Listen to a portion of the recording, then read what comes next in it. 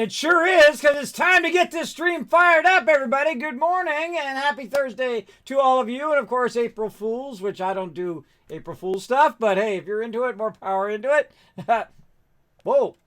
Fred literally walking right over the top of me. You almost stomped me. I just was looking at my screen, it's like wandered right over the top of me.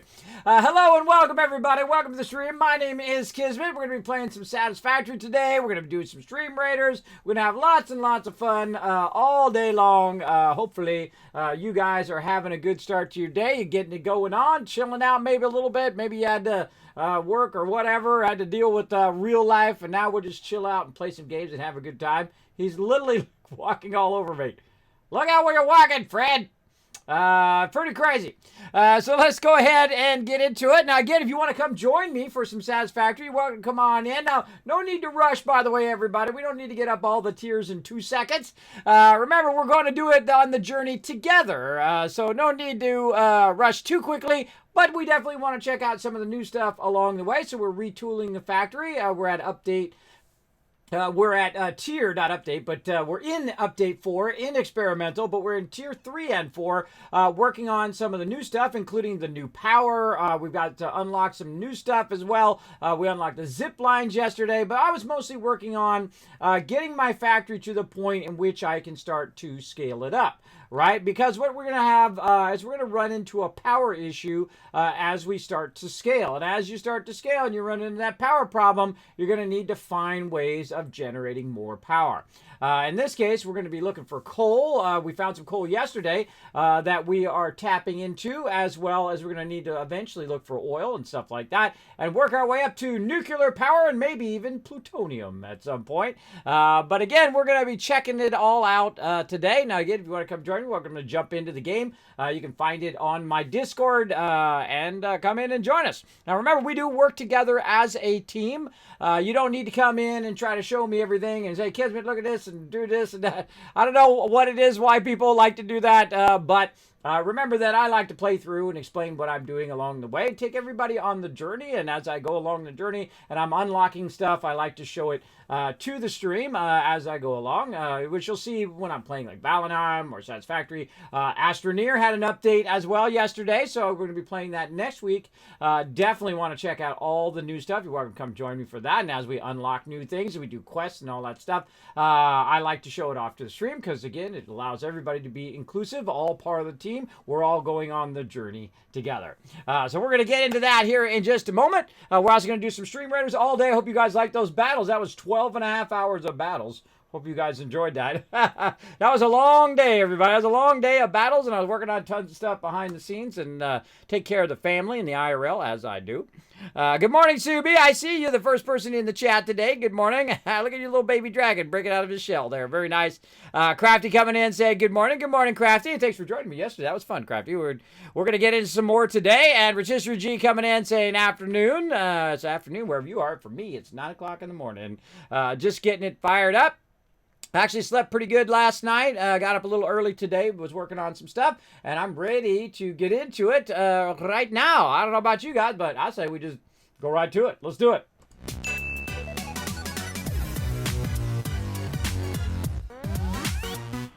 All right, now we're going to start off with some Stream Raiders so we get our battle going. Now, we usually let these run for about 30 minutes.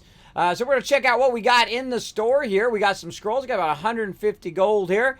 Level 30, we're looking for ranged peeps. We're looking for peeps who are close to level 30. We got our Musketeer pretty close. Let's go ahead and go a bit Musketeer, I think, on that one. Then we're going to run out of cash. What kind of quests we got? Oh, we got some cash right here. All right, we got enough gold yesterday to unlock that. Celebrate good vibes. Place down 5 battle plans. Check out the new Vibe battle plans. Oh, I didn't know they had Vibe battle plans. Well, let's go check it out. We're definitely going to put down some takes because that's my main character.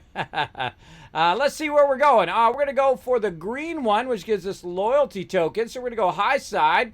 We're going to try to hit some of this gold on the way. Yeah, down here, up, across, down, over, gold. Bada bing, bada boom. Then up or down? Oh, good question. Probably up, mystery, and then boss. But let's go ahead and get it started. let's go ahead and fire this up. I already forgot what that quest was. Oh, I got to do the good vibes thing. All right, so let's get in here and let's check out what the good vibes thing is all about. And again, this little side game that we play as we're running through. Turn that sound off for a moment. Let's see. I got to put my character down first. Let's start with an archer today. And let's zoom in and figure out what this good vibes thing is all about. Oh, look at this vibe. Okay. I don't know what that means. It doesn't explain it. It does do not think support melee, assassin, armored range, and vibe. I guess, you know, I was watching one of their dev streams once, and people were putting their bannermen way down in the corner. I think just to put them in there because they were going to be completely useless in the battle because they wouldn't get there in time by the time the battle goes. So maybe that's what that is. It's the vibe option. I don't know. I'm going to go ahead and use it anyway. There we go. The new vibe option. I mean, somebody wanted that added. I don't know. But us all vibe together and get that battle going. That's pretty silly. I don't think I'd ever really use that. But whatever. Whatever floats your boat, bro. Feel free to come and join us for some stream runners. You'll find the link in the chat. You find me or Captain Kismet. You can get access to the battle board. Put your units down. We're going to be battling all day long, so settle in. Now, this is our awesome base that I've been working on here. We've been kind of retooling the base right now because we're in that stage where we have all of our stuff running. Now, where we left off yesterday is we are in a deficient power mode. Actually, we're not. Actually, we're just below our power right now. Look at that. We're just below the power capabilities.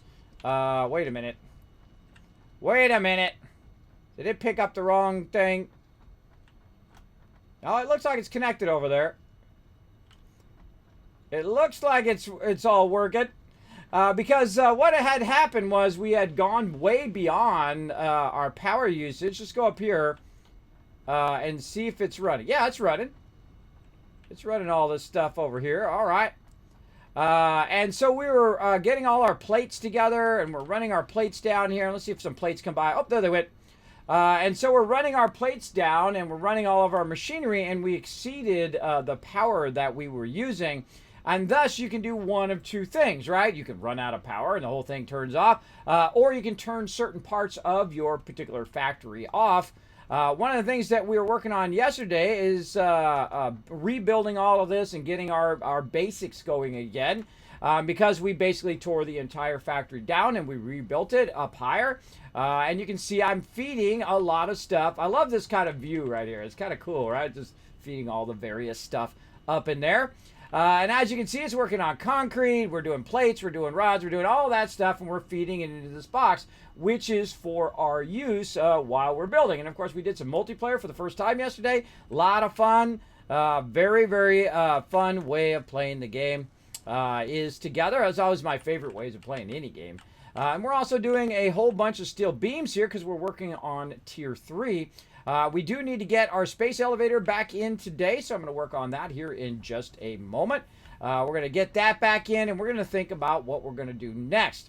Now, one of the things that I was waiting to do that we did unlock, the crew came in and unlocked that as well, is our hypertubes as well. I'm producing a bunch of this so that we can go ahead, which is our copper sheets, so we can go ahead and start doing our hypertubes, and it will take us to all the various places in which we want to end up. As well. Now, this is my current hub right here. Let's go over here and let's look at where we're at.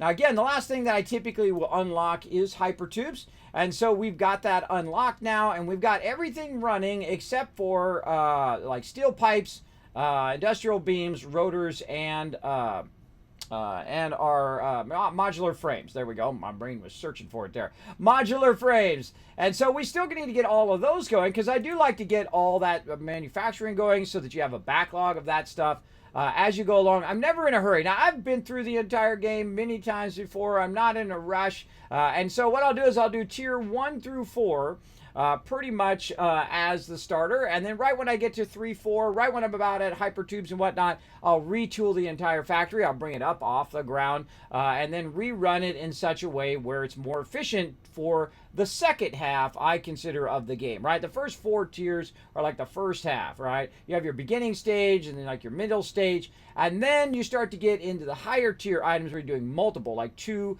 3, 4 items being combined, and you're definitely going to need a good foundation to get that going. And you're going to need a lot of power for sure. We're going to need a massive amount of power, and so we're going to get that going on today. But again, we're also using the new stuff, which is our power storage, which is really cool. So we tinkered around with that last week and a little bit yesterday. One of the guys was over there. He was making some battery backup just in case we lose power. That's pretty awesome. And then we also unlocked some new stuff. He was over there unlocking stuff in the MAM. And so we'll go take a look at our MAM here. What did I do with my MAM? There it is. Or he might have put that down. It's kind of an odd space. Did I put my MAM down like that? Maybe. I don't know. I can't remember because I have a bad memory. So we do have a lot of stuff still to unlock, and he went really hard and heavy into the Caterium, which is one of the main ones you want to get into when you're ready for it. I usually do it right about this stage. Right about this stage, we'll get the Caterium going, and that'll get us our quick wire. Our quick wire allows us to do our kind of higher level stuff. Our 8 connections to our power. We can unlock our vertical power as well. It's a lot of fun. Now this is a new thing called the zip line. We'll definitely want to check that out.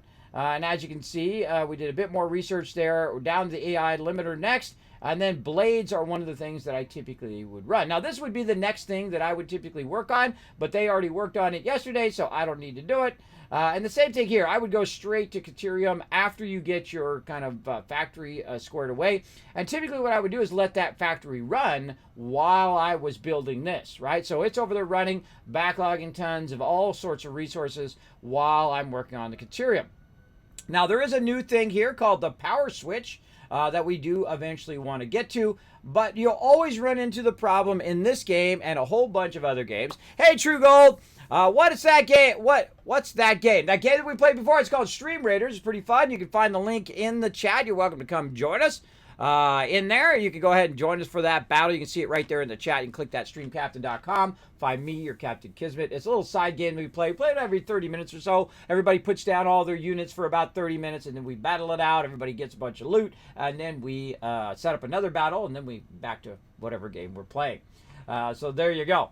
There you go. So you're welcome to come join us for that. It's pretty fun. Actually, I need to go in. Now you may remind me that I need to go in and switch my little thingy there, my little timer that comes up, and turn off the battle mode. There we go. All right.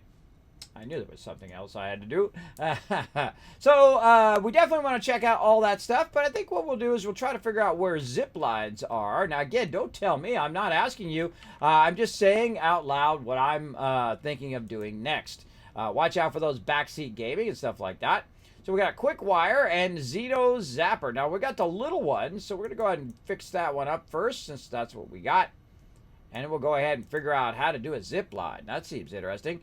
Let's see. Provides faster traversal in factories by allowing pioneers to zip along power lines. Activating zip line and aim at nearby power line to connect it. Oh, okay. So we need that Quick Wire. Now, they were working on the Quick Wire right out here, I believe, and we can go ahead and look for our Caterium, bang, which is nearby. I believe it's down here by where, I think it's this way. It's down here by where our oil was, just beyond our oil. You can see it way over there. Oh, not sulfur. My bad, my bad. Though we'll be looking for that later. But Caterium is right down there, and you can see he's got that Caterium fired up nice and nearby, so we got that going. So we're going to need some of that Quick Wire, and it'd be nice to run that Quick Wire back into our central boxes. And typically, you'll see me build a kind of repertoire. Oh, what? That's weird. Awkward. Someone just sitting there. You'll see that we build a kind of a repertoire of different materials as we need them, right? We'll go in and we'll go ahead and grab a bunch of this. We need to build stuff. This is how I like to build my base. I build it with a lot of space. I don't cram everything together as close as possible because there's a person running around managing it. I don't feel like that really is my goal, and I've tried that at the beginning, and I feel like it just doesn't. I mean, it's not like you're running out of space. You have plenty of space to do lots of stuff. So I try to get all of my resources at the ready. Now, all of these are being filled here, so if I need some concrete, I'll have a bit of that in there. If I need plates, so I've got a lot of that in there, and so on and so forth. You get the idea. Now, over here is typically where I will put the quick wire, or I'll put it by my copper over there. But I think in this playthrough, what we're going to do is we're going to go ahead and put it over on this side, since that's where it is over there. And so we'll go ahead and put that right about there. Seems good. And then, see, what we want to do is we want to bring it up probably down that line, or we can bring it directly over and bring it up, much like we're bringing up our coal there. And we also want to unlock some other stuff here. We want to unlock, I've been saving up my tickets, but I think he might have used some tickets to unlock stuff earlier, so we might have to get some more tickets. Let's see if I got any tickets left. No tickets left. All right, let me go ahead and see what we got unlocked. I forget what he unlocked yesterday. This would be the next thing that I would unlock, everybody, is these wall power outlets. And the reason why is because you can do stuff vertically. That's typically what I would unlock next. But the first thing I always unlock is the double ramp. The double ramp is incredibly useful. This time we unlocked the pillars because we have limited it to where we can only build so far, and then you must build a support. That's adding a real fun extra element to it. We also unlocked the vehicle, which is super useful. Oh, walkways. That's what it was. He unlocked walkways. I rarely ever use walkways unless I'm embellishing my my factory, but that's like one of the last things that I unlock. In fact, sometimes I don't unlock stuff just so I don't have it in my selection. Great example is these corner ramps and stuff like this. I never unlock those until I get to the point in which I'm embellishing and making it fancy because they are in my selection process. So I have to always visually look through them all the time. So I won't unlock those. But typically I'll go straight for the wall power because I love the fact that they've made it where they're vertical now. So you can just put it right above your machine, connect all the power right above the machine, and run your power very, very easily if you are building a nice vertical factory, which we are. So that will help us out a lot. And eventually we'll do our hypertube wall outlets and all of that. These would be the next thing I would suggest. And then down the road, we definitely want to work on our metal conveyor walls. I typically don't use the wood ones. I usually use the metal because I think it looks cooler. But they're really the same. They're exactly the same. This one's cheaper tickets-wise. But then I'll unlock the conveyor walls so that we can go ahead and use those awesome connections with those conveyor walls because it will snap to those pieces as you're trying to run stuff up and down through your factory and whatnot. Another great one while you're in there is your attachments here, your conveyor wall attachments. We can connect it to the wall, as well as you're going to get your pipeline and wall attachments. So it's going to make a hole through like a wall, so you can run a hypertube through there or a pipe through there, and then you can also just attach it to the side of the wall, which allows you to run your hypertubes really well. So this is what I would focus on at this stage, and we'll come back to it. We're going to get our stuff running in there as well. We're gonna have lots of excess stuff. They've added a bunch of lighting, which we haven't tried out yet, and then the factory ladder, which I really, really like. This is my favorite. I hate these stairs because you're always falling out. But here's a great little tip. If you do feel like making those stairs, make sure that you do get your foundations, get those pillars, and you put the pillar middle through the middle of those stairs, and then you got a centerpiece so you're not falling when you're going down there. Now, I have a constant vertigo, so spinning around on spiral stairs is probably not the best idea for me to do. So I love the ladder, though. The ladder is really, really good. Now, I never unlock the statues. That's just a waste of my time. And then I don't buy stuff. Typically, I don't buy like explosives or the only thing I buy out of here equipment-wise is the coffee cup so that I don't have to look at the chainsaw blocking half my view. I don't buy parts or anything like that with my tickets. I like to unlock them as I go through the game and also make them myself. But we really do need to unlock the attachments here. And so I'm going to try to work for 4 tickets here to unlock our wall power. And so we need to kind of think about that to get that started for the day. Of what our kind of first goal is of the day.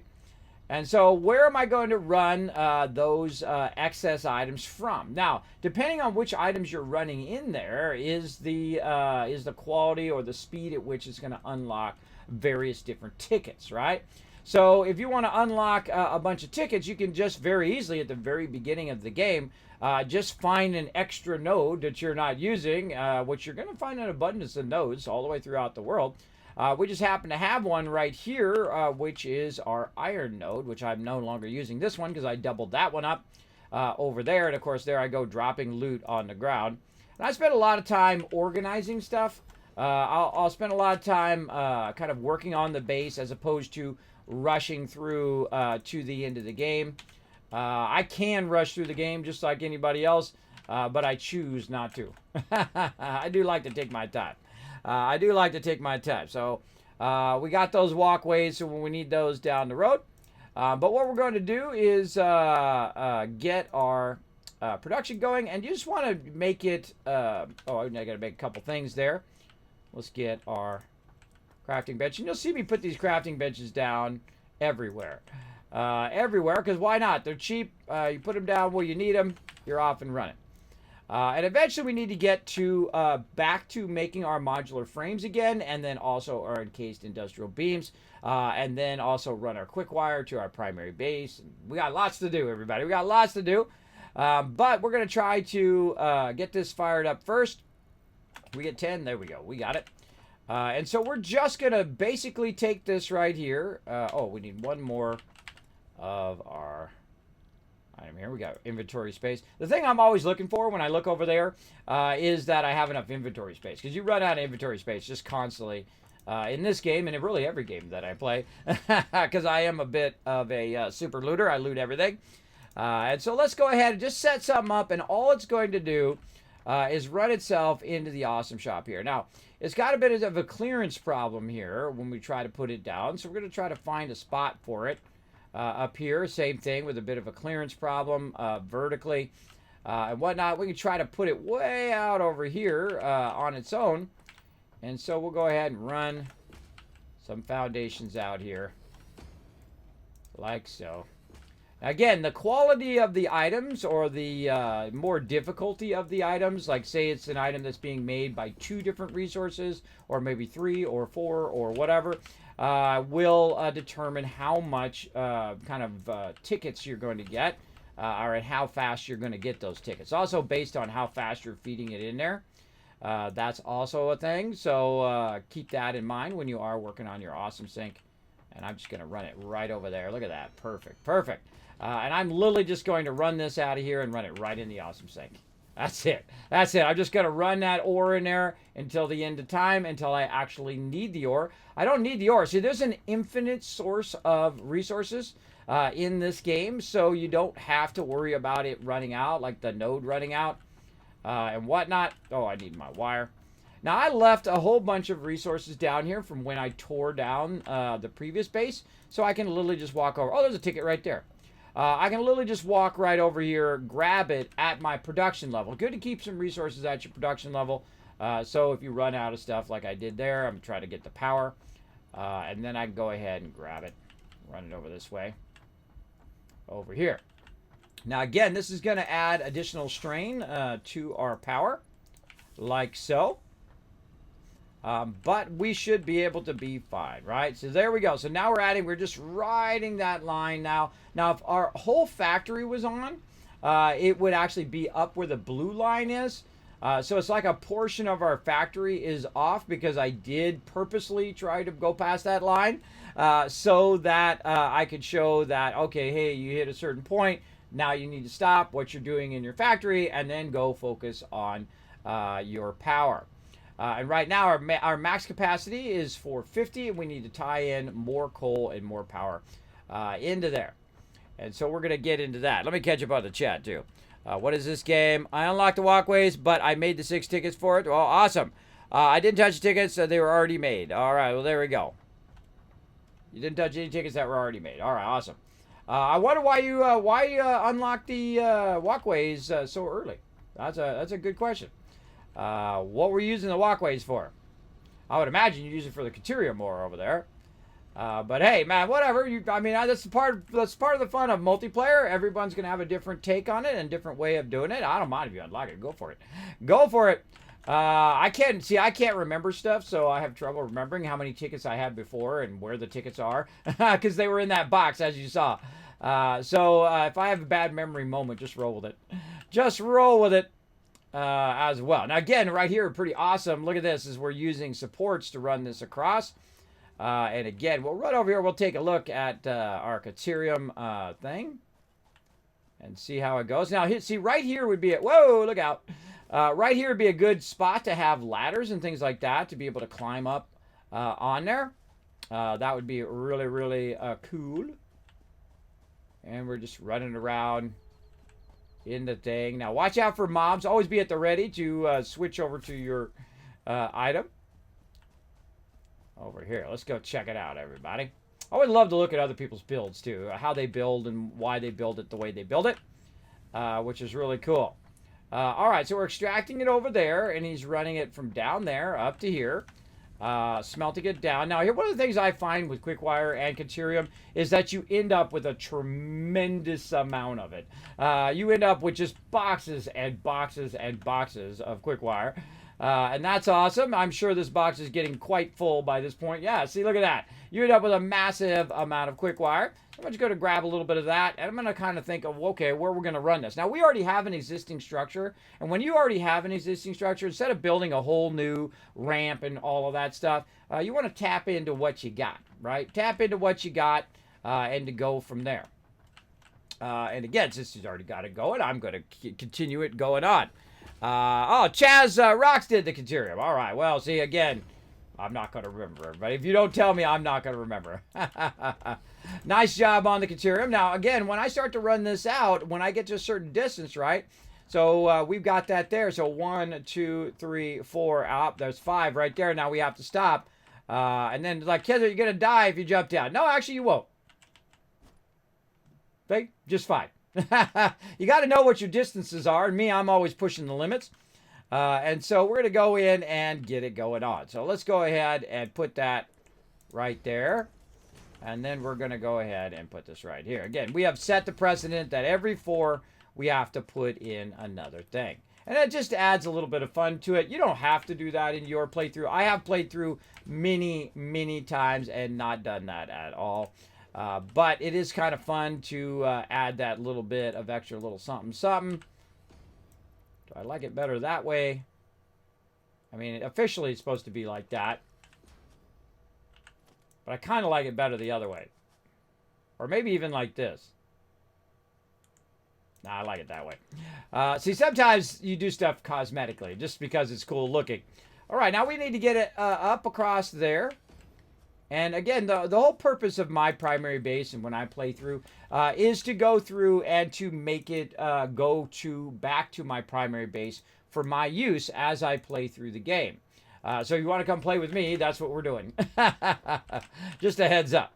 Now, we're also going to have a bit of a problem. And see, when you build a base off by itself, is that you're going to have this issue where it doesn't match up to the other base. And that's one of my little stickler things that I do when I'm building a base, is that I will run this line 5,000 off in the distance just so on the other side it matches up. Just in case I want to add trains, or this would be an awesome place for a train right here.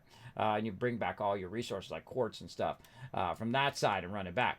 But you're going to see you're going to have a matchup problem. You can always come back and edit. Remember, you can take everything down, redo it 5,000 times all day, every day, and you'll be just fine. You can also try to match the angle of your stuff. So go ahead and back up a little bit here. And then I can just go ahead.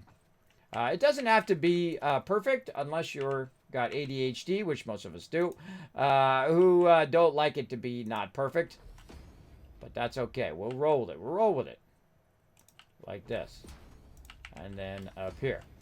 Still going to allow you to get going where you're going. Now, again, see, look at the angle change there. So we want to go ahead and maybe bring that down a little bit. Maybe a little bit like this. Turn that up. We got to put our flat one in first. There we go. And then we go ahead and just put a kind of a bit more soft angle there, so we can just kind of walk over it without it being a jump. Right, there we go. A little soft angle. And then we'll go ahead and tie it into the rest of our base. Now again, this is what we're going to be working on, running the items from one place to another, back to our primary base. There's lots of fun stuff to explore down there. Look, we got copper down there that we could tap, run that back. We're going to get it going on. Now, this is how I like to do it, so big ups to you working on this, Rocks.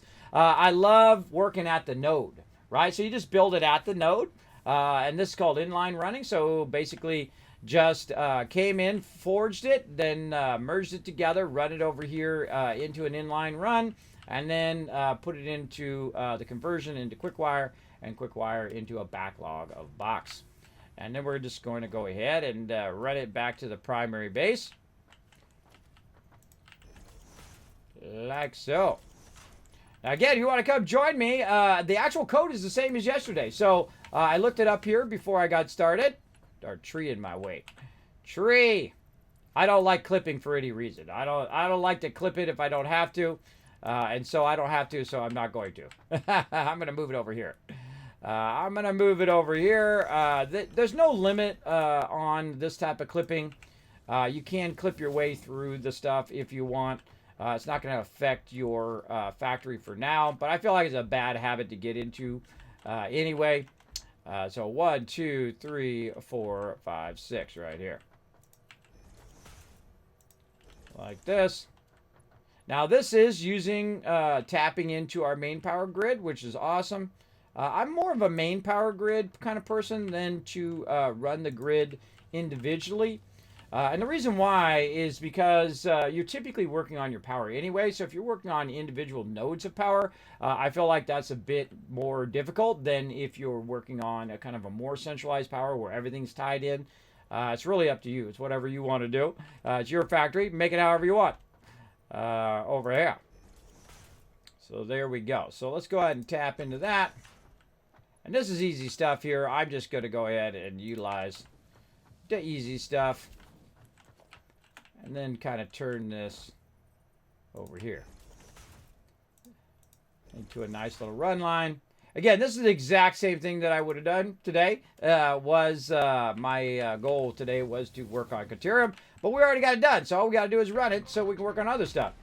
Thanks so much, Flowers, for coming in, dropping that love on the follow button, becoming a new Teamwork Tycoon. Show some love in the chat. I saw you on the front page. Can't stay, but I thought I'd hop in and admire your coffee handling in the chat. Love in the chat. Well, thank you. Hot coffee handling stills. Well, thank you very much for coming in, Muffin. Appreciate it. Yeah, they do sometimes show me some love here on Twitch and then put me on the recommended tab on the homepage. I do appreciate Twitch big time. Appreciate you coming in and just saying hi. Appreciate it big time. 1, 2, 3, 4, 5, 6. Right over here. All right, there we go. Now, we're just going to go ahead and do the run line first. So 1, 2, 3, 4, 5, 6. There we go.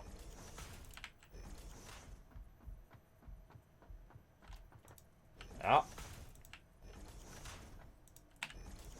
And I do a lot of misclicking. 1, 2, 3, 4, 5, 6. Now, this is one of those games that's really, really fun. Like, you start playing it like 5 o'clock, and then before you know it, it's like 4 o'clock in the morning. 3, 4, 5, 6. Yeah, it is really fun in that way because you just want to do that one more thing or fix that one more thing or get that one more resource going or get that one more item done or get that next tier done. It really does add to the replayability of the game. Makes it really, really fun each and every time, especially if you play it different ways. You do different start zones. You try different styles of play where you're underfeeding or overfeeding and you're running your power differently. You might start with, just kind of bypassing some stuff and going straight to oil instead of coal. Things like that. You can try a bunch of different variations on the game. 3, 4, 5, 6. But I like to play without alternate recipes and definitely without mods this early. I feel like this is still very early in the game's development because it hasn't released yet. And so I don't play mods. I don't play games modded until after they've released, and I've kind of played them out, if you know what I mean. Great example is like Fallout, right? When you're playing like Fallout 4 or something like that. I think I got that reversed. Like when you're playing Fallout or whatnot, I think you kind of shortcut yourself when you go ahead and use mods, especially using mods to make the game easier. There are mods that make the game way harder. A lot of different games, way harder as well. Depends on how what you choose. But I always like to play the regular way, right? I like to play vanilla first, and then from there work my way through the game and play it through. Sometimes several times, depending on what I'm doing, right? If am I playing through melee? Am I playing through like in this case, I have to have supports in everything that I do. So I've added that little bit of extra fun, just pretending that it might fall down if I don't add those supports. And you're going to get a different point of view by doing that. Whenever you're adding supports to stuff, you're going to get a different point of view of the fact that you're looking at things structurally versus just running an endless foundation across the whole entire world, which I've also done that too. That's also very fun, if you so choose. Okay, so we're going to go straight vertical. Now, there's a ramp over here. It's just a temporary ramp, so I'm going to just take that out now. No longer need that. Going to take it out. And so what I want to do is I want to get this up to that top level. Just going to take this corner part out here. And if you didn't know, you can very easily just go ahead and attach that right there. Run that right up there. Now, we got a bit of a problem. It's going to run right into my support there. So I'm going to go ahead and turn it. I'm just going to eyeball it a bit here. Now, again, there's something that I always know about. Fred, get out of the base. Bad dog. Bad. Bad alien creature. He always loves to wander in my base while especially when I'm building. When I'm building stuff in the base, he just comes right up, stands in the way. It's kind of like a dog or a cat that wants attention. They just kind of get up in your business. You know what I mean? It's pretty funny.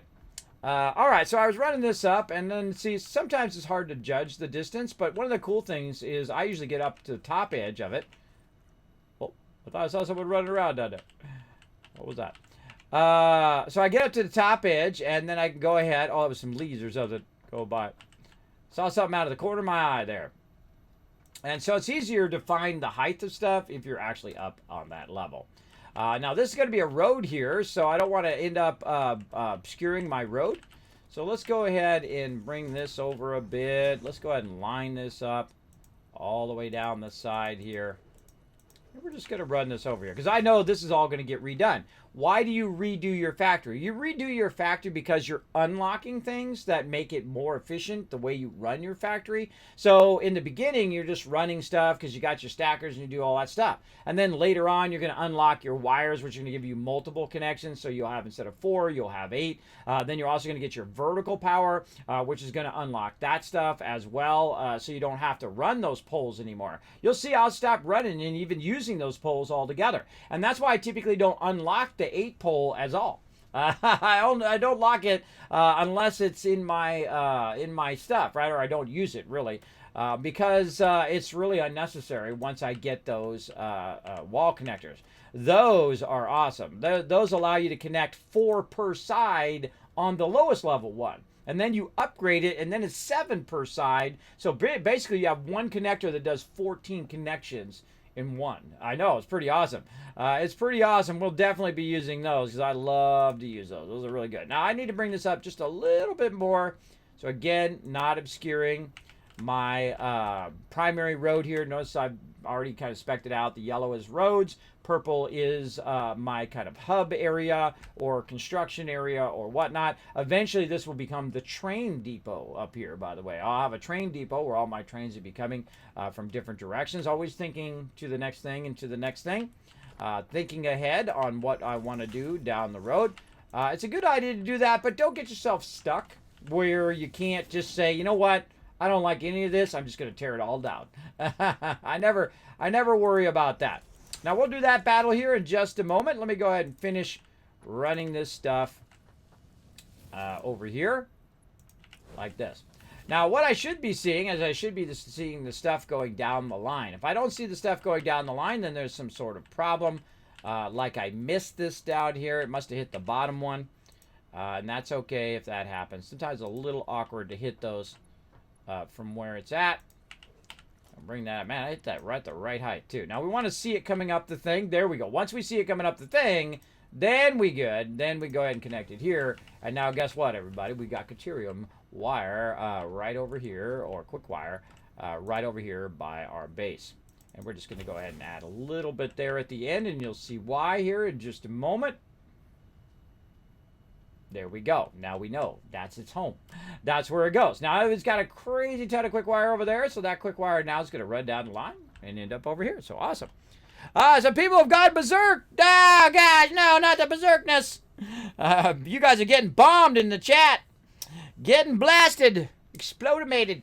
All right, so we'll come back to that. So we got the quick wire going. And again, that would have been the next thing that I worked on was quick wire. And then we got to work on some additional power. Let's get that going. And again, I would work on quick wire at this stage at 3 and 4. Get your Caterium and start to unlock all of that stuff that we did unlock. Then we're going to go ahead and make a zip line. We're going to try that zip line out here in just a moment. That's going to be fun, too. I think I'm going to make a zip line right down into there. Oh, how about a zip line down into where my coal's at? Oh, that sounds fun. That sounds fun. We'll get into it. Let's do this battle first. Hey, Blue Chronos, what's up? Yeah, squirrel. Exactly. Great use of my squirrel emote is when I forget something, you just go ahead and use the squirrel emote, and then you say whatever I forgot. Like squirrel, Kismet, you forgot the screen you were on, or squirrel, you forgot to, show us the battle, or whatever it is. You can go ahead and use that squirrel emote, not only my stream, but in other people's stream as well, when they squirrel like I do all the time. It's like, if you don't know that reference, by the way, that's from that movie Up, where the dog is talking, you are my master, you are my favorite, and he's like, squirrel, and he gets distracted by the squirrel really easily. Yeah, too funny. All right, grants and rewards. Let's see. A crazy Aussie, Subi. That sums up pretty much why I use that. And Subi coming in, MVP as well. All right, got off to a good start there, blowing it up. Oh, we got some tokens there. Nice. Let's go ahead and start another battle. What are we doing? Kind of feel like we'll go ahead and do some more archer action. Then we'll go ahead and use some more vibe action, which is just too funny. Too funny. All right. We can basically just do that 3 more times and we got it. So come join us for some stream writers. Going to find that link. And again, thank you, Muffins, for coming in with that follow. Appreciate that as well. So there we go. Quick wire is fired up. Now, because we do got that quick wire, and we unlocked the quick wire and got that going, I can now go over here. I think it's probably here under equipment. And use that quick wire to make our zip line. Let's give that a show. Give that a show off here. Boom. There we go.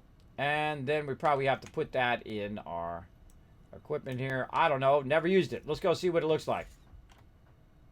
Oh, that's cool. That's cool. All right. I feel like we'll go down here and we're going to zip line down to our coal and see what's up. Now, again, see how nice that is when you're running underneath stuff? You got all your stuff lifted. You might have to jump every now and again, but you got all your stuff lifted off the ground. Also really awesome to have it underneath where you don't have to do all of that every single time. All right, I wonder if you could jump and catch onto it while you jump. See, that's a Kismet thought right there. That's a definitely me thought. I wonder if I could grab onto it while I'm falling. That's a good question. Oh, you gotta hold it down. Oh, that works. Okay, and then you let go and it jumps you. Okay. You know what? It's death or slide. Let's go! Oh, it's slide, everybody. Okay, that's cool. That's cool. I dig it. I dig it. That's fun. All right. Yeah, we slid from way up there over here. Now, that would have been... if that didn't work, everybody, if that wasn't a thing that you could jump and grab it, then I would have fell to my death down there. That was too funny. All right. Very fun. You know me, I like to just go all in. Go all in and test it. Very fun. All right. We can also could have came from that way down to here. All right, I can see some uses for that. Good way to get down from your base, though I would probably use hypertubes. That would just be me. Probably more often, but cool nonetheless. For sure, for sure. Okay, so let's get in here, and speaking of hypertubes, we need to get hypertubes to where our power is being produced, right? That's probably going to be the number one thing that we'll need hypertubes for. We need to get where we're at to where the power is, so we can constantly adjust and add more and more power. Because our base is way the heck out here. It's way away from power. Now, one of the things that you also want to learn about this game is you don't have to keep your base here. It doesn't have to stay here. You can tear the whole thing down, take all the resources, because you get all the resources back, and move it wherever you want in the world. I've done that multiple times where I went, especially last time, where we learned there was 3 pure coal nodes together in one spot, and then right next to it was a massive amount of water, and thus you have a tremendous amount of potential power that you can make with your coal plants, right? So that is really, really super useful for sure. For sure. So let's go ahead and again continue to work on that stuff. And we've got some stuff on us here that we can just drop off up here. Whoop, or not. Oh, I forgot to get my skates on now. Sometimes I'm always thinking how high I jump, because your jump it makes a difference when you have your blades on. When you don't have your blades, you jump much higher with the blades. It can throw you off too when you're battling mobs and whatnot. Let's throw all that extra stuff in there. Let's see, we've got this, we've got a little extra there. And that's typically where I keep my stuff. Over here is I just kind of keep all the random stuff in this box, and when it gets full, I make another box or make a box nearby. Because then what you can do is you can grab this stuff out of here and use it when you need it. Like, great example is we can go ahead and take our solid biofuel out of there. Probably going to need that. We've got our tickets going. Now, I'll show you another great little trick of the game is that you can take your awesome sink and you can just make an awesome sink up here. It's kind of off to the side. Not that I'm necessarily going to run stuff into this awesome sink, but the fact that you have the awesome sink here and the fact that you can just run power to it, like we go ahead and grab a power from down here somewhere. See if we can reach this one up here. A little too close. There we go. And run power to it. What that allows you to do is go in and get your tickets that you might be getting from over there. Now, because this is shared, it's a shared world. What happens is when you're getting the tickets, it's shared across the whole entire world. So if you are playing with other people, keep in mind that the more tickets that are produced, the more it costs to make more tickets. Right? So now the next ticket is going to be in 20,000. Now I can just let it run and come back. I have plenty of tickets later on. But keep that in mind. Right now, globally, we're doing 120 points per minute, and we can actually really up that, especially when you get into nuclear power. And by the way, little secret, did you know that they can actually awesome sink nuclear power now? Nuclear waste? Did you know that? You can, yeah. I saw it on their dev stream. They said that you can awesome sink that, but of course you can also use it to make plutonium, so we'll get into that too. Little cool info there. Reaper coming in. Good morning, Reaper. Crazy Aussie coming in as well. Hi, Kevin. Did you see today's changes? I did, Jacob. I did. They did a bunch of patch notes, a bunch of fixes and stuff. It actually automatically dumps that information onto my Discord, and I usually look at it before I get into the game. I can go ahead and list off some of the stuff. They got definitely a bunch of optimizations, localization of stuff as well. They fixed a whole bunch of things where you have like, you got problems with drones. What else? We got vehicle storages that weren't sorting, things like that. But they did a lot of stuff and a lot of fixes on it. Now, again, I started over again. So I love to play through the game from the beginning to see how those new changes affect your gameplay and how you're going through. Now, if you just happen to be popping into my channel from the home, whoa, look out, stream avatars flying everywhere. If you just happen to be popping into my channel from the homepage, welcome everybody. My name is Kismet. I'm being featured apparently on the homepage because I just saw my numbers jump over there. That's how I know. So if you are new to the stream, you're welcome to come on in and hang out, relax. I'm a partner streamer here on Twitch. You call me Kismet or the Wasteland Tycoon, or in this case, the Factory Tycoon. We're making some factories and playing through the Update 4. This is one of my favorite games of all time. I've played it for years now, and I've watched the progression of it over the years, and it's just an absolute phenomenal factory game. If you are a big fan of Factorio, this game is inspired by that game, as well as those other fantastic games like Dice the Spear Program. If you're a builder like me, you play a lot of probably survival games like Rust or Ark or 7 Days to Die, or of course the awesome Valheim, which is out as well. I highly recommend that game big time. That is a really good one. Now, again, we can just go ahead and access our tickets from up here. We don't have to run down there where we're actually awesome syncing. We can just grab it from right here. But it does cost you a bit of power, so keep that in mind over there. So as you can see, we're riding that line right there. So we're excess power and non-excess power. And again, we need to stop everything that we're doing, and we need to focus on our power. And one of those things to focus on our power is the ability to get from where we are to where we're going. And again, that's why at this stage in 3 and 4, I would stop, retool the factory so that you have it more efficiently running. And then, of course, you have less conveyors, you have less stuff because you've unlocked items that are going to allow you to run it on one conveyor belt as opposed to 2 or 3 various belts. And so what I'm going to do next is I'm going to go ahead and build out our hypertubes, and this is the point in which I would unlock hypertubes. I do not unlock stuff until I typically need it. There's no reason to spend my time and effort unlocking things unless you actually need it. Oh, transportation down here. Transportation down here at the bottom. Now, one of the things I will do also, if you look at the sets way down there at the bottom by my coffee cup there, you'll see I'll switch the set and have different sets for things, right? So you got your piping, you've got your foundations, which we're using in this playthrough. Typically, I don't. But we are, and then just some basic stuff that I typically will use, like power lines and foundations. I've got that belt set to a level 3 belt, splitters, mergers, stuff like that. But I definitely want to switch over. I'm going to do number 4 here. Now I have a awesome mouse, which makes it super easy. As you can see, I've got 12 buttons on the side. This is a Razer Naga Chroma Epic. I highly recommend it. It's the greatest mouse ever if you are a big builder like me, and also if you do 3D animation and graphics and all that other stuff. I actually have one on my Mac. I know, that's crazy, right? I got a Mac over there too. I got two custom PCs, and I got a Mac over there. Every one of them has a Naga on it. I love the 12 buttons on the side. Makes it so much more convenient.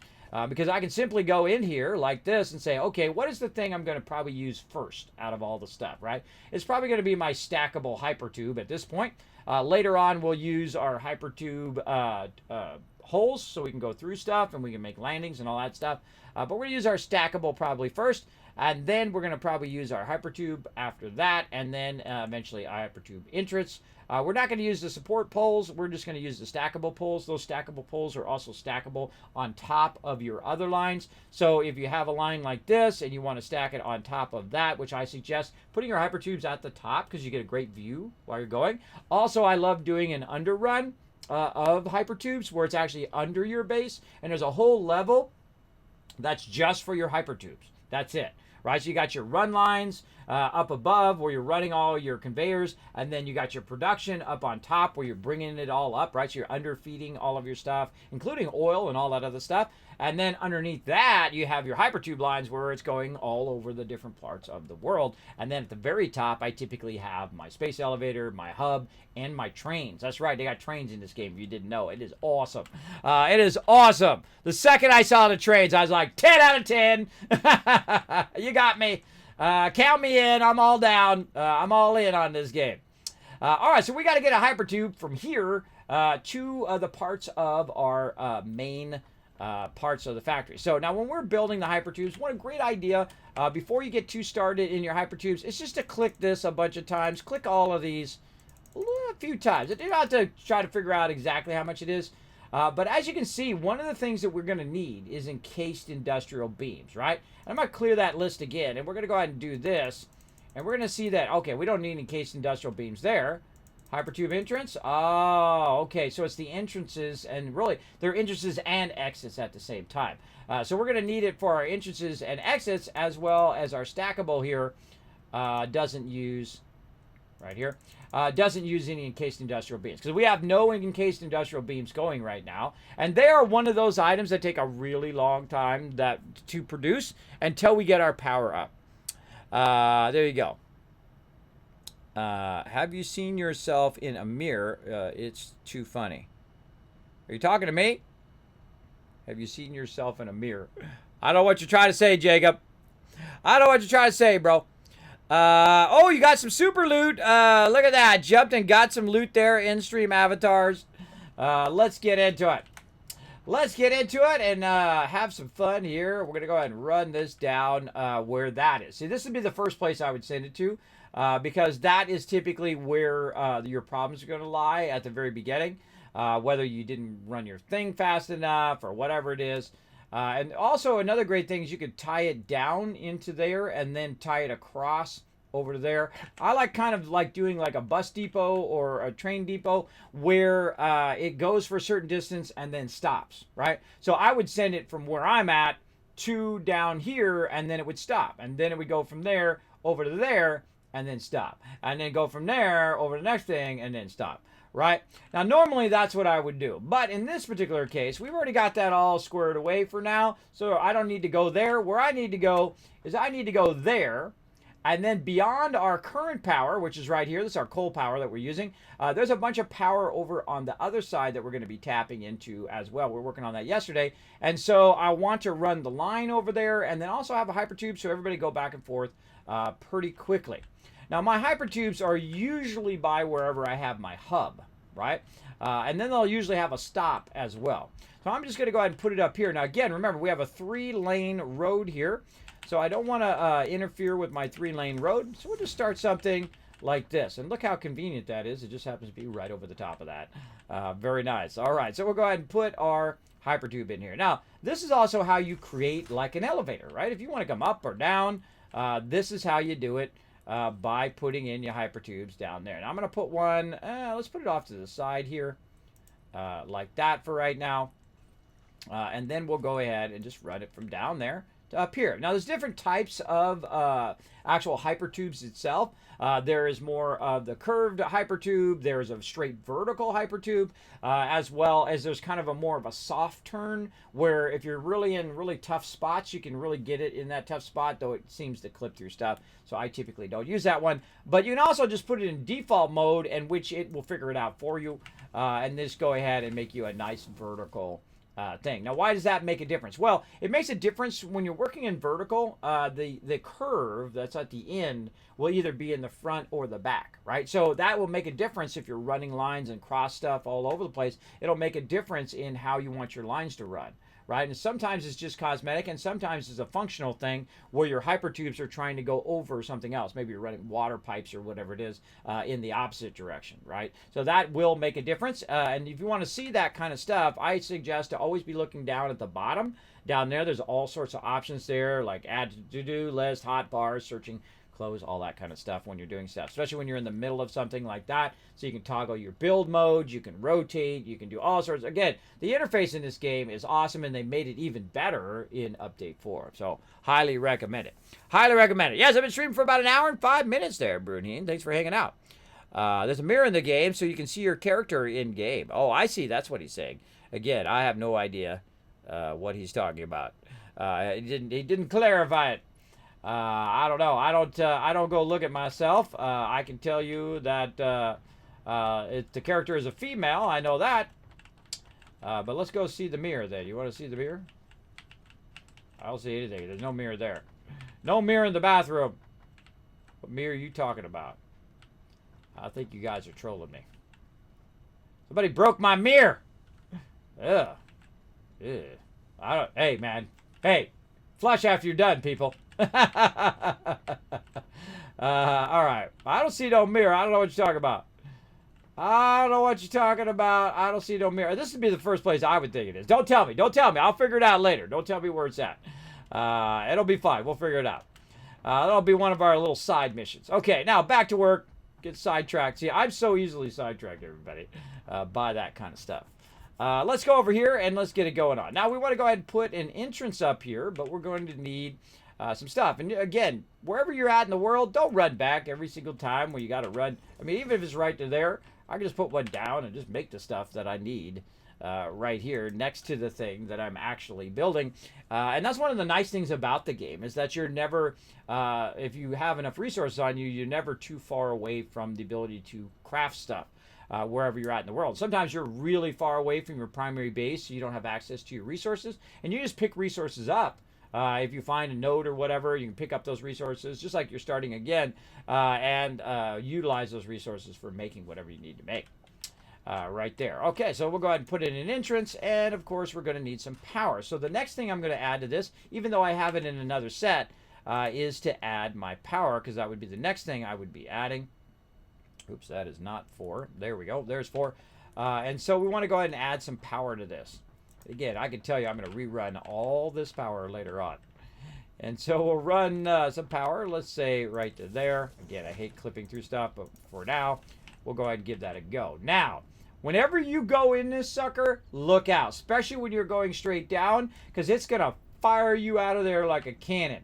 Now watch what I can do though. About halfway down, I can try to go the opposite direction and slow myself down and end up going back up again, even though there's no entrance at the bottom, right? I can change my mind. I can go back up, right? So I held down S like Sam and stopped myself from going out the other side, and then turned myself around and was able to come back up, even though there was not an entrance at the bottom. So good little trick for you. If you do forget your resources, you can't stop. Now, I just took one to the face there because I came down and did that. Now, I'm the type of person that would literally just put a stop right there.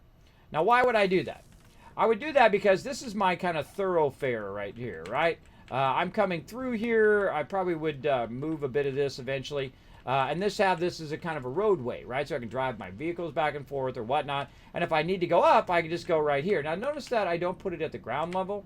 The reason why is these things suck you into them all the time. You just be walking by, minding your own business, and then it drains you in there, and then off you go. And then, that's how I learned about the turnaround thing, is that it accidentally sucked me in. I was like, oh, no, because that was a line that went really far away. And then I was like, man, there must be a way to turn yourself around. And there is. Boom, turn yourself around. And so typically what I'll do is I'll put an entrance with it being elevated, and then put some sort of ramp to it, or you can just go ahead and just jump, and there you go, back up you go. And again, I can go through the hypertube, change my mind, go back, boom, take one to the face again, and there we go. So that'd be the kind of first leg of it. And if you do have a long hypertube, good idea to make a way of stopping on the other end. So we're going to go ahead and start our next hypertube, and you don't have to climb up here to do a hypertube. You can just grab the hypertube and bring it down. Now, there's a lot of different ways to do this. Normally, I would utilize a wall and then put a wall hole in there so that you basically would put a ramp, a wall hole, and then whenever you want to use your hypertubes, you would get up on the ramp, and thus you won't be accidentally dragged in there, and then you go wherever you go. In this case, I'm going to put this one down to ground level, so you'll see some peeps going to get snagged in there from time to time. It does happen. Even if you are being diligent, sometimes you're just not paying attention, and bam, let's grab it from over here. Bam, you're getting dragged in there. Now watch this. What happens if you just go in there if there's no rest of the tube? Well, boom, again, it shoots you out of there, and so on. And you can actually get trapped by your conveyors going too fast. If you got to get on the edge, so you can get off and run. You can also run along that edge too if you want. Okay, so there's step number one, put the thing in. Now, here's the funny thing, is that because I'm making the hypertube, I'm actually not going to be taking the hypertube. I'm just going to be running along. Now, as I go along, before I leave my base, I need to look over there to the right. And the reason why I need to look over to the right is to look and see if I have enough resources. And again, I'm going to make a few of these like that. And look and see, oh, wait a minute, I don't have enough steel pipe. I need more steel pipe. And if you're going to have this, I suggest 2, 3, 4, 500. Depends on how long you're going to run it, how far you're going to go. You're definitely going to need a bunch of resources. So before we go too far, let's go ahead and run back and grab up some of these resources. Now, later on, of course, you can make a jetpack, so you can jetpack up and down and do all of that. It's really nice when you're going multiple levels and working on multiple levels and whatnot. But we're going to go down here where we have a bunch more resources. Now, you can actually make a sorter that will take all your stuff, and I've made it many a time, where you get basically you put a bunch of stuff in a box, and it will go and put it all in its proper boxes by using your sorter, which is really fun as well. You'll see me do that eventually. Now let's go ahead and see if we've got any here. We got a little bit there. I know we have a bunch back at the other factory side over there. There's a bunch right there. All right, good. Now we have a bunch of that. I would say in the hundreds level, at least 100, 2, 3, 4, as much as you can carry, because this is going to run out pretty quickly. The other thing I would say would be concrete. Steel pipe's going to go quickly. Our copper sheet's going to go pretty quickly. Let's see how far we get on that. Funny irony is I actually didn't need to go up at all because I was already at the level at which I needed. Now you can also bring your vehicle with you. I always typically keep my vehicle on me so that I can drive back and forth and whatnot if the hypertube goes off for whatever reason. And this hypertube will go off. One of the things that is important to factor in on your base is the usage of your entrances and exits, which actually are fairly costly if you think about how many of these you're going to be making, right? So if I'm using an entrance, right, or if I just go in here, we can look at the entrance. It's 10 megawatts per entrance, and if you have all of those entrances running at the same time, 10, 10, 10, 10, 10, 10, 10, 10, 10, 10, before you know it, using 100 watts, 200 watts, 500 watts, 1,000 watts, using a lot of wattage just to keep your tubes on. And that's why typically I will also make the hyper tubes on a separate circuit. So they'll be their very own circuit separate from the factory, so I can flip off parts of the factory if I run out of power, and then just have my transport on, which will be more than enough to just run your transport. It's only going to be 100 or 200 or whatever. By that point, you should have at least 450, like I do, for coal power. But you definitely want to have the ability to turn that other stuff off and turn on. And now they have power switches, so we can do that. It's my number one thing I wanted added to the game, which is power switches. So big love to Coffee State over there for adding those. Pretty awesome. We'll get into all of that big time. Big time. You could, in theory, if you think about it, if you do have power switches, you could run the lines in such a way that you could just go to your hub, and then you have it, all things. It'd be nice if you could label it too. It'd be nice to have labels. I'm sure they'll add those signs and stuff down the road. That's a given, I think. But you could label each and everything and have it right by your hub, and you're like, okay, I'm out of power. Let me go ahead and turn off my reinforced iron plates. Let me go ahead and turn off my rods for right now. Okay, now I've got enough power. I can go ahead and use my hypertubes and go figure out how to get more power for sure. And this might happen to us while we're running around and doing this, but we're going to go ahead and run this up above. And this is really nice how you can stack this stuff and run it down and do all of that. It's real fun. But this stuff is the stuff that is super time consuming because you're just running it as you go. Now again, I want to go this way for a bit, and then I want to cut across and end up over there.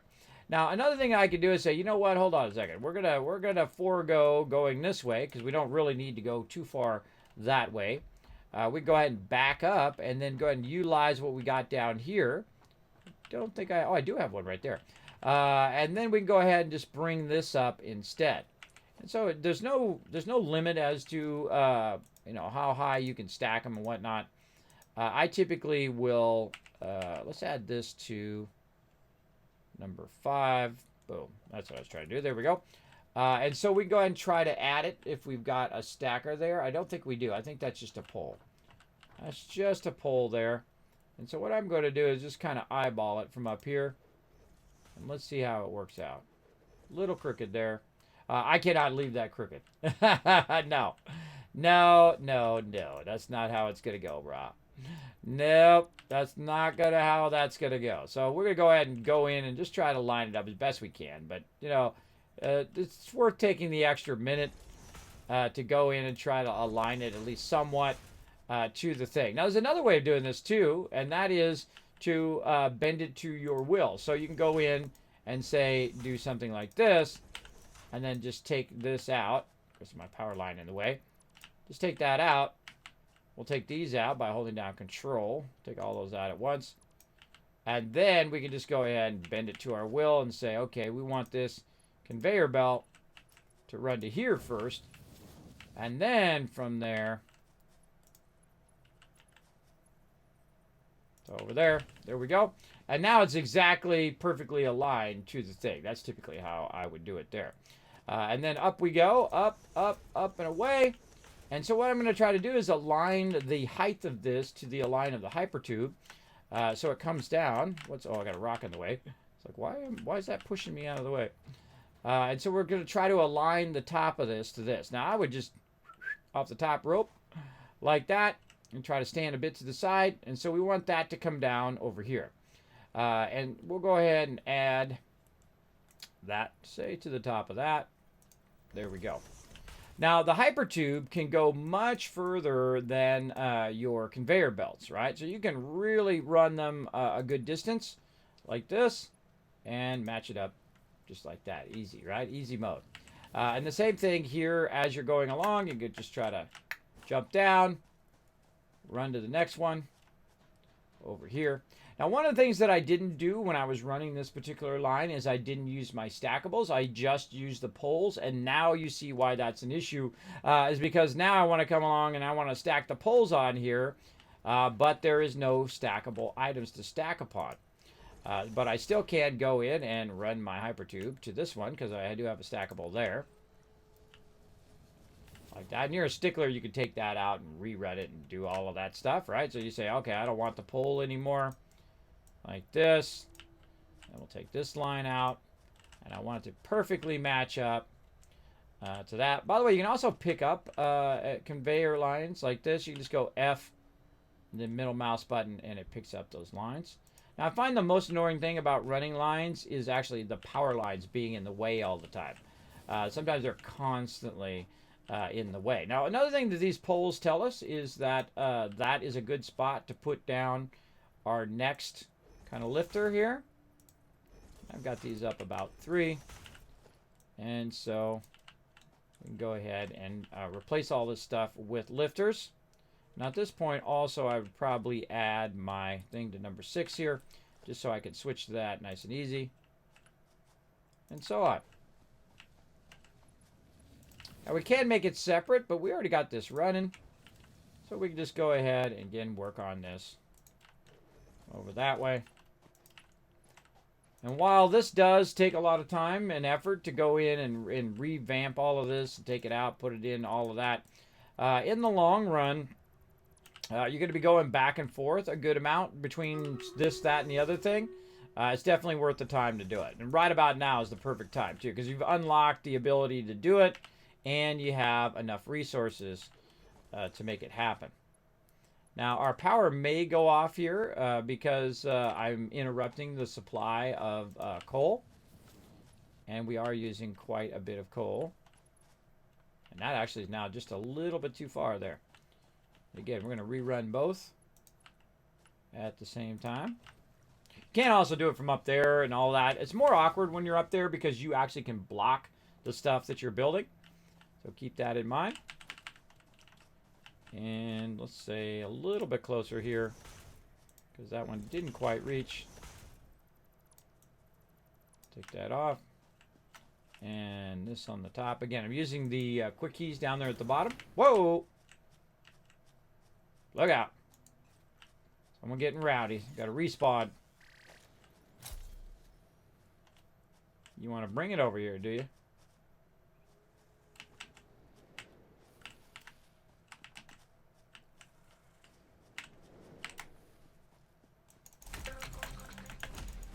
Whoa!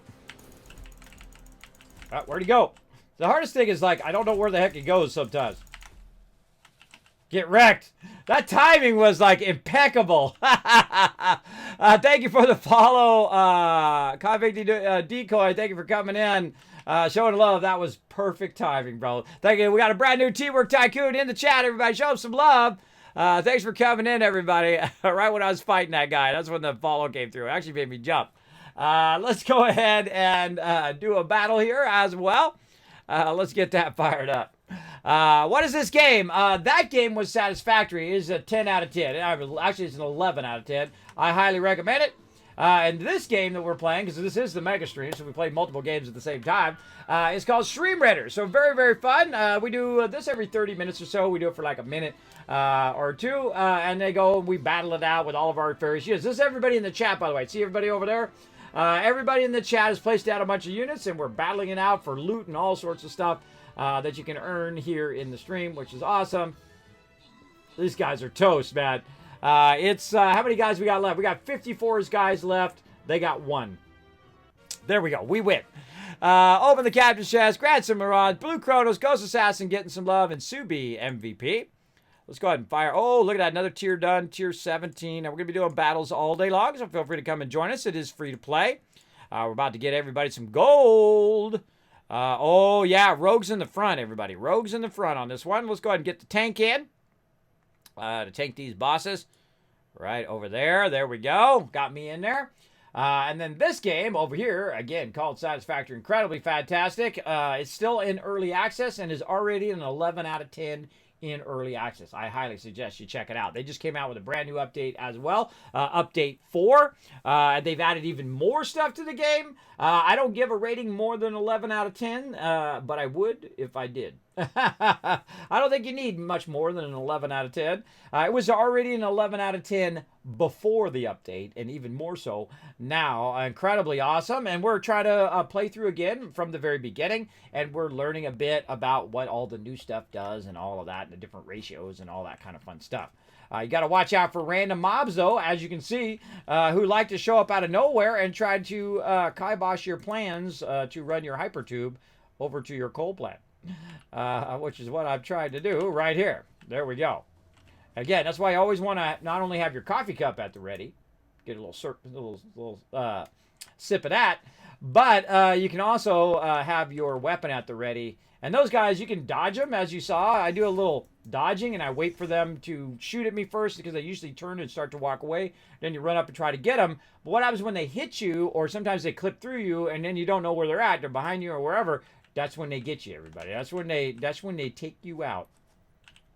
Is when you don't know where they're at and you can't dodge their incoming attacks. Now, the actual best way to fight those mobs is typically with a jetpack. So you can jetpack over there and stay above them and try to stay behind them while they're trying to shoot at you, or just bring lots of health. Having lots of health helps as well. I did not have lots of health. I was very low health in that battle because I wasn't expecting to get into the battle. That's a great way of dying right there, is be unprepared for battle. All right, we're going to run through all these trees.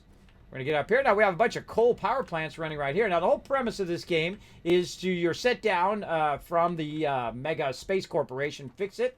And I was wearing my Fix-It shirt yesterday.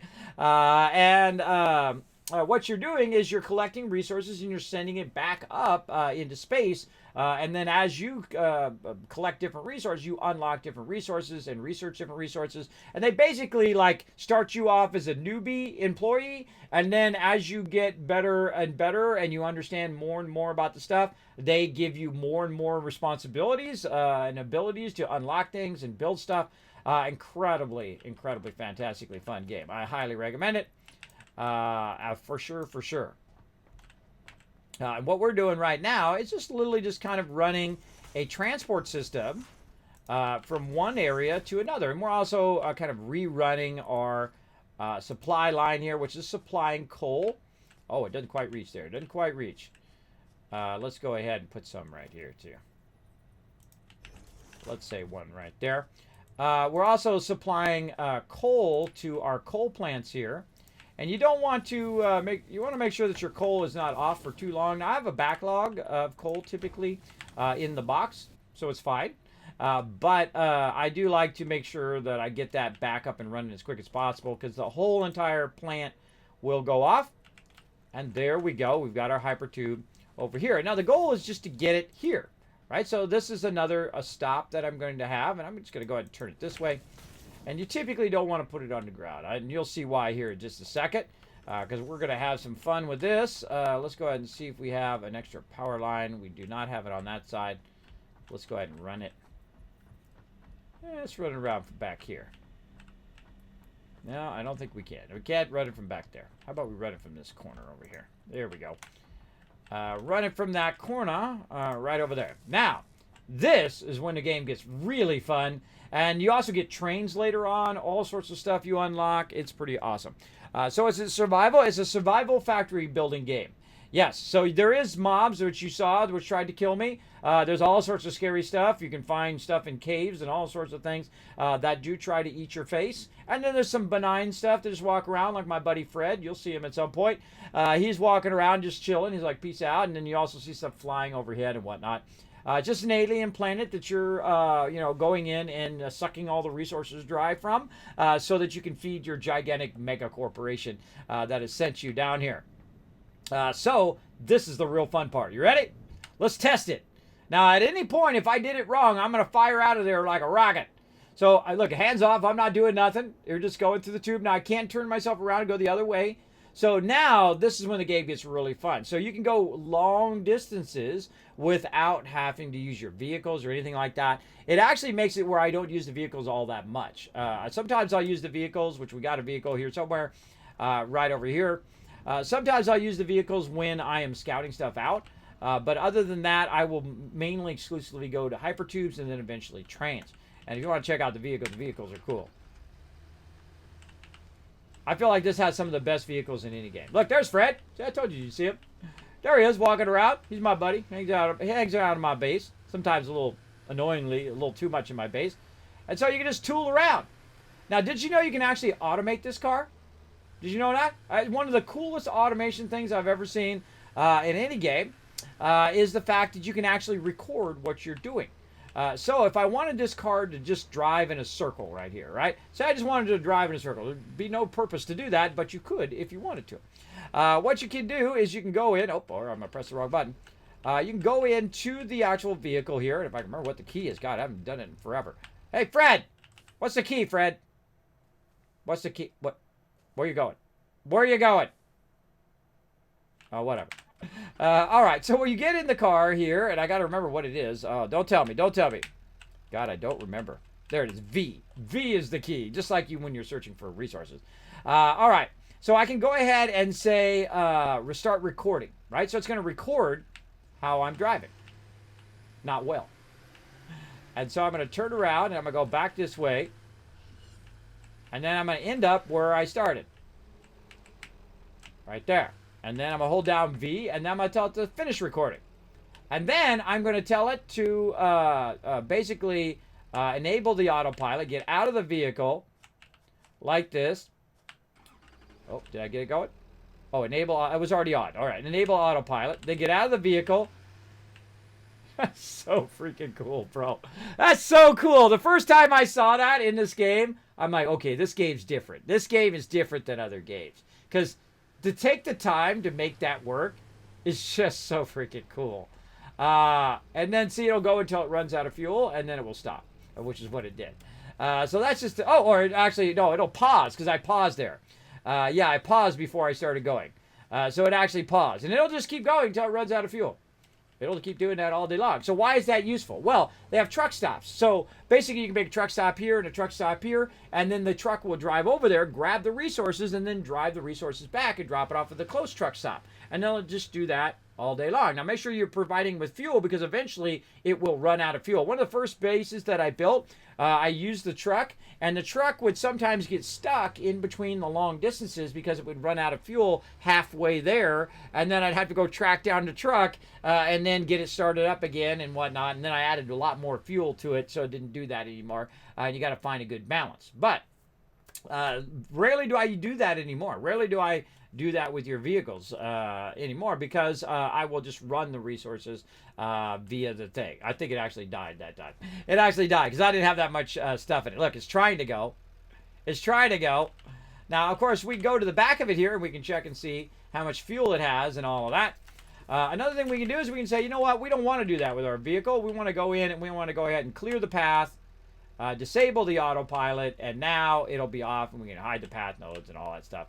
We can go ahead and just cancel, get out of there. And now we got all that removed. And we can also go in, say, put some more fuel in here. So it doesn't just sit there and waste my fuel all day long. Actually, let's put half of that in there. Cut that in half. I'm trying. Oh, wrong button. I'm pressing the. Gotta press the right button. There we go. Right mouse. There we go. All right, put that in there. And now there's also other vehicles too. There's a really large vehicle, as well as a very fun dune buggy. And then, of course, my favorite vehicle, which I'll show you when we get up here. So there we go. Fred. Fred is Frez.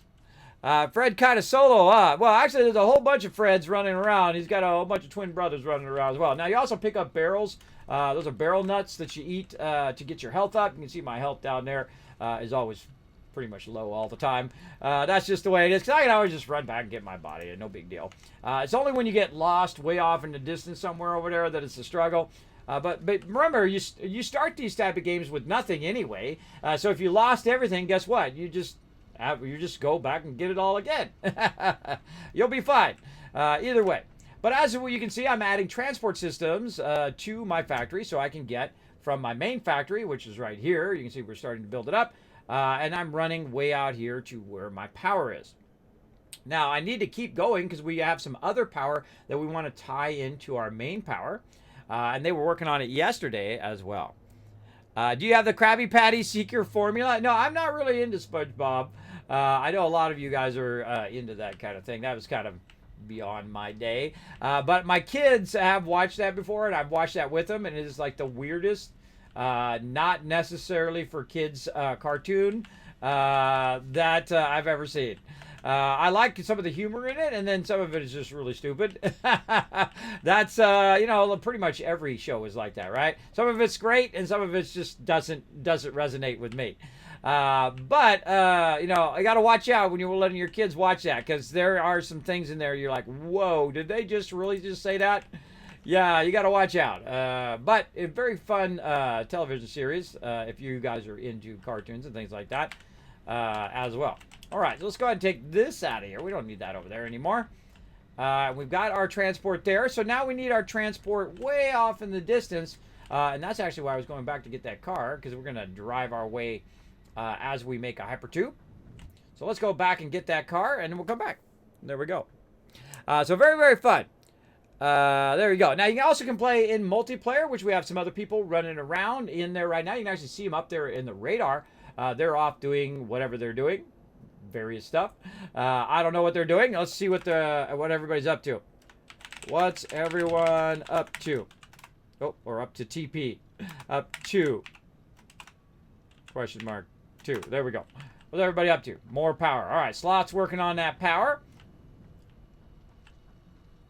Now, again, one of the great things you can do as a team is to communicate what you're up to. Like me, they know what I'm up to. I'm making hypertubes. I'm making hypertubes. And we are working on power. And so right now I'm going to make a hypertube from where I'm at to where that power is. And then also run a power line so that when we do get that power up and running, it'll go ahead and kick in. Again, this would be the next thing I would do. I would have actually done Caterium first, but we already did that yesterday. And then whenever I see a barrel, I ghost ride my thing. Because it doesn't stop on a dime. It keeps going, which is pretty funny. I'll grab those barrels for healing because I'm now out and about exploring around the world. Now, driving around is just as easy as going in using your hypertube, especially when you have the Doom Buggy.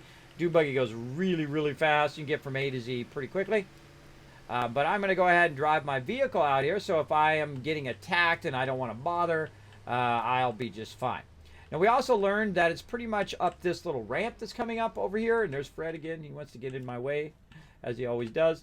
And so we're going to just go ahead and run our hypertube kind of on a double ramp level like this. So up on the second level. And then we'll go ahead and do this. Now, usually I put the stops closer together, the entrances closer together. But in this case, I'm just going to go ahead and put it a bit more separated like that. And then now all we're trying to do is run a hypertube from here to there. One of the cool things about your trains, by the way, a little train tip for you, is that your trains will allow you to run power along the train lines, the track lines. And so you don't have to run this power really far. You just run your trains out there, and your trains then run the power, and then you can run it to your extractors and all that fun stuff. We'll do that eventually. I'll have actually trains really far up. My trains I usually put at the top level because this way there's no obstruction to the trains. And trains work best when they go as fast as they possibly can on the flattest surface possible, I find.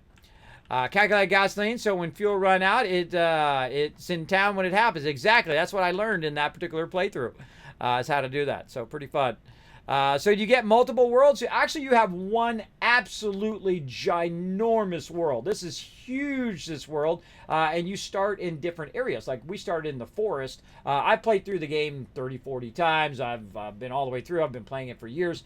Incredibly fantastic game, and has a huge replayability because you can start in different zones and stuff you might not have discovered previously. Very fun way to play through the game for sure. So let's keep it going. And now we're also going to run our power lines along with this as well. So the first thing I'm going to do is just take a power line and run it way out here, right? Until it says wire is too long. And that's going to give me kind of a general idea of where I'm going to put that. And then, again, we're going to go ahead and use this like this, and then this one up there. Now, another thing we want to do is kind of bring our vehicle forward as we go. And so we'll get into that. Now, this game's building is second to none. I'm talking about when you're building a structure, right? Putting down your foundations or running lines. In this case, see how far that is? See how it's way over there? Watch this as I go ahead and actually fine-tune, click right where I want to go, and then run that line all the way over here. And then it's just going to fill that line in. Now, that seems like an obvious, easy thing that every game should have, but they don't. They don't. I know. I'm the OG, the original gamer from back in the day. I've played thousands and thousands of games over the last 40 plus years, and I can tell you that is awesome. That is an incredibly fantastic feature, to be able to fine-tune exactly what you're trying to click on and exactly run the exact line the way that you want to run it. And I screwed up from time to time too. That's on me. That's not on the game. The game does it really, really well. So I'm going to go ahead and run the hypertube right over here. And again, I'm just putting in the transport systems. Now, each person likes to do different stuff. I love doing transport systems. I like working on the primary base and unlocking stuff and all of that. And when you have multiple people playing, the most important thing is that everybody feels, in my case, in my team, that everybody feels like they're a vital part of the team, right? I don't have to be the everything person. I don't have to be the person doing this, that, and the other thing. Look at that. Oh, see, he tried to sneak up on me. That's why I have my vehicle, right? Now watch this. I'm going to run him over and then wipe him out. So you run him over. You ghost ride it. You switch to your weapon. Oh, he's under there. Hold on. I didn't ghost ride it fast enough. Oh, speaking of, there's a giant thing flying up there. There it is. All right. He's running around now. All right. Let's try this again. Build up some speed. Run it right at him. Ghost ride it. Knock him down and then take him out. Easy. Just like that. So you can use your vehicle as a weapon as well. All right, so let's get up this hill. Now, this is going to be pretty tough to get up this hill with this vehicle. The steeper it is, the tougher it is to get up the hill with these vehicles. But we built up a little momentum there. And we're going to try to get it going now.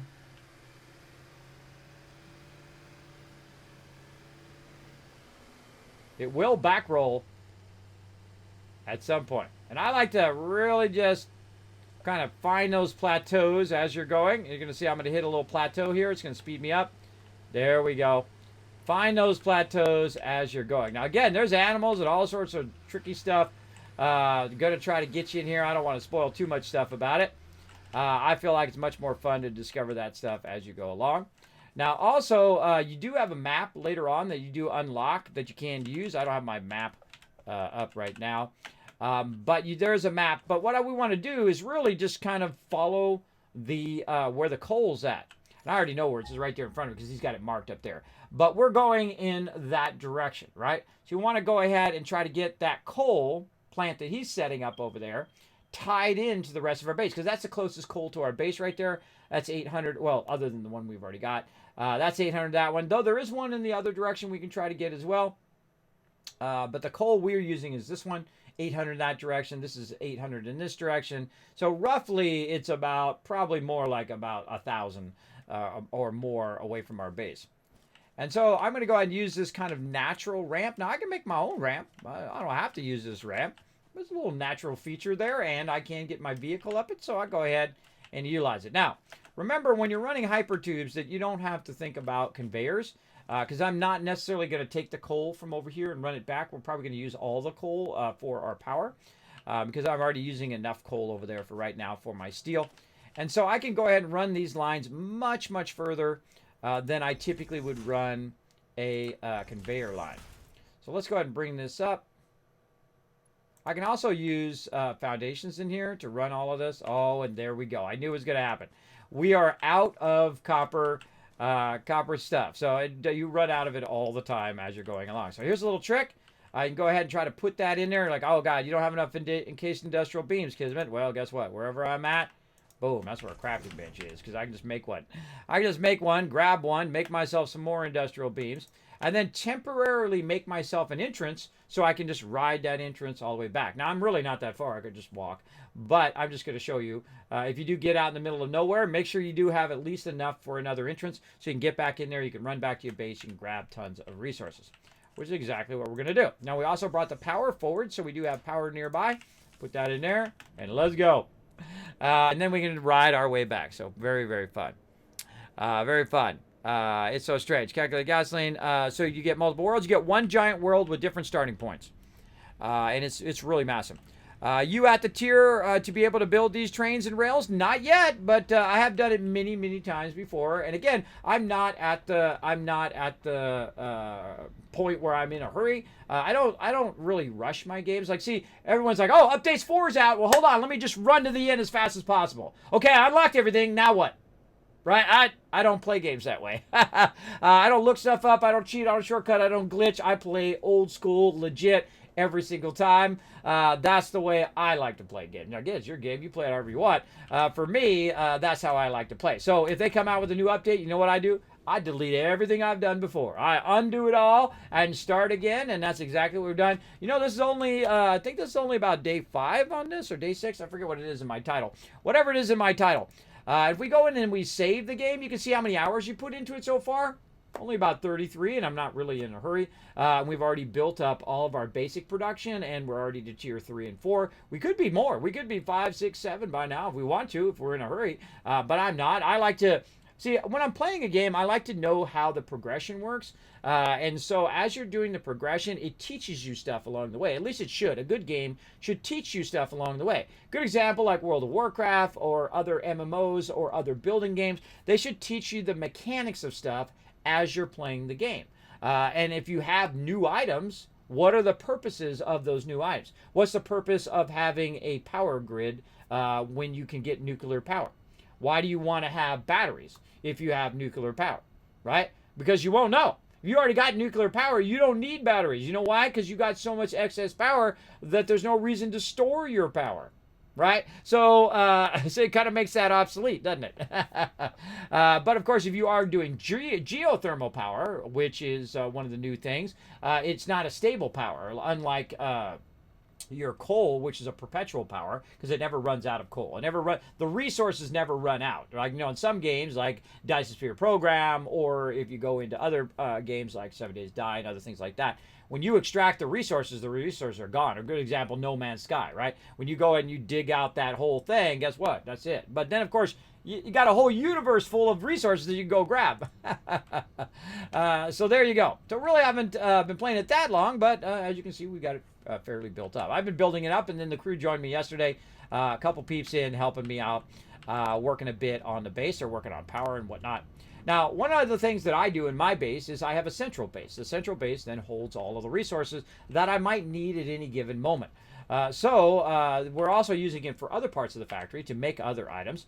But if I need a whole bunch of this, which I do, I can just go over here and just grab a tremendous amount of it. Now, I also have some other stuff that I collected when I was fighting mobs and things like that, like some barrels there.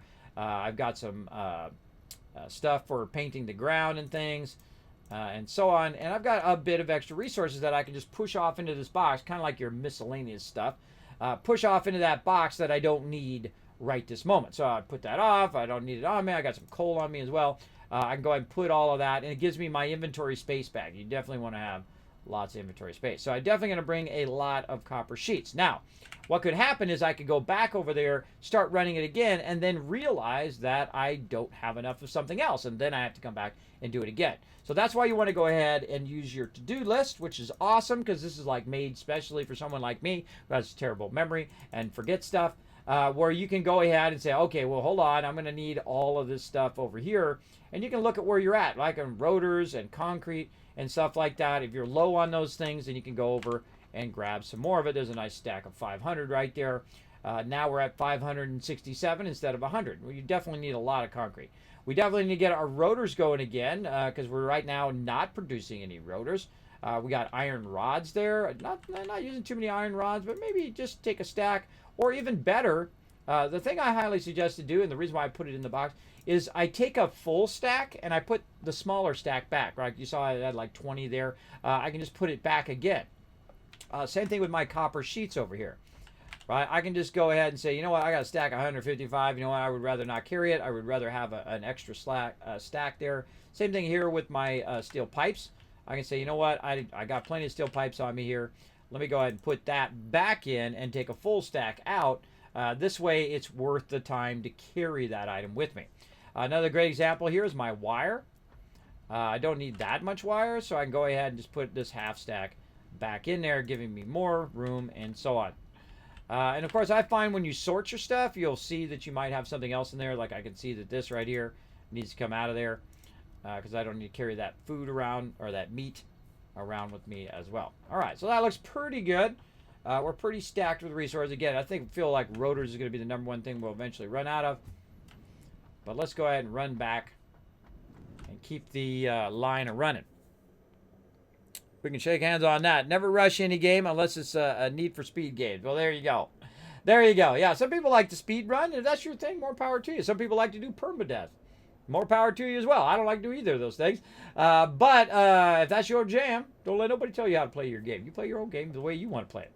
That's how I am about mine. I don't answer to nobody, everybody. I do whatever I feel like doing. I do whatever I want when I'm playing. I play my way. The Wasteland Tycoon or the building tycoon or the factory tycoon way, the way I want to play.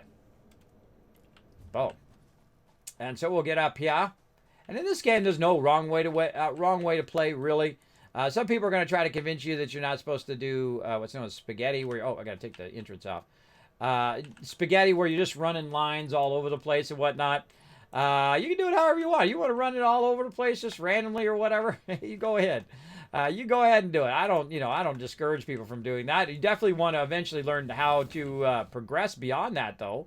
You're going to really learn a lot of cool stuff when you do that, especially underfeeding and how to optimize your numbers and do all of that as well. He's up there somewhere, casting a big shadow.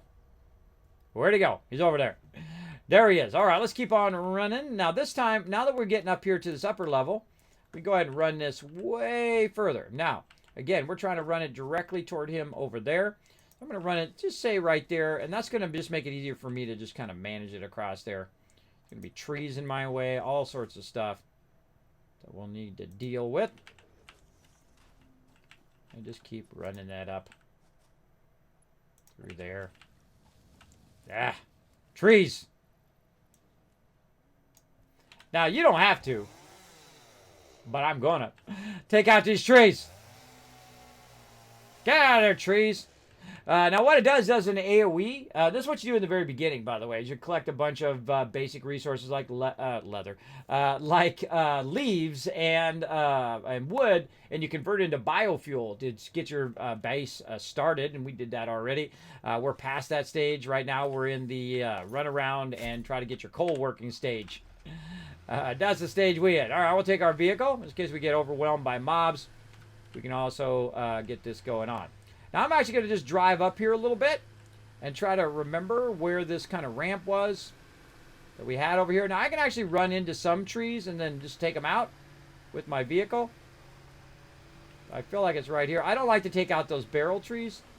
I like to keep them as is. Hey, look, Fred already got here before us. What's up, Fred? How you doing, bro? Now, look out, because, again, this thing don't stop on a dime. Oh, it's going that way. All right, right there. Okay. So as you can see down there, he's working on his stuff. He's building out the way there. He's got some extraction going over there.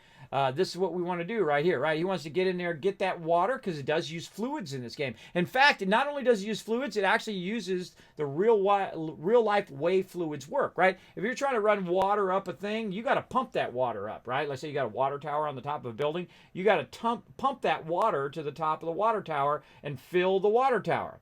Now, of course, the way a water tower also works, the reason why you have water towers in the first place, is if you lose power, it actually uses gravity to pull the water down down, and that's why your water still works, even if you do lose power, if you have a water tower on the top, because it's going to feed it down. And this game uses the same principle, right? You have your what's known as a head lift when you're going upwards, and then you have a positive flow of water when it's going downwards. So if you don't need a pump going downwards, right? I'm sure you've used a hose before, or you've poured water out of a cup, you know that the water just falls down naturally using that gravity. And this game has that all built in. It's really awesome, including a bunch of different fluids as well, including oil and water, sulfuric acid, all sorts of cool stuff to explore and try out.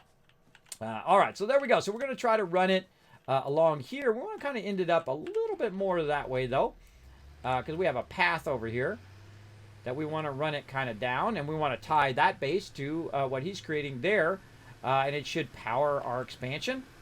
Let's go a little bit this way. And you're like, Kismet, how are you going to find your way back? Oh, that's always a mystery, isn't it? Finding your way back is always a tough way, but we have our radar up there that's going to really help us. I saw this road that I took back up here earlier. Oh, there he goes. Look, he's got his coal plants in. Looking nice. Looking nice. Oh, he's using the slightly below the water technique that I love to use. That's awesome. I love to put it just slightly below the water. And the reason why is your water doesn't have to flow upwards. It flows downwards, and thus you need no pumps. So you can build that completely with no pumps whatsoever if you're building it on the water itself. So very cool. Very cool way of doing that. So as you can see, we got a bit of a natural road here. So why not just use something that's already working? Now, I can also just run it straight down there. We can build foundations over, and I can just run it straight down and whatnot.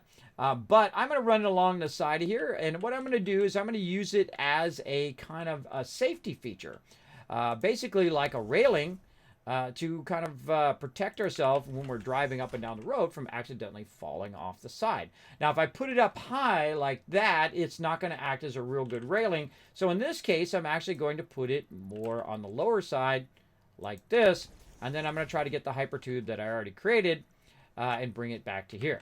So let's get over here to our vehicle. I'm also going to go ahead and put a one right here so I can remember kind of where I'm aiming to, and then I'm going to use my base as the center of where I'm going to try to find my way back. Now, some of these trees you cannot knock down, as you can see, and the vehicle also has a momentum to it. So you are going to have an issue with that. But basically, I'm going to go ahead and take out what trees I can and smash into the ones that I can. And we'll drive straight back over this way toward our base. There's a nice little flat area over here. Look at this. We could have just came up on this side. See that? I just discovered that. I didn't know. I didn't know it just came up in an even slope like that. But right here is actually where I'm going to run my line to, because now I have it lined up, right? My vehicle is acting as a big pointer that says Kismet. Boom, right there is the way, right? That is the way for you Mandalorian fans. So there we go. So now we also know that over this way is where we've already run our line. And thus, we want to go ahead and run over here and try to find it and see where we've already run our line over here. There we go, right over there. So I'm going to actually divert it over that way. And it would have actually been better to bring it around the lower side just because it's easier to see and easier to work with. But we're going to take this out up here. And we've already got it going this way. And this is going to be a fun ride on the way back, too. We'll go ahead and run it along. Now, again, I don't have to use the lifters. I can just go ahead and start doing this. But it's going to come with additional resources that's going to do it. And if I want to run anything on that later, it's usually good to use your lifters. But I'm just going to go ahead and do this just so you can see that this way is probably a faster way if you are in a hurry. I'm usually not. And so I can put this up here and I can divert it like that. I mean, it's just so good, everybody. It's just so well thought out, the whole entire game and the way that you do stuff and the way you're running stuff and whatnot. So you can just kind of avoid trees and things like that. And so I'm going to speed up a little bit. Hope you don't mind. If you do have any comments or questions, feel free to put them in the chat. So I'm going to run that over there. And then again, we're going to get our power line and run that along the side. Now, this is not its maximum length distance. We could definitely do a lot more max length distances here. I'm just going to run it through the backwoods. Now, sometimes it's just fun to run stuff through the backwoods just because you're going to have a fun ride going from A to Z. There we go. So, got that there. Now, watch how far I can run this. This is just awesome. It's just awesome that you can just run it really, really far away. And then again, I can turn it.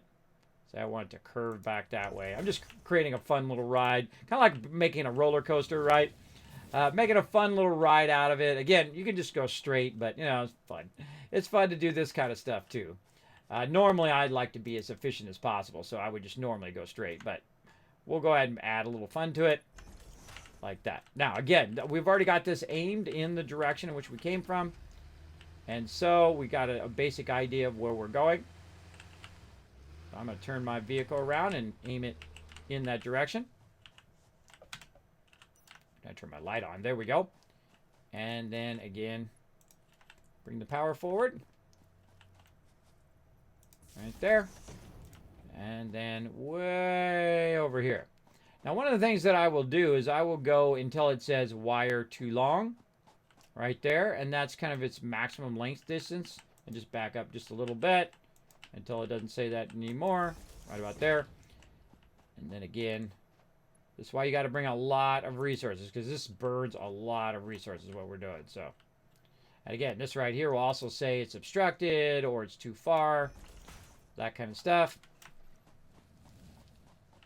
And that's an easy way of doing it too if you don't want to use your stackers. Now, right about there is where I'd stop using stackers, because I'm not going to be running any resources, I don't think anyway, across there. But if we do, we can come back and readjust it. You'll also notice that I'm taking out the trees and stuff like that, just so I don't have to come back and chainsaw it later or whatnot. But we'll go ahead and move that forward. Grab ourselves some barrels. I see a lizard doggo up here. What's up, little lizard doggo? How you doing, bro? And we go ahead and left that there so we know exactly where to run our hyper tube. Right toward this here. And that's its maximum distance there. And I can kind of fine tune it through the trees here. Of course, Fred wants to come in and put his 2 cents in. And then right to there. Again, we're just bringing all that stuff up to tie the rest of our stuff in. And where's that one right there? Okay, so we're going to go ahead and now start to use a little support there. Now, I find that using those supports is actually cheaper resources-wise if you use those than if you use the other ones. Because the other ones use additional resources. Same thing when you're using your conveyor lines. Your conveyor lines use additional resources that you might not have a whole bunch of on you. And thus you can work around it if you don't. All right, let's line this up. Ghost ride that. Hope it doesn't fall into the water. And then bring this down across here. Now, I need to make sure that it's up high enough that my vehicle can get by, or any vehicles can get by. Whatnot does look pretty good. And we need to bring our power up as well. Say right to there. And you can see I run the power lines pretty much in parallel to how I run all of my other stuff here. So I'm just going to run this down. And I typically just run it right next to it. Pretty easy. And then we're going to go back to running. Oh, look, here's Fred again. Fred, get out of here. I'm building stuff. He wants to be all up in my business. All up in my business. And we're going to run it right to there. Like that. And then on a power line. Now, again, why am I running it at a low level? And that's because my vehicle, or me, it'll act as basically like a railing. It'll act like a railing, so if I get too close, guess what? Boom, I run into it, and it stops me, right? So that works really, really well as a railing. Now, we'll go ahead and stop right there, and we'll finish the rest of that up here in a moment, but we got to do a battle, so let's get into that. Sometimes I do get into what I'm doing, by the way, everybody, so don't get all triggered about the battle. Come in and get you to hurry up with the battle and stuff like that. Hey, I'll do the battle when I feel like doing the battle. I do a lot of battles up in here. Sometimes I do like 12, 13 hours of battles in a day, so don't get all entitled. There you go. You can grab that pole and run it until it gets red, and then range, by the way, the power poles. Yeah, I just did that. I'm guessing it's just mods in your server. No mods. Nope, none of my mods are on my server right now. No, it's my community can come in and join us.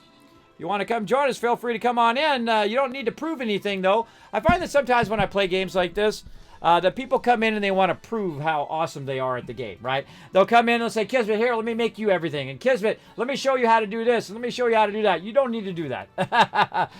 You don't have to prove nothing. You're awesome just the way that you are.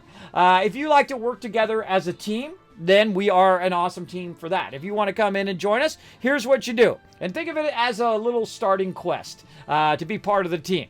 So you go click on the Discord over there, and we have our rules section in there, which is going to tell you all about how we play games together. We play in a very specific way. We try to make sure that everybody feels like they're a vital part of their team. So if somebody's working on power, I'm not going to go over there and do the same thing that they're doing. I'm not going to go where he's building that power there and start building out the coal plants and doing all of that. But I can help out in the fact that I can add some travel and I can add a power line. While he's doing that, I'm actually doing the in-between part, right? Which isn't as sexy and as fun as doing the coal plants, but that's okay, right? Because you want to make sure that everybody feels like they're doing a part and they are contributing to the whole of what everybody's doing. Now, I also don't need you to come in and try to rush us all the way to tier 8 and say, Kismet, look, I'm going to get you all the way to tier 8 in one day. Let's go, let's go, let's go. Come on, Kismet, let's go. Come on, hurry up, hurry up, hurry up. I don't need any of that either. I play games as I like to play them. I take my time. I don't need you to show me anything. I don't need you to be like the everything person. I find that sometimes people get that in their mind. They're like, oh, I'm going to play with a streamer and I'm going to be the everything person and I'm going to make all the vehicles and I'm going to go make all the buildings and I'm going to go make all the weapons and the armor and the ships and everything. And I'm just going to give him all the best stuff so he has all the best stuff. I don't need all the best stuff. If I want the stuff, I will go make the stuff. Remember, I've played through the game all the way through multiple times, and I've played it for years. But if you want to come in and say, Kismet, I'll work on the coal, you work on this, or I'll work on that, and you work while you're working on that, and then together, when we get it done, it's going to be something awesome, right? Or you say, hey, I'm going to go work on the trains, or I'm going to go work on this, or I'm going to go get some more copper, I'm going to go ahead and work on the next part of the factory, oh, we're going to work on some of the resources that run into the space elevator, and that kind of collaboration is always welcome. I love that part. That's my favorite part. And as I unlock new stuff in the game, remember that I am a streamer, and as I go through, I like to take not only the people who are playing with me in the game and make them feel very important as part of the team, but also the people who are watching my stream along on the journey. So I don't like to, a lot of people, they rush through a game and their journey is this long. Me, I like to really get the most out of that money that I paid, right? I like to go on the full journey instead of just a portion of it. So keep that in mind as well if you do want to join us. All right. Ghost Assassin coming in, getting some love. River Dog, Gil Gopher, Subi, and Yeti the Slagger all getting some love. Look at that, 50 gold each there. Nice. And Lone Wolf, MVP with the 9 kills. Nice job, Lone Wolf. All right, we're going up to the high side. We're going down, or all right, I'll make that decision in a minute, but let's go here. Get this battle fired up. Again, we're going to be doing this little side game we play called Satisfactory. Super, super fun. Highly recommend it. It's free to play. You can play it on mobile and on desktop. You can follow that link right there in the chat. Find me, your Captain Kismet. Start putting down your units. Start building up your units. Start unlocking your better units, your epics, your legendaries, all that stuff. Because we're going to be doing tons of battles today. We're going to be doing it all day. I did it for 12 and a half hours yesterday. That was right. Battle after battle after battle. People just getting loot from the event going on right now. During events, I do battle mode. It's a bonus stream on top of my normal streams. You don't see or hear me because I'm behind the scenes working on videos or working with sponsors or whatever I'm doing, or dealing with my kids and family, dealing with the IRLs. But I do bonus streams for all my Stream Raiders peeps so they get additional battles and they can get additional loot during events. So feel free to come on in and hang out for that. Bam! And then we go right back to the game that we're playing. Sometimes it's Satisfactory, sometimes it's Valheim, sometimes it's No Man's Sky, sometimes it's some Fallout, maybe Astroneer, some Dyson Sphere program. I play a lot of various games. I love building games, though. Building is what is my jam. That's my thing. And this is one of the best of all time. I'm telling you, it is the building in this game is so incredibly fun. I highly recommend it if you have not already discovered the wonderfulness that is Satisfactory. All right, I'm kind of purposely not going at max distance here, just so I can kind of, again, create that little railing that I'm going to use this for. Now, right here, that's not going to be real useful right there, because that's right down in the thing. But I didn't want to kind of clip through there, so I went ahead and went over the top of it there. And again, bringing that power line down. So he's going to have that done right about the time I get the power line down there. And then the power line is going to run back to the factory. And then the factory is going to have more power so we can build a bigger factory, right? And then will help us progress into the next stages and so on and so forth. Very, very fun. So let's say right there. And then let's go here first. Yeah, that's going to be a fun ride back, everybody. That's going to be fun. And then, whoop, right into the water we go. Let's go this way. And let's put it right about here. Now, I find when you get about right here, you definitely want to put this up. Otherwise, he'll be running by here, and he's going to get sucked into there, or I'll be running by, and I'll get sucked into there. So I typically will put it up a little bit higher, like that. All right, that's good. I feel like that's pretty good. And you can just jump up in there if you do want to run it. Now, the power line, I can just go from up there, whoop, straight down to here. Right there, just to keep it clean. And then across, let's say up to here. Like this. Now, again, later on, you get stuff to make your power lines and all this stuff even nicer. But for right now, we're still in that tier 3 and 4 stage. And there we go. Now, see how it turned green? That's working. That's working right now. And here we go. We're going to have a fun ride. Let's go. Ride, slip and slide. Let's do it. Let's get it going. Hey, Riverdog in the chat, everybody. My awesome mod watching over my chat. Make sure to show him lots of fun. I already have the power out to, I already have ran power out to the coal, by the way. Well, I didn't know that. You probably should have told me before I started running it there, Crafty. Remember that good communication is always an important part of being part of a team. You don't want to tell me when I'm done doing it. You probably want to tell me, hey, Kismet, I've already run the power. That would have been useful. There you go. And if I miss it, my bad. So I do get distracted. Obviously, I'm talking to the chat and I'm talking about what I'm doing anyway. So if we do have redundant power lines, that's okay. That's okay as well. Did you tell me in the chat? I already ran power. Oh, you told me in the chat there. There we go. There are 3 normal coals out here too, by the way, if you have a Noblest to break this rock. I don't have any Noblest now, but some people are unlocking Noblest. So if you want to do that, feel free to go ahead as well. Yeah, so, no, I do have it open to all my Teamwork Tycoons. You can come join me on there. Oh, I already told you twice in the game, and I already bought power there. Oh, that's fine. That's fine. That's fine. I didn't see it, and that's okay. You know, sometimes, you know, I'm going to be busy, obviously, doing other things and whatnot. And plus, it's part of the fun of streaming is talking about why we're doing stuff in the first place. And whatnot is, look, I see we built it out over there. So he built it out over there and ran it that way. No problem. But again, this is why I do stuff in here. See, if you went and did everything, then what is there for me to do? Right? It's like, hey, Kismet, I already did it all. Oh, well, hey, okay. Well, why don't I just sit here and do nothing? I'm sure that'll be really entertaining for all the people watching as well.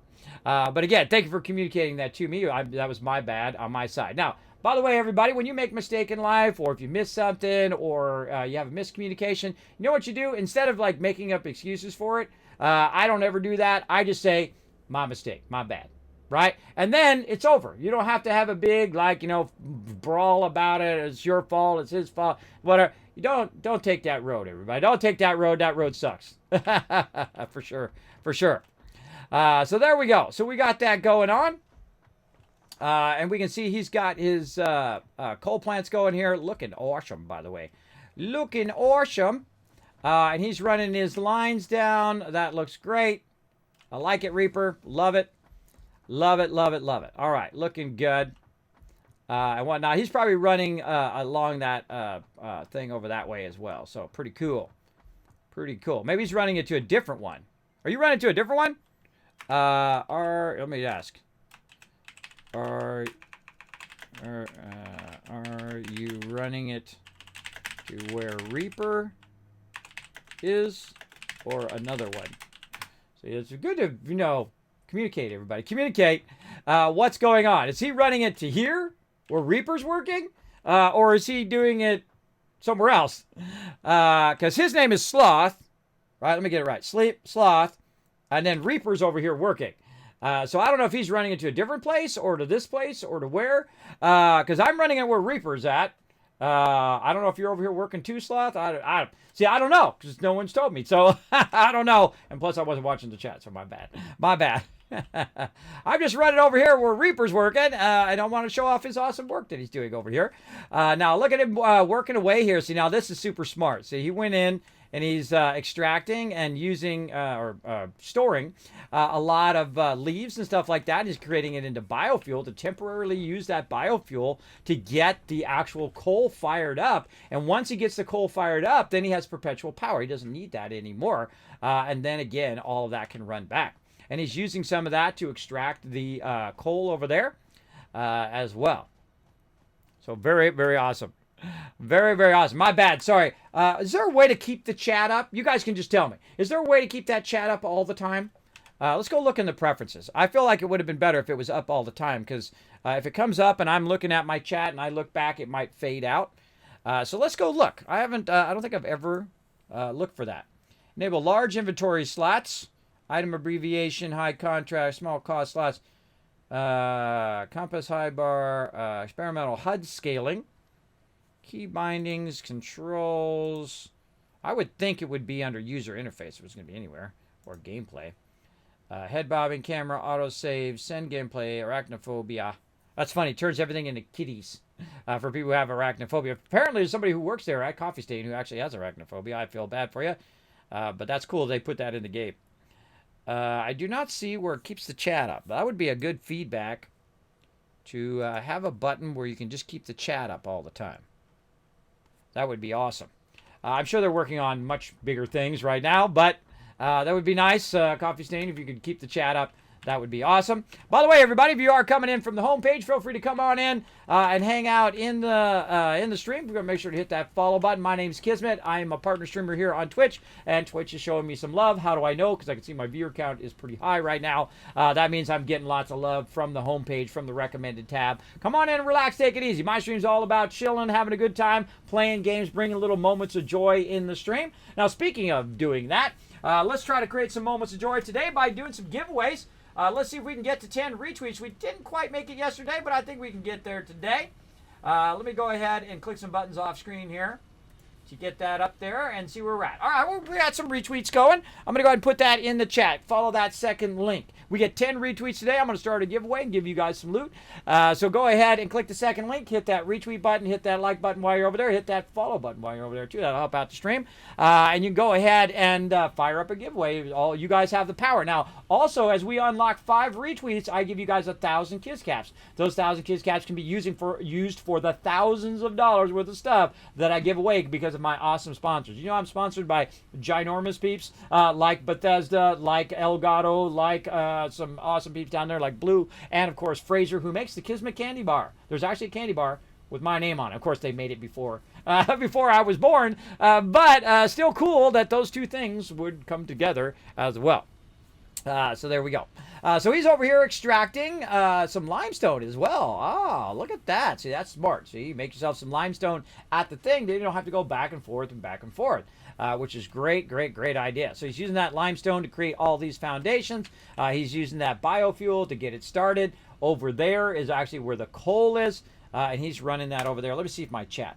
Yes, I ran it where Reaper was and automated some concrete production over there. Oh, so Sloth did the concrete production. Good job, Sloth. That's real smart thinking. So he can go ahead and run his lines as well. So very, very nice.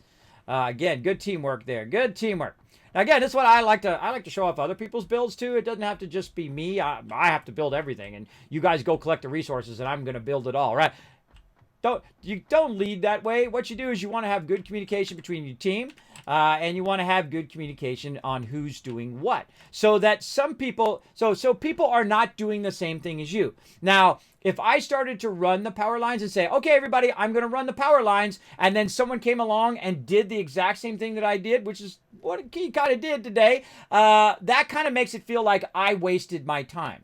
And if I came over here before and we did it offline, that would be even worse. If I came over here where Reaper had already set this up and they already started working on it, and I did it offline and I went and built it out and then did it all, and then they came in the game and I'm like, oh, I already did it all. it would make them feel bad too because I kind of stepped on their toes. They wanted to do it. They wanted to have that fun. So if I say I'm going to do something, don't do the thing that I say I'm going to do, and I won't do the thing that you say you're going to do. This is like a team dynamic thing. It's very important to understand that about making everybody feel included. If you go do the same thing that I'm about to do, if I say, hey, I'm going to go work on like a certain type of resource, hey, I'm going to go work on the copper.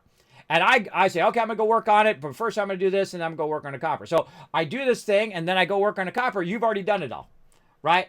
Keep that in mind. So people want to participate. They want to be part of the team. They want to do the thing that you want to do. So if you run ahead of them and do the stuff, again, they're not going to feel included. Now, me, I'm old, so it doesn't really offend me too much. And I just roll with it, whatever it is. But do remember that some people do get offended by that and get offended by you running up ahead of them and doing the thing that they're trying to do.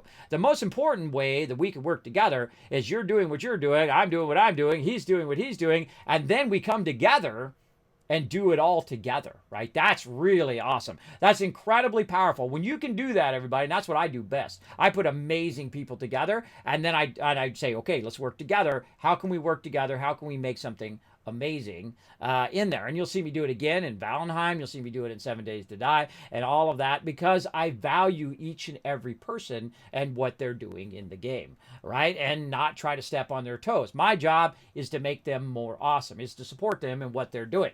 And so again, if I came over here and I started building the coal plant, that would not be cool because he came already all the way over here and he found it and then he tagged it and he said, this is where the coal is and I'm going to go over here and I'm going to build it. I'm like, all right, awesome. I'll do my little part. I'll bring a hyper tube. I'll bring the power over, right? I'll do my little part of it and then come over and then show it off as it develops, as it goes along. Again, so that's something I talk about a lot and to keep that in mind so you learn a bit about teamwork as well. Now you're like, well, Kismet, how would you know about teamwork? Well, first, in real life, I've been the boss forever. I've always ended up the boss because I'm usually the one with the most enthusiasm for graphic design and for what I've done. I've done hundreds of thousands of projects. I've been a graphic designer for 30 years. I work for the top companies in the world. Been very, very lucky in that. Thank you to the universe for allowing me doing that. And of course, a lot of hard work on my end, a lot of passion and love for what I do. But guess what I do now? I bring that passion and love to you guys every single day here on the stream. This is what I do. I am partially disabled now. I do have sleep apnea and a bad vertigo that I constantly have. I'm dizzy right this moment. I continuously am dizzy all the time. And yes, I've seen doctors and I've tried the CPAP and I've done all of that and spent tens of thousands of dollars on doctors that basically told me to lay down and die. And I told them to go screw themselves. I did. I told them to go screw themselves, and I said, well, this is another problem that I'm going to have to solve. And so I did. I started taking better care of myself. I've lost 50 pounds, and I do sleep better now, and I learned to manage my conditions. And so every day I get up and just do as best as I can, just like everybody else in the world. Do the best you can and work on it. But I love to work on teamwork and building teams, and then trying to explain stuff where it's not like you're putting the other person down. You're just saying, hey, look, this is a good way of doing this. I appreciate everything that you're doing, but also remember to keep this in mind as well. And if they're a good team member, they will take that feedback because they know I'm not trying to be mean to them. I'm still trying to be respectful and say, awesome, let's work together. But if people who are hypersensitive to that kind of feedback will not be great team members. They will not, because at every turn, they will just constantly tell you how wrong you are all the time. If you're going around telling everybody how wrong they are all the time, that is a terrible way to work together with other people. I don't go around and nitpick and say, hey, you're running that line wrong and you're running this wrong and that wrong and that wrong. I don't do that. But if you aren't working together as a team and you're not communicating, that I will call you on. I don't need to micromanage every single thing that they're doing over there. So good job on the power and good job running that in. And so we've come over and we take a look at that and we'll let them keep on keeping on. I'm going to head back to the base with my hypertube. I'm out of here. I am out of here. Let's go. Don't forget to dehydrate. What do you mean dehydrate? I got to hydrate. Right here. I got some water. I will hydrate on the way back. Now look, see that vehicle? I can just leave it there. It's okay. I can make another one. I got plenty of resources.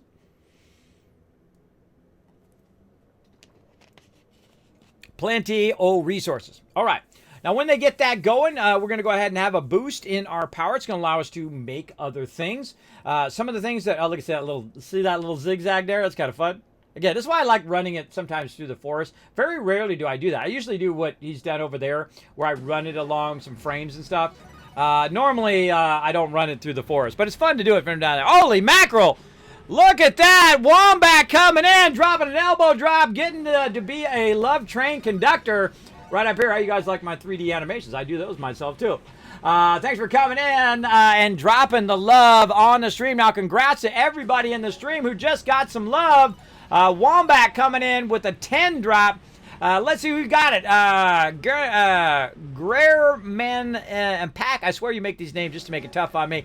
But like the name. Brandon coming in getting some love. Not Leo. Samuel getting some love. Okay, getting it. Wanlo, I think that is. A whole bunch of numbers. 006, I'm going to call you.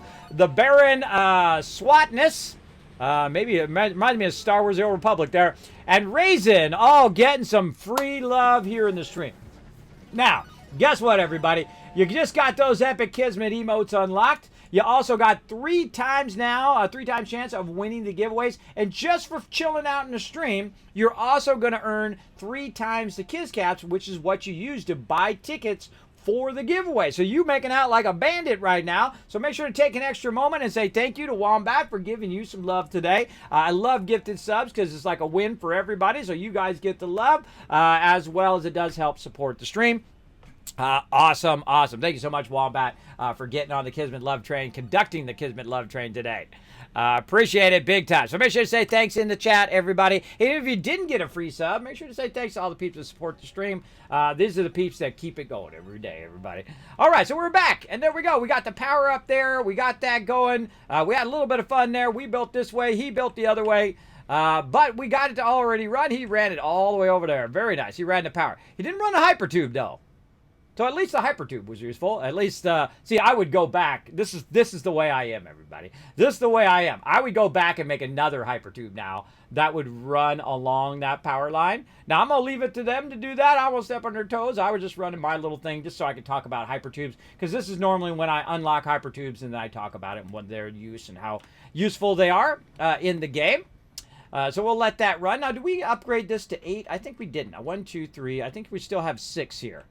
I was going to upgrade this to 8 of these right over here. And this is at 100%, which means we could probably squeeze a little bit more power out of these. So let's go ahead and see if we can just slide at least one more in there.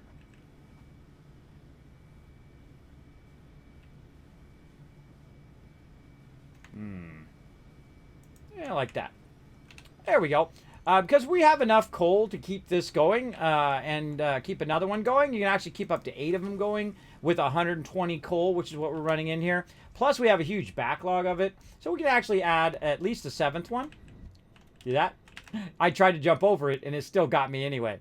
Watch out for that. But again, I'm holding down S to turn back around, get back around it. That's why I don't put them at the ground level. You can see we got tons extra over here. We got plenty enough. Plenty enough. So let's go ahead. How can we add even more? Well, when I'm running the pipes and things like that, I always leave the ability to go ahead and very easily expand onto it. So what I'm going to do is go ahead and switch over to do some pipes. Now, again, the fluids in this game are awesome. So I'm going to go ahead and bring the pipe out to over here. But I want to go ahead and line it up first off the pipe. Line it up off of that one. You're going to see that green line. And then I'm going to go 1. Oh, let's go 1. And then 2. And then rotate it. And you're going to get that beautiful 90-degree turn. Now, another thing I would do is I would take this out because it's a little too close to where my thing is there, and I'm going to have to do a splitter there. So I would take that out and connect it all the way across here.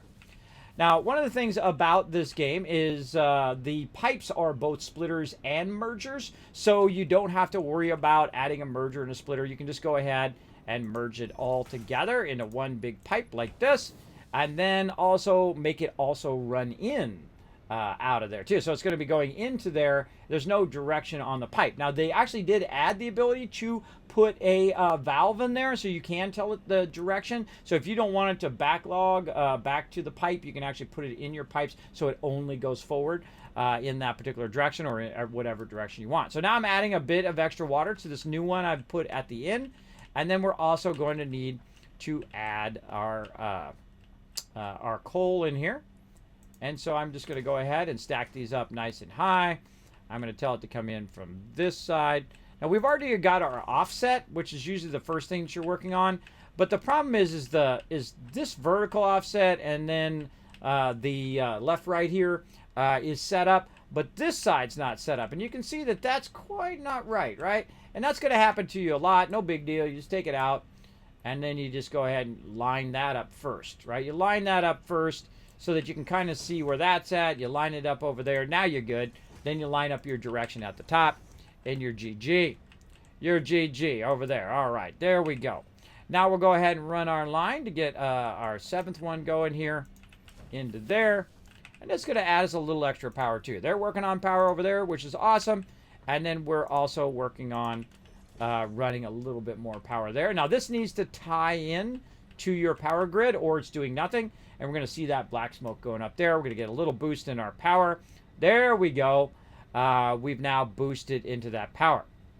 Now, one of the things I do notice that their power is not tied in yet into the central power. Otherwise, we would see a huge jump in our power. And so when I added that other one, we went from 450 to 525. And I just happen to know that this power here is about a total of 525. And so when they put theirs in there, boom, we're going to get a huge jump in there as well. And we can see our factory is really just hovering along that line really closely. And see, when we peak over that line, we also have our battery backups over here, which he added, which is awesome. I like the fact that it has that in there. Very, very cool. There's only enough water for 6. That's fine. That's fine. Go ahead and fire it up. Fire it up. Man, you had a lot of water over there. I think you should have more water than just for 6, though. You could probably do a split. Depends on how much coal you got. I mean, there's only enough coal. There should be plenty of water over there. Oh, what I'm doing. No, there's enough water for that, because you know what happens is I can go ahead and add more water to it. This is only set up over here, but there is another spot behind here, because I already looked at it before when I was looking at it, that I can add more water. I see you're talking about mine. I see. Over here. See, there's more you can add back here. See, I always check this kind of stuff ahead of time. Like, how many can I fit in a certain spot, and so on, and so forth, and whatnot. So one of the things that you have to work on, and what he's talking about, getting back to it, and that's actually the next thing I'm going to talk about, is the fact, and by the way, you don't need to tell me that kind of stuff, and you don't need to say, Kismet, you can only do this, because again, this ain't my first playthrough. I have played through the game many, many times. So again, you don't need to tell me that, Kismet, you're doing it wrong. Kismet, you got to do this, or you got to do that. I feel like that is always something someone wants to do. They want to prove how smart they are. They want to tell me, Kismet, I'm wrong, or Kismet, you got to do this, that. I'm getting there, bro. I'm getting there. Just let me get down the street here. Let me get down the street. So what he's talking about is the fact that we don't have enough water. And that is why I'm doing it, is to explain about water next. Now, see, the thing is, I've already backlogged some water, so I actually do have enough water right now, but eventually I will run out of water, because the maximum amount of water that you can run in here is going to be 300 because of the pipes. Now, in this case, you actually can use this much with what I've got, but I have it underclock right now, and I'll show you why I have it underclock. If you take 300 and you divide it by 45, because it's actually not 50, it's actually 45 is what's used in there, and you'll see the combo of that. Hey, Suri, what's 300 divided by 45? 300 divided by 45 is about 6.6666. She's always doing that 666 stuff, everybody. I don't know. Suri's possessed. But it's almost 7. Right? It's almost 7. You can actually do just about enough, especially if you backlog some water. Now, I've backlogged some water over here, which creates basically a fluid buffer so that we can feed it in there. But what's going to happen over time is that water is going to diminish, and thus you can only pump it through there at 300, so it's actually going to not work.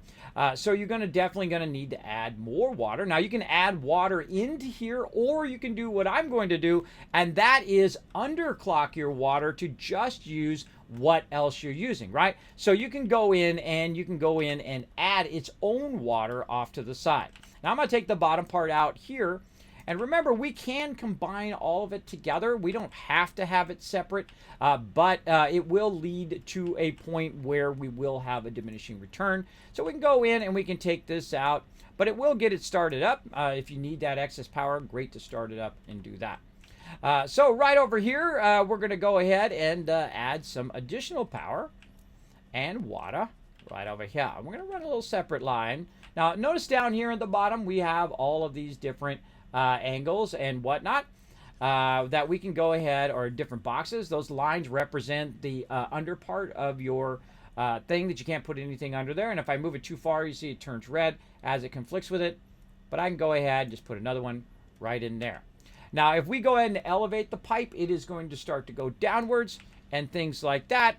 So we have to watch about our elevation, but we can always put a pump in there. That's fine.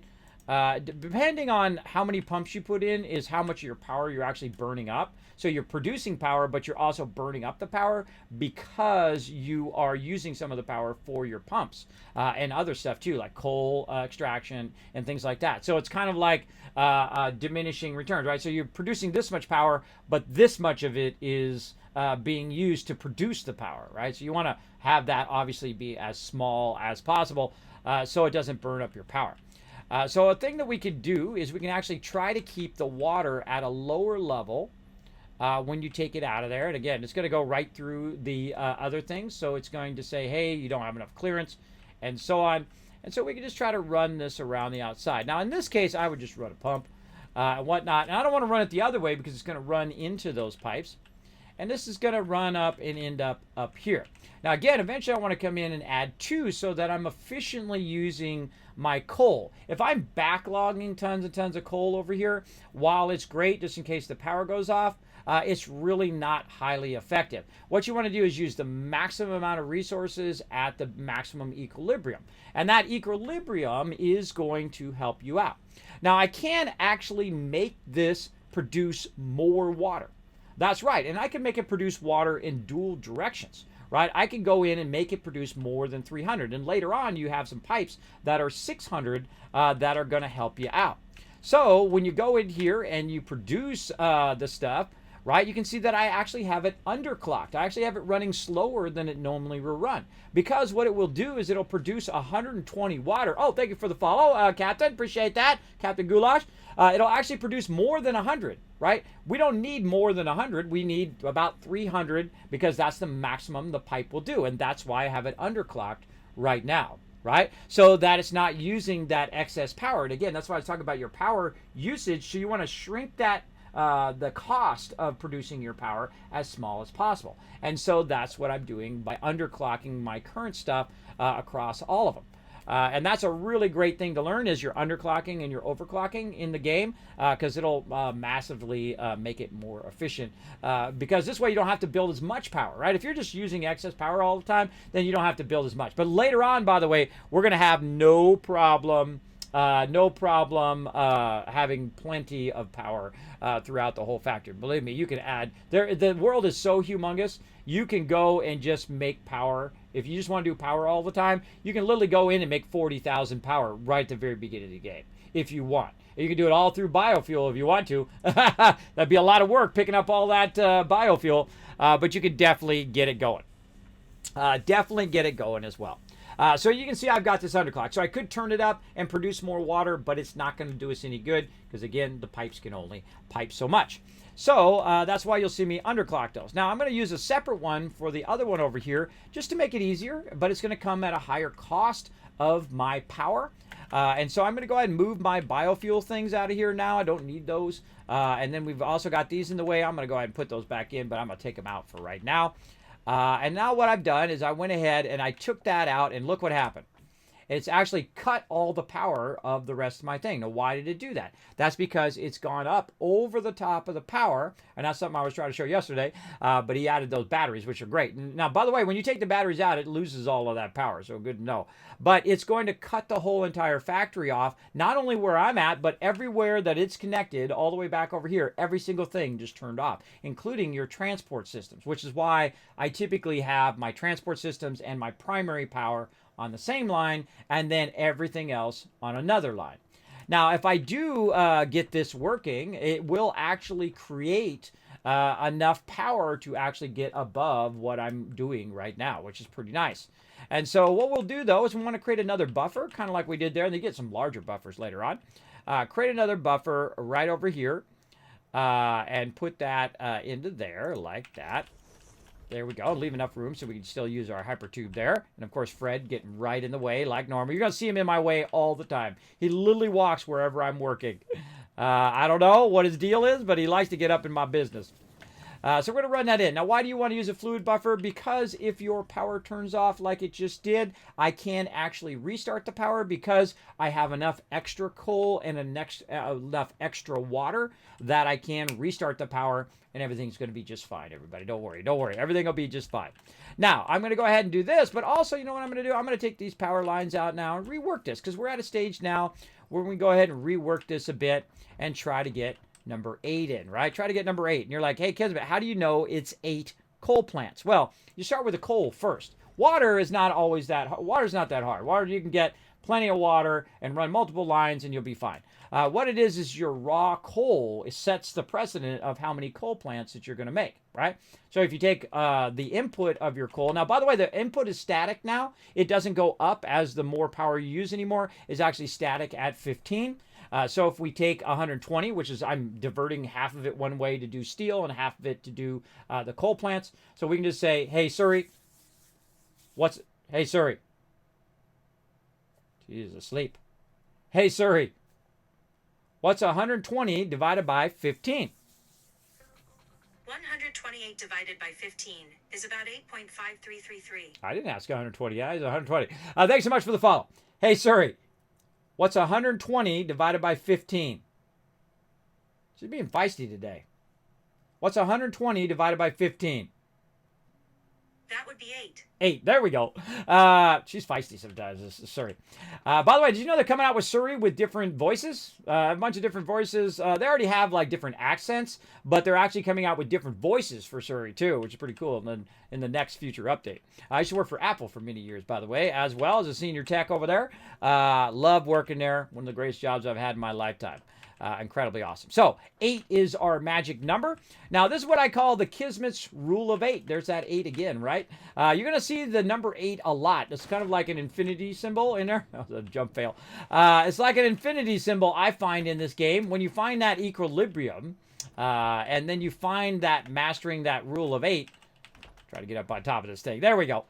You find that rule of 8, then you can find the equilibrium in the game and make everything work really, really well together. And you can see I've got a bunch backlogged in here. I've got a bunch of coal going there, so good. Now all we got to do is we got to get this going over here. Now, I've got 8 of these running, and so I got 120 coal coming in. I've got enough water to run 6 of them. Normally, by the way, I will create 12 of them in the beginning. Right? And you're saying, well, Kismet, well, how can you do 12? Well, that's because the requirement of the coal is much lower. It's usually about 10 at the very beginning. And then you can do 12 of them, so you're producing way more power. But as you use more power and build your factory up, it starts using more coal. That's the old way it used to work. Now, in the new way, it's an equilibrium of 8, right? So instead of 12, I will now just build 8. And then we can go ahead and also use our stuff. Now, later on, by the way, when you do get your 600 pipes, you can go ahead and do the 600 pipes in there, and then you don't have this problem of having to split your lines later on. So that is what we're going to do right now. So again, I'm going to go ahead and put this like this. I'm going to go ahead and turn it, and then 1, 2, and by the way, I'm just explaining for people who haven't played the game before and who like to watch and hear commentary when you're playing a game. A lot of people who watch my stream do that. I'm not necessarily asking you guys in the chat, so don't assume that I'm asking you and whatnot in the chat. Because some people do. They come in and they're like, oh, Kismet, you just do this or you just do that or you got to do this and you got to do that. Don't worry, everybody. I know how to do it. I'm just talking it out as I go along. Because I feel like the whys are always the most important and most exciting thing that I like to know. The why are you doing something? Why am I making this separate from over there, right? And I ran it in there on purpose so you could see that the numbers don't work out. And then I go, okay, well, if that's not going to work, how do I solve the problem? And that's the way I like to stream, the way I like to play. Is you'll see me do a lot of things that I undo So I show you what the problem is, and then I show you the solution, right? Which is the best way to learn anything, really. Oh, wait, I'm doing a battle. Hold on. Forgot to turn the battle over. This is the best way I think to show anything that you're trying to learn. Is the before and the after. There you go. All right, bam, there we go. We got some loot there. I turned that down a little bit. All right, nice. Open the cabin chest, grass rewards, Riverdog, The Last Splash, Ghost Assassin, and Subi all getting some love. And Toll Forge coming in overall MVP with a 12 assist there. Nice job. All right, back to the map. Let's go ahead and keep on battling through. I feel like this one here. We'll go ahead and do that one. Down over there. And then over here. Do I feel like doing the archer? Yeah, let's do the archer. I'll put my archer back a bit, though, so you guys can put your peeps up here in the front line. Then I'll run up behind you and help you guys win some loot. Again, thanks, Wombat, for that. Thank you, Captain Goulash, for the follow. And Flung, thanks for coming in. Thanks for coming in and pressing that follow button, hanging out, becoming a Teamwork Tycoon. All right, there we go. So now we got our second line running. And we can go ahead and just add a connection right there, and then it's going to go into both of them. And now, again, we need to figure out how much we're producing and how much we're putting in here to maximize our power usage. So we're using the minimum amount of power to produce the maximum amount of return. So in here, it only takes 45. But I like to just do it on 50 just so you have that little bit of extra. And so this actually, we'll just call that 100. Now, if we go back to our power over here, or water, it's going to have a certain amount that each of these produce. And I was talking about it earlier. And by the way, if you get in the water, you can just go out through the ladder, which is cool. And these produce about 120 per minute, which you can see. Now, I don't need 120 per minute. We can go ahead and just underclock that back to 83 like we did on the other one. And it's going to produce 99.6, which is just less than 100. But not so much less that we don't have a little excess. And I like to build up a little excess in the backup thing in case it does cut off the power, and then we need to restart it, which we will do here in a moment. Now, one of the things you do want to make sure that you have this ready to go when you do restart it. So you want to go ahead and run your power to those as well. Actually, let me add that to my power lines here.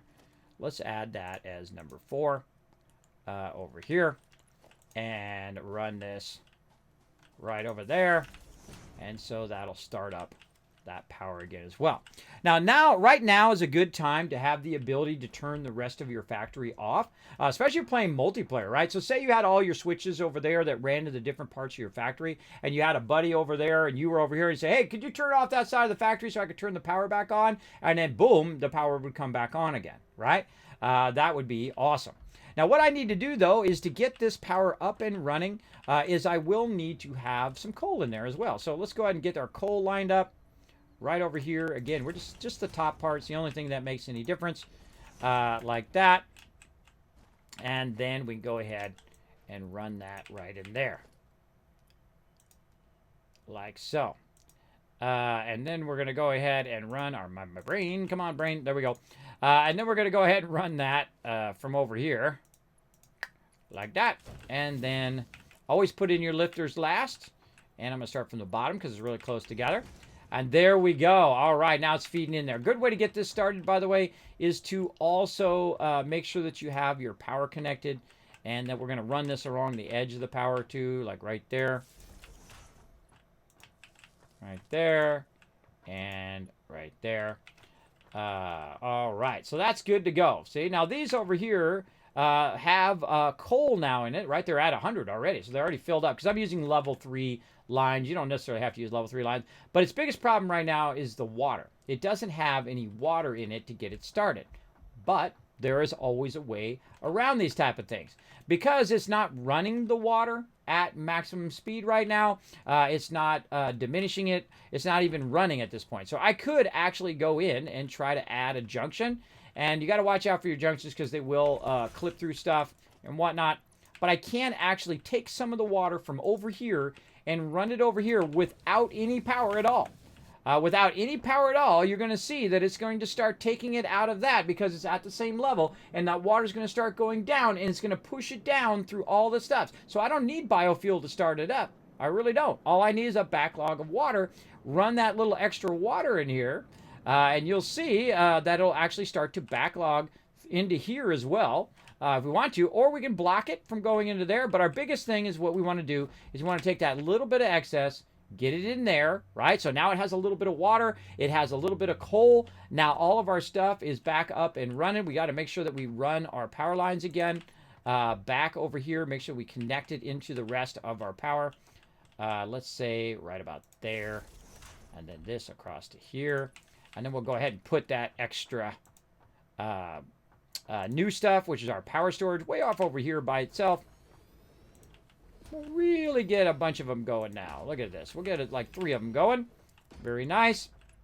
And then we'll go ahead and tie those into the system like so. And they chain, which I just discovered. I didn't know they chained, but they chain with each other. And also you can add a redundant if you want, right? You don't have to, but you can add a redundant if you want to, a redundant line that's going to get it going. So in theory, if I go here and I pull this thing, we now are producing more power than we did before. See, that's the thing. Now, this is only a temporary solution. The reason why is I still have my 2 sides of my water connected to each other, right? And so eventually that will interfere with each other, though you can run it that way. But what I first want to do is I want to get my water pumps up and running, right? And I want to create a backlog of water from both directions. Otherwise, all this water is going to try to backlog down into there, right? And I want to have enough excess power that I can go to the low side and say, hey, I need a pump here, and put a pump on this side and pump it up this way. Now, as you can see, it does this awesome little animation now where it's telling you the flow direction. The flow direction of the pump is that way, which is not what we want, right? We want to go the other way. So we're going to go ahead and flip that around using our middle mouse wheel, and then we'll have it flow in that direction. And I usually try to put it as close as I can because that's where you want a pump to be, at the lowest side, so that it's pushing that stuff up. It doesn't pull the water, it pushes the water. Keep that in mind. And then we have our power line running there. We can run another power line from here into our pump. Now, it's probably not necessary to do a pump there. It's not really going up that much higher. And whatnot, you could probably get away with it, but I'm going to go ahead and have it pumped just so I don't have to think about it or worry about it. And now we've done a little bit higher cost, but we've actually increased our amount of power a good amount, right? Remember, before we only had 450, and now we're at 750, topping out at 825. So that's pretty nice. Now, how do we know how much power we're going to end up with? Well, you can go in and you can look at how much power it's producing and just times it out, right?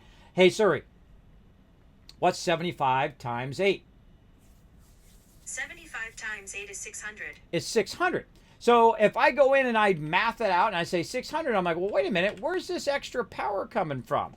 Why do we have 825? Why do we have, actually going up to 975 and whatnot? And that's because they're tying their power in as well. So not only do they have their power going on and piping that in, you can see it's starting to ramp up. See how your power goes up and down?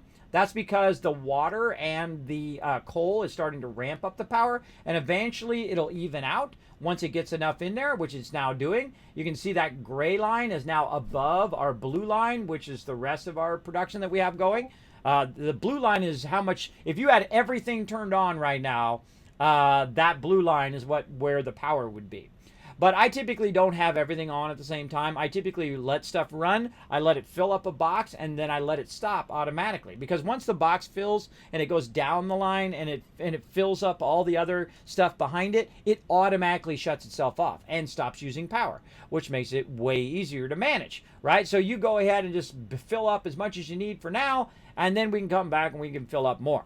Now, if it is going up and down like that, then you're having an issue. See, it's starting to spike back down again. Now, that might be on their side or it might be on my side. But what I want to do is I want to double check that this is starting to fill, right? If this is starting to fill, then my side is good. And then also I want to remove this in-between thing that I used just to get it started up. So we'll take that out. And so now we know that we're getting 100 in here, which is leaving us just a little bit extra to fill this up with.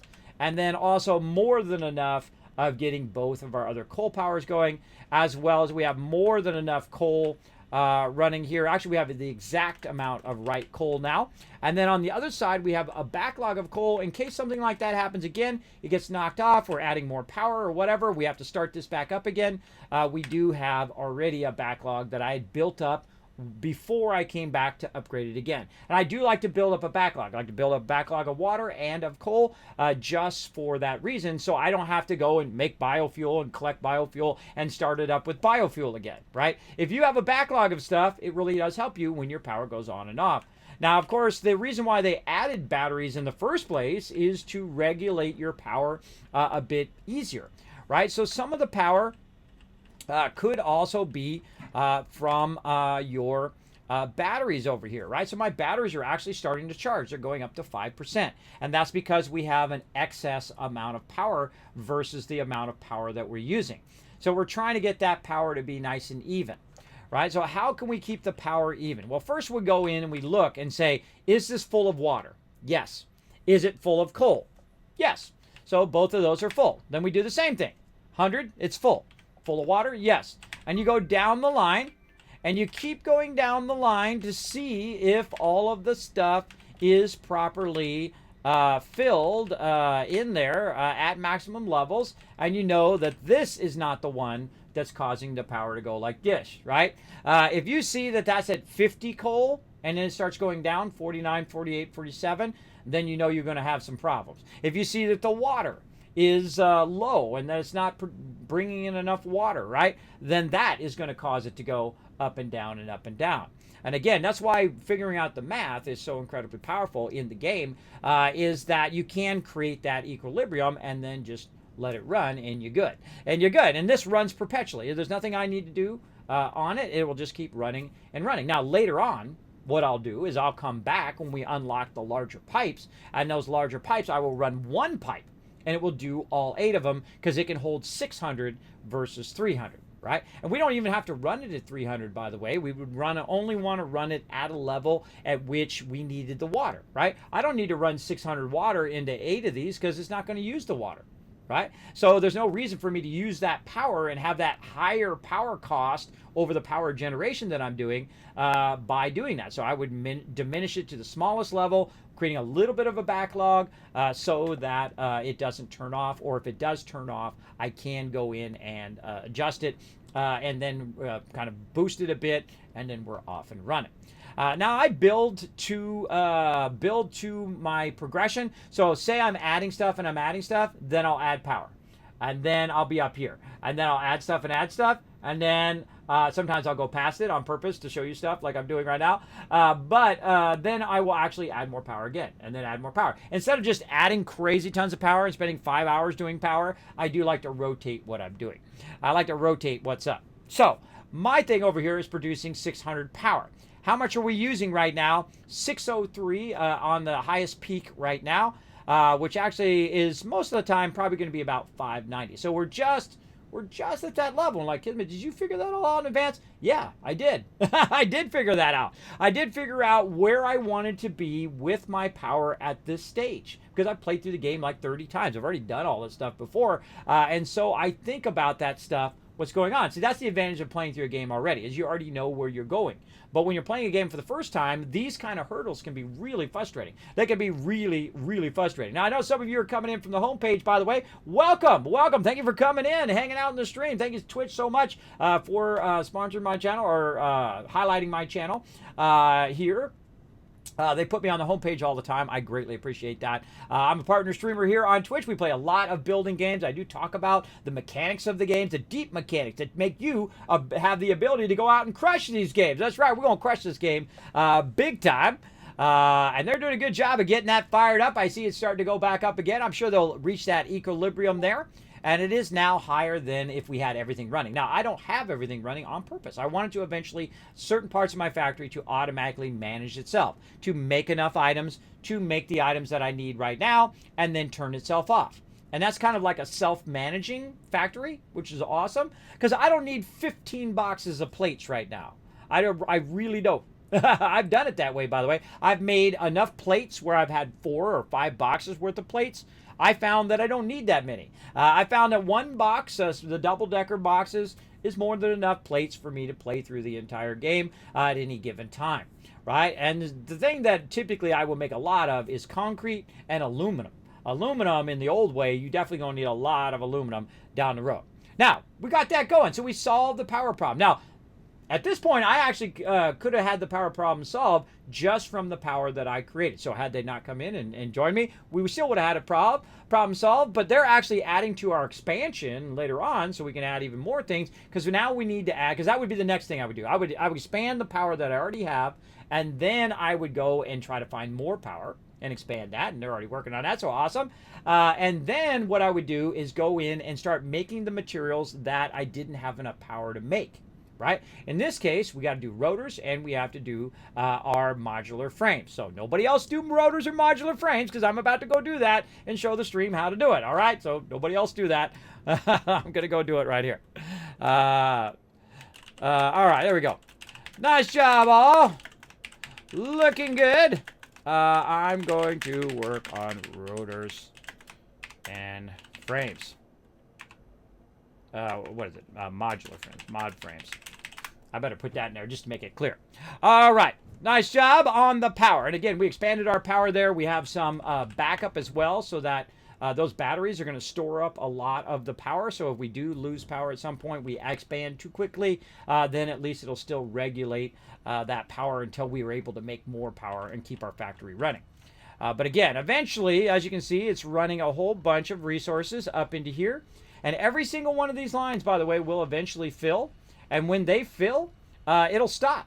All of this will go off. I'll lose a ton of power usage, which is good, because that's what you do. You do want it to turn off eventually. How much wire do I really need at this moment? How much cable do I really need? How much copper sheets? A lot, because I'm going to run hypertubes. But other than that, I really would probably need steel at this point and whatnot. But we also need to think about the future. And the future is unlocking more things in the game. So let's go think about that. How we do it on time? We're just about ready for a break. All right, awesome.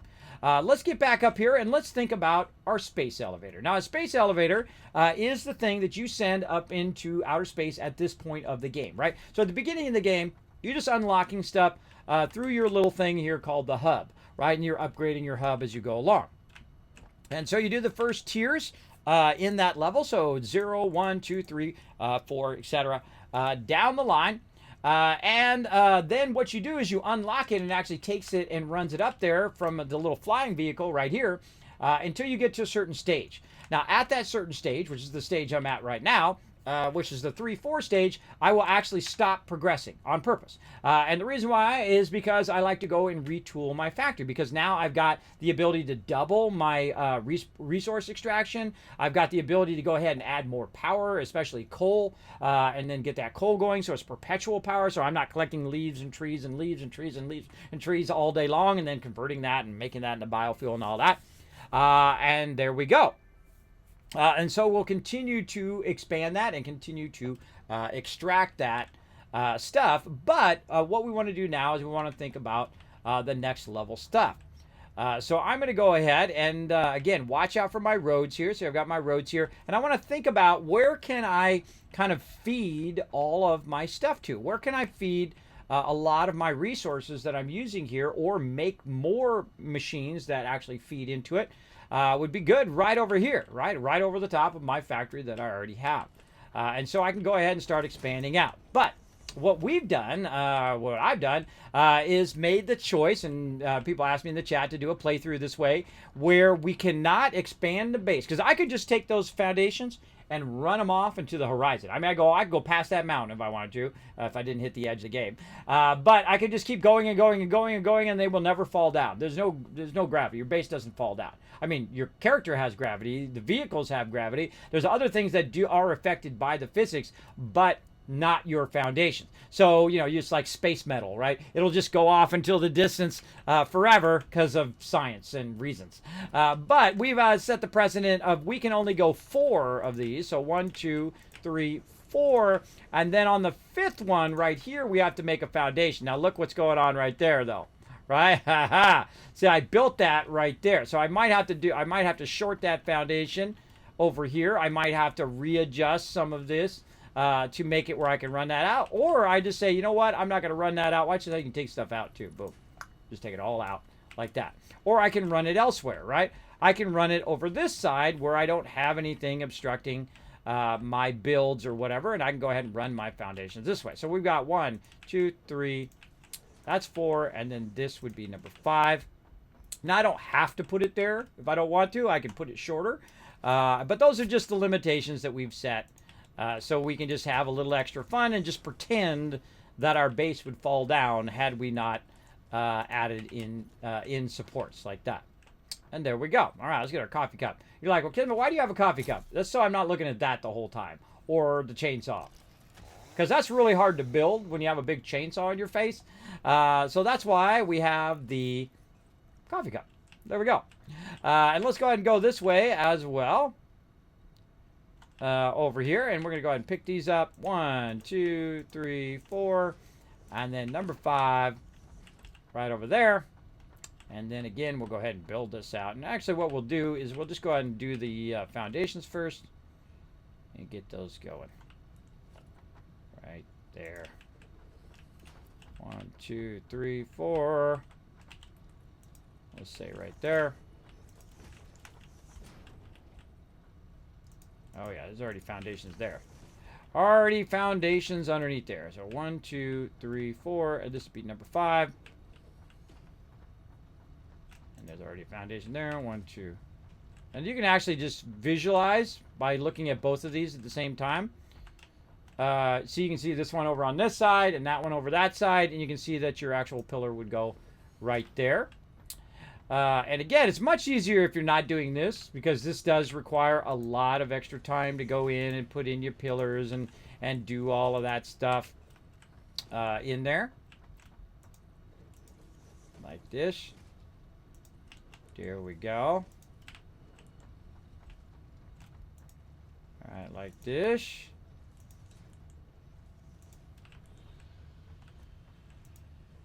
2 and 3, and then up here. There we go. All right. And misclick by me. Now, I never mind going in and tearing down a whole factory and doing all of that. But we're going to go ahead and just make a bit of space back here. And usually I put my items right next to my main hub, and then also my space elevator right next to the main hub. But in this case, we're going to go ahead and just put this way off to the side. Now, this space alone is not going to be big enough for our space elevator, because the space elevator is huge. It's absolutely massive. But what we've done is we've set the ability for us to now extend it 4, because we can do an overhang 4 on each side. This is what the limit we set ourselves to. So I can actually overhang this, say, right to here. 1, 2, 3, 4. Oh, hold on. 1, 2, 3, 4. Uh-oh, I went too far. I went too far. I didn't, I put it beyond the thing. My bad. My bad. That's okay. We're going to go ahead and do that. We'll take this section out. We'll call that legit. There we go. So now what I did there is that now I'm out of sequence. 1, 2, 3, 4, 5. It's right there. So now all the rest of these are actually off. So that's, again, I don't mind tearing the whole thing back down again. Again, I'm that kind of stickler that I will go in and readjust everything to make sure that it is on spec, as we say. So 1, 2, 3, 4, and then right there. Now, here's the cool thing. I've already counted these other ones, so these other ones should make it a little bit easier. So I go in and just redo the pillars. Again, this game is really fantastic for building. Absolutely love it. If you make a mistake in life, you know what you do? You say, oh, my bad, made a mistake. I made a math error, or I clicked the thing wrong, or whatever, right? I don't tear other people down because they make mistakes. People make that assumption that they're better than other people because they think they don't ever make a mistake in their life, but they do. They just want to bring other people down to make themselves feel better about themselves. So if other people are bringing you down because you make mistakes, don't listen to those people. Screw those people. Screw those people. They don't need to be telling you what you should be doing and how you should be doing it. Unless they're your parents, and then when you turn 18, then it's all on you anyway. You get to have your own pain and suffering instead of learning from someone who already had the pain and suffering. because I have $3 and I can tell you. Some of them are going to learn the smart way. They're going to learn by me telling them, and some of them are going to learn the hard way by saying, oh, well, I already know everything. There's nothing funnier to an adult than when a child says, I already know. Because you don't. You really don't. Because 2, 3, 4, 5, 6. Because there is the knowing of something, and then there's the real knowing of something. A great example, college. You go to college and you're going to learn something, some field, some whatever it is. I'm going to use graphic design because I'm a graphic designer. As a graphic designer, you're going to learn all about colors and color theory, and you're going to learn about how to do printing and doing all of the text and graphics and all of that stuff. And then you're going to get on the job and you're going to realize that you've learned about 1% of what you need to know. You're going to learn that you don't know jack squat. At least that's what I did, and I studied it for years and years, pretty much my whole youth. I thought I was Mr. Big Old Stuff. But guess what? There are people who've been doing it for 30 years, hands-on, and they are way better than you at everything. And so you got to have a bit of a humility to yourself to say, you know what? I don't know. You got to admit that you don't know stuff sometimes. If you can't admit you don't know, then you're probably never going to know because you're not leaving yourself open to learning stuff. If you don't leave yourself open to learning new stuff, you will not progress in your real life levels. You'll stay level 0, as I like to call it. Some people stay level 0, both emotionally and mentally, sometimes their whole entire life because they are too afraid of being wrong, of looking like the fool, right? You look more like the fool when you are caught pretending like you know than if you actually didn't know. When I find people saying, well, it's because this, that, and the other thing, and give you this excuse and that excuse or whatnot, I can see right through that stuff. Look out for that in life, everybody. You want to have the ability to make mistakes because you learn from those mistakes. That's why you make them in the first place. That's what they're there for. They exist so you can make mistakes and learn from those mistakes and have little learning moments in your life. You're like, Kismet, how would you know? Well, I've done everything I can do in graphic design. I'm 100% achievement in real life. I've been with my wife 28 years. I have 3 beautiful daughters who are strong, independent women who don't need nobody to tell them to do nothing, but also are smart enough to sometimes listen. So there you go.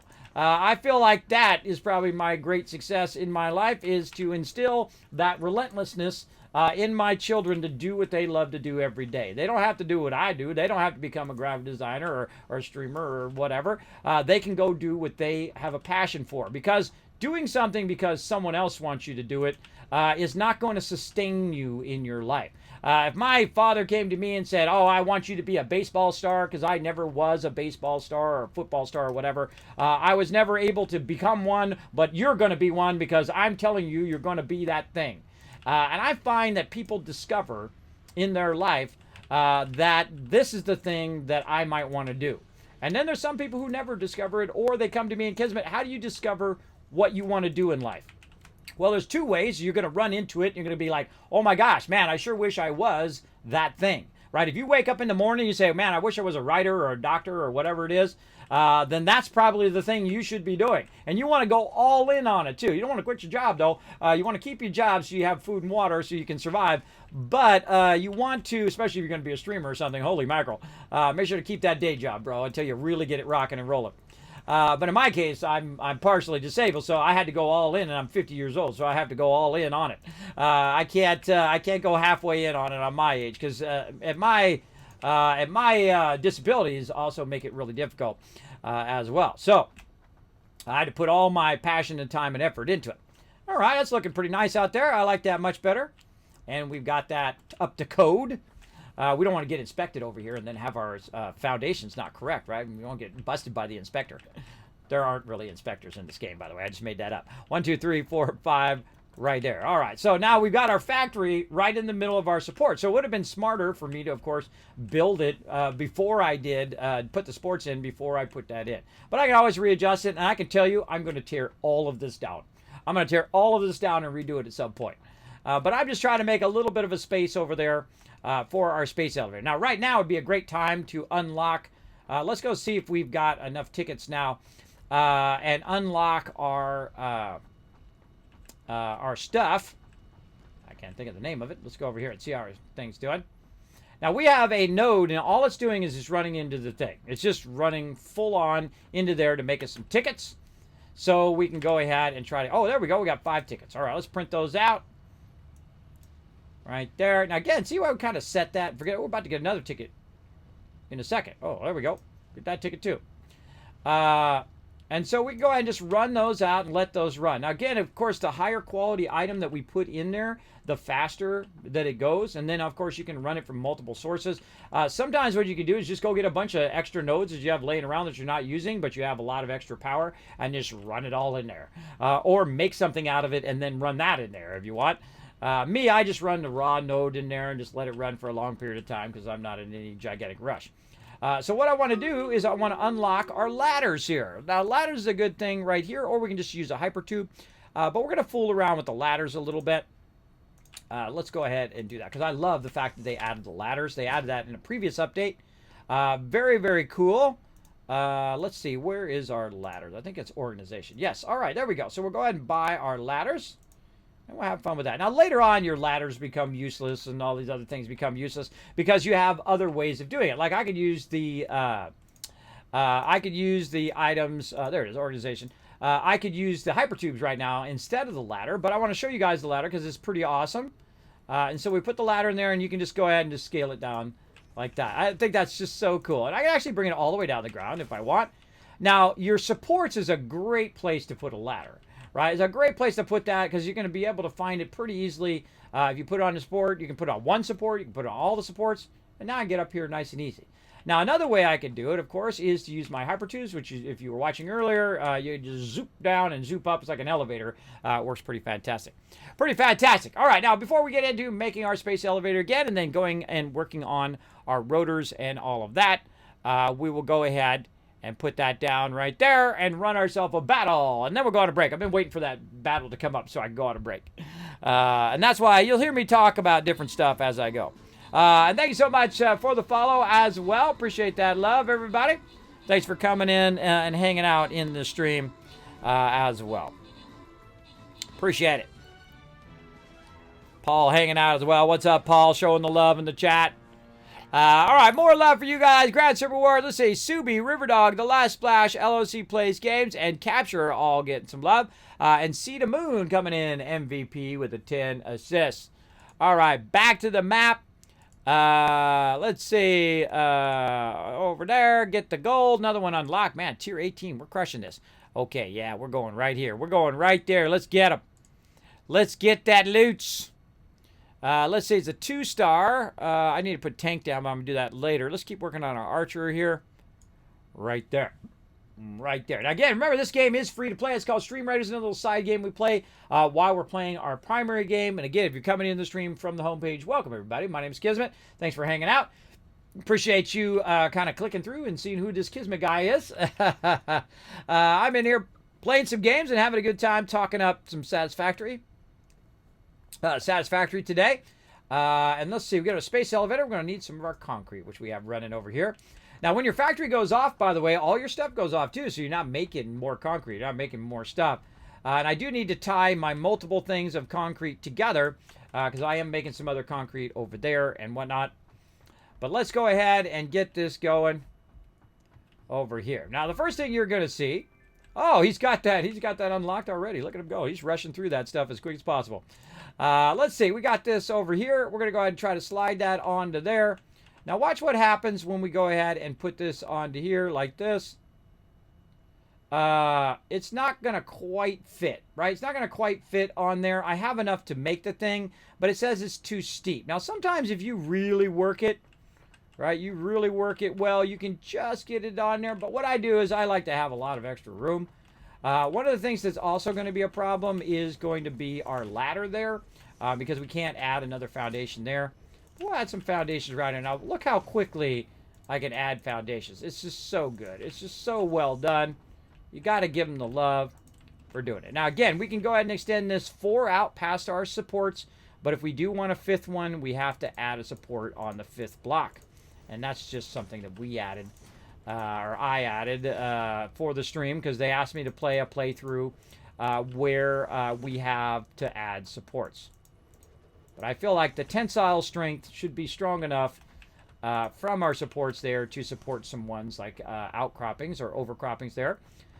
So we're just going to kind of say that the pad for the space elevator is going to be back there. And I'm going to move it back a bit because we're going to be adding a ton of other stuff over this way that's going to work with it. So, space elevator. Let's see if we get it going in. And again, you put it in. Sometimes you want to be back a little bit. When you're working with large objects like this, it can be really awkward to try to put them down.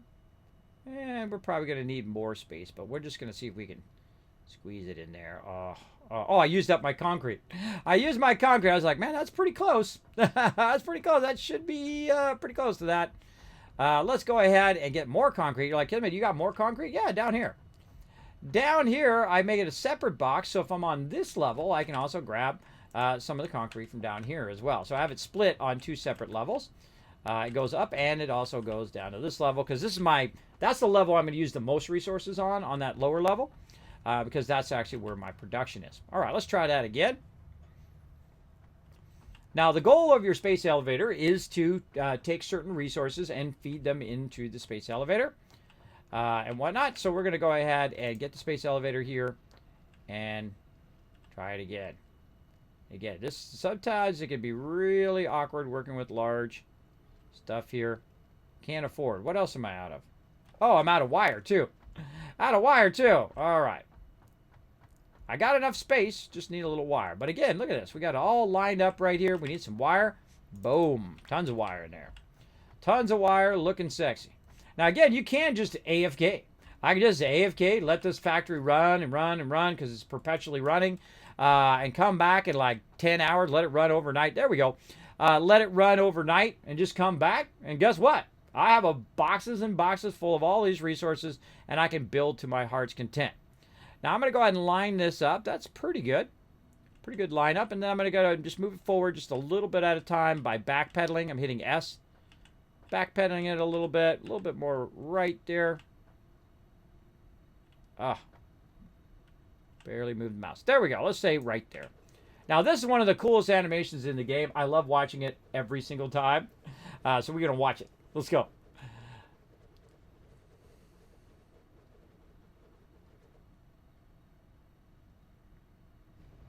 Now, way up in the sky, it's going to come down.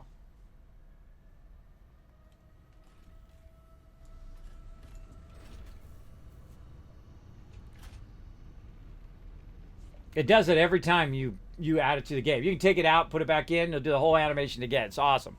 Awesome. Hey, Raz, what's up? Thanks for hanging out. And there we go. It's going to go ahead and scrape along there and attach. And then our item's going to come down. Now, we already had the space elevator before, and I took it out because I used it to get to tier 3 and 4. So when you get to tier 3 and 4, you must use it before then to unlock it. Now, once you get past tier 3 and 4, it's going to try to make it a bit harder. Now, the first one we did was a single item, and now we have to make 3 separate items, right? So we need to make this item right here, which is called smart plating. Then we need to make some versatile framework, and then also some automated wiring. Now, out of all of that stuff, the only thing we haven't made yet in this particular playthrough is going to be our rotors, and all the other stuff we actually have running or had running at some point already, including our rotors there and our modular frame. So we need to get all that working again so that we can start making these items. And these items too, once you have all these items feeding in there, and you have perpetual power, enough power to keep your power running, then you just walk away from the game, let it run, which is great. Great way of doing it. You having a better day today? Oh, awesome, Raz. It's good to hear. Thanks for being here in the stream. Good morning, Hack. Thanks for being here in the chat. How you doing today? Thanks for hanging out. All right, so our space elevator back up and running. Now, again, the reason why we need this extra space over here is we're going to go ahead and run this out this way as well. And we're going to run that out across there. And just fill this in with a little bit of space. And look how nicely that just fills in foundations. It's just so cool. My mouse wants to cooperate. Got got a little glitchy there. And there we go. And then over here, we can go out this far. So let's go ahead and just fill that in. Again, you'll see me misclick a lot because I refuse to change my mouse for each and every game that I play. A little oversensitive, but it's okay. We'll just keep rocking it anyway. There we go. And we've got our ladder there right now. We can take that out and eventually add some more stuff, but I'll leave it in there for now. And then this way, we'll go ahead and add this in. Just give ourselves some room all the way around. And then we'll add that.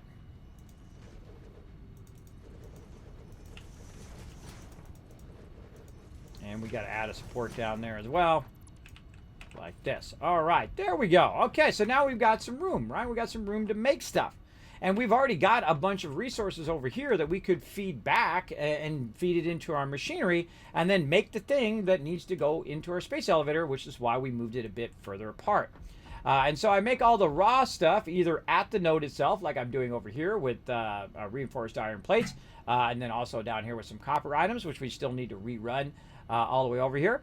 But we can also take all the stuff that we are producing and run it into the space elevator eventually. But we need to work on those rotors and on the frames again. And we're going to get that going in a moment. I'll let you guys go ahead and watch. Now watch me as I kamikaze off the top rope. Wow, God, oh,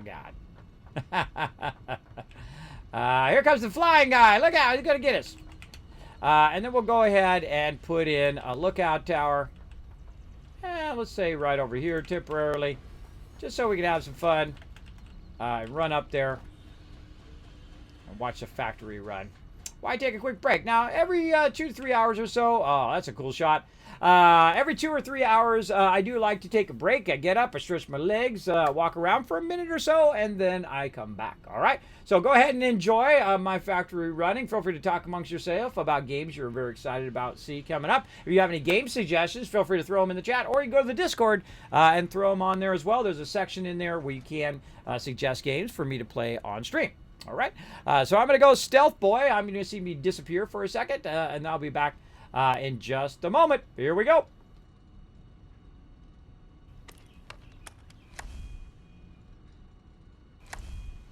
I'm back. I told you I'd be right back. I just get up, walk around, get re-energized for playing some games, ready to rock. Let's do it, everybody. Let's do it. All right, space elevator back in, ready to rock, good to go. Our resources running, nice. Our power has been boosted a little bit. Let's see if they've got that other power nice and stable. Let's go take a look.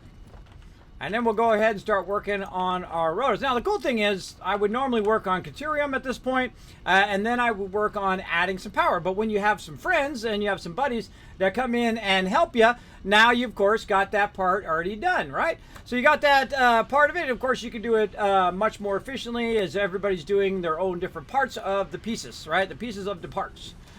So let's go ahead and get into doing some kind of more advanced items, which is our, how much time we got? We got 13 minutes on our battle as well. Our other stuff. Now, what I like to do is I like to go ahead and make what I call the play yard. Now, you can also go in and just hit X, and you can type it in here, and you can get it in there as well. But I just the way I like to do it in there. Because it's kind of a more visual way of doing it. This is more of like an analytical way of doing it in here, and then you search for it, blah, blah, blah, blah, blah. In there, I like to put the thing down and just look at it. It's fun. It's fun. Okay, so what do we need to do that we haven't already got running, right? We got iron plates, we got iron rods, we got screws, we got copper sheets, we got steel beams. We made a bunch of steel pipes, but we haven't really got the production for that going yet, but we'll get into a bit of that. We've got our wire going, cable. They've already started quick wire, so nice job by them. I got a bit of concrete going. I saw they unlocked quartz crystal as well just earlier. We've already done biofuel earlier, power shards, and then some of our stuff. Now, what we really want to do is we want to make some rotors. those rotors are not actually made in this particular thing. The rotors are made in the one that has a double input. And you can see we've got a bunch of stuff in here that we want to get. And actually, it looks like that we've unlocked an alternate rotor option there. I do not use those on stream, though. I always use whatever I have as default, just so anybody who plays the game can do exactly what I'm doing on stream. So you won't see me use any alternate recipes at all, though they are very much more efficient and they actually use less materials in a lot of cases. And they are actually more convenient, especially when you have nodes that are right next to each other that equal the alternate recipe that you have. I have actually used the recipes before off stream. I have fooled around with them. But I typically don't in my playthrough. So if you're wondering why I don't use those, I don't. There you go. So we're going to go ahead and use the basics. We're going to go ahead and use iron rods and screws. Now, the cool thing is iron rods and screws are made from the same thing, right? They are iron rods become screws. So if you have enough to make 20 iron rods per minute and 100 and enough to make screws, sorry, I was sneezing there, and enough to make screws, then you can make rotors all day, every day. Now, one of the cool things that we found just by wandering around, because I have not played this forest area in a really long time. It's just like the game came out, like a long time ago, when it first went early access, is the fact that we have an extra node that we're just running into the thing, right? We're just running it into the Awesome Sync right now to get ourselves a few tickets so we can get the ladder unlocked and other little fun things like that. How many tickets I got left? 2, all right. Let's go over here and see how many we got now. We got 2 more we can get. Grab those right there. And so on. And so what we're going to do is we're going to go ahead and unlock the next awesome thing that I do like to unlock as I go along, and that is my power attachments. I love these power attachments. I especially love them because they're vertical right over here. So we'll go ahead and buy all of that, and now we've got our wall outlets. And the reason why vertical wall outlets are awesome is because you don't have all these power poles and power lines running everywhere after a while. You just have them vertically right above your thing. Now, see all of these poles running? Those are obstructions to what I'm doing. Maybe I'm driving my car or whatever I'm doing. But right here, I can just go ahead and utilize this. I'm going to take this off and turn my light on so you can see what I'm doing. And then what we're going to do is we're going to go in and we're going to get our power line. I'm trying to press my power line button. It's doing the wrong thing. There we go. And we can run it literally straight up like this. It's the greatest thing ever. It just makes it look so clean. And then I can run it across here because I have this connection up here. I can just run this across. Now, if it goes too far, it'll be just like your other power lines, and it'll say, hey, you've gone too far or whatever. But you can go ahead and just run this pretty far over here. And then I can just run it straight down into here. And now I no longer need the power pole that's running over here. I don't need this power pole anymore. I can just take that out. That power line now gone. The actual base looking much sexier as well. And then I can run it, say, down to that if I want. And so on. And I would go in and replace all the power poles eventually with those vertical. But that gives you a general idea of why those verticals are so awesome. You can literally just put them right up there.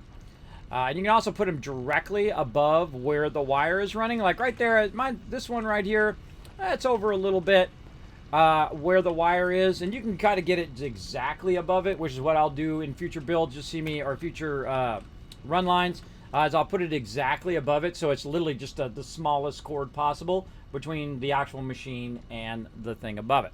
There we go, dance party! Dark coming in with the dance party. Getting it going on up in there. Everyone ready to jump? There you go, Raz. Give him a heads up warning first.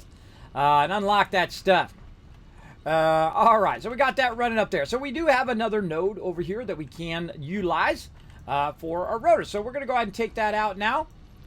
And we're going to take this out of here. And we're going to actually use this particular thing. And that's why you'll see me, when I go to swap these out, you'll see me just take the whole thing out instead of upgrading it and do all that old school stuff, which it used to do. I just do it because I turn it a lot. I'll turn the rotation of the actual item. Now, I want to get that from here to this upper level. Now, one of the things that happens quite often is that your machinery will be not perfectly aligned to this up here. There's a way to fix that with the walls. You can go ahead and run it to a wall, and then it will be perfectly aligned with your foundations. But very rarely is it like that. Now, that's a good time to use the walkways. So you can put your walkways in, and since we already have it unlocked, I'll go ahead and use it. Normally, I don't worry about it. Normally, I'll just leave that open. But you can use your walkways to go in and try to fill in these open areas, right? You can go ahead and run them up here. You can go ahead and run them like that, or you can go ahead and put in your crossways here, and that'll keep you, hopefully, from falling down out of that thing, right? Because you get a little too close. You can run around the side. You can also perfectly fine-tune this. Lifters, by the way, so it's only taking up 1/4 of it, and then you can put the other 3/4 in, and you can just have that there. Or in my case, I like to use wall lifters. That's a really great way of doing it. Now I'm going to go ahead and add a bit of a walkway around it, just in case I need to walk around it up there. All right, so there we go. So we're lifting that up. Now again, we need to think about the power here. And instead of running this long line like this, I'm now going to go in, and I'm going to go ahead and grab this over here and run that across. And let's say over to there. And then over to there. Good to go. All right, see, now it's up off the thing, no poles. Everything is all nice and vertical. My favorite way of using these is the double-sided. The double-sided one, a great example is when you have like a whole bunch of production, like over here. And say you have production on both sides. Say you have this going and it's going through a wall, and then it's going to another side of the production. Well, when you put the thing in there, it actually connects from both sides. So it's 4 on this side and 4 on that side. And so you can connect 4 over here and then 4 over here, but you're going to need 1 to connect. And then you can upgrade it so it's 7 and 7 on each side. So that's really cool later on, especially when you're using your quick wire and all of that stuff later on. Makes that wire running way more efficient. Big time. So we got that running up there. We're going to run up there. Hold on. Let's take out that. No longer need that. Fred walking through there. Fred, always in my base. What's up, bro? And so now we have a bunch coming up here. Now, I just happen to know that that's a normal node and that we doubled the normal node to a 120. So it's now 120 running out of there. 120 raw ore. Make this go a little bit higher. Again, I usually find that I run it and then try to, just so I can see where it's at, and then I'll run it up a bit higher, just so I can bridge that across. Now, we need to look at what room we've got here. We got a bit of room here, but we're going to start falling off the side here. And I think we can go this way. 1, 2, 3.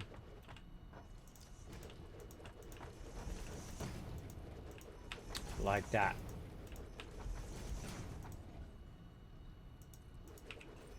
There we go. All right, nice. And so we're going to go ahead and make a bit of production over here. Now, remember, what are we trying to make, right? Always a good idea to figure out what you're trying to make in the end. We're trying to make it go to an assembler, and that assembler is going to make our items.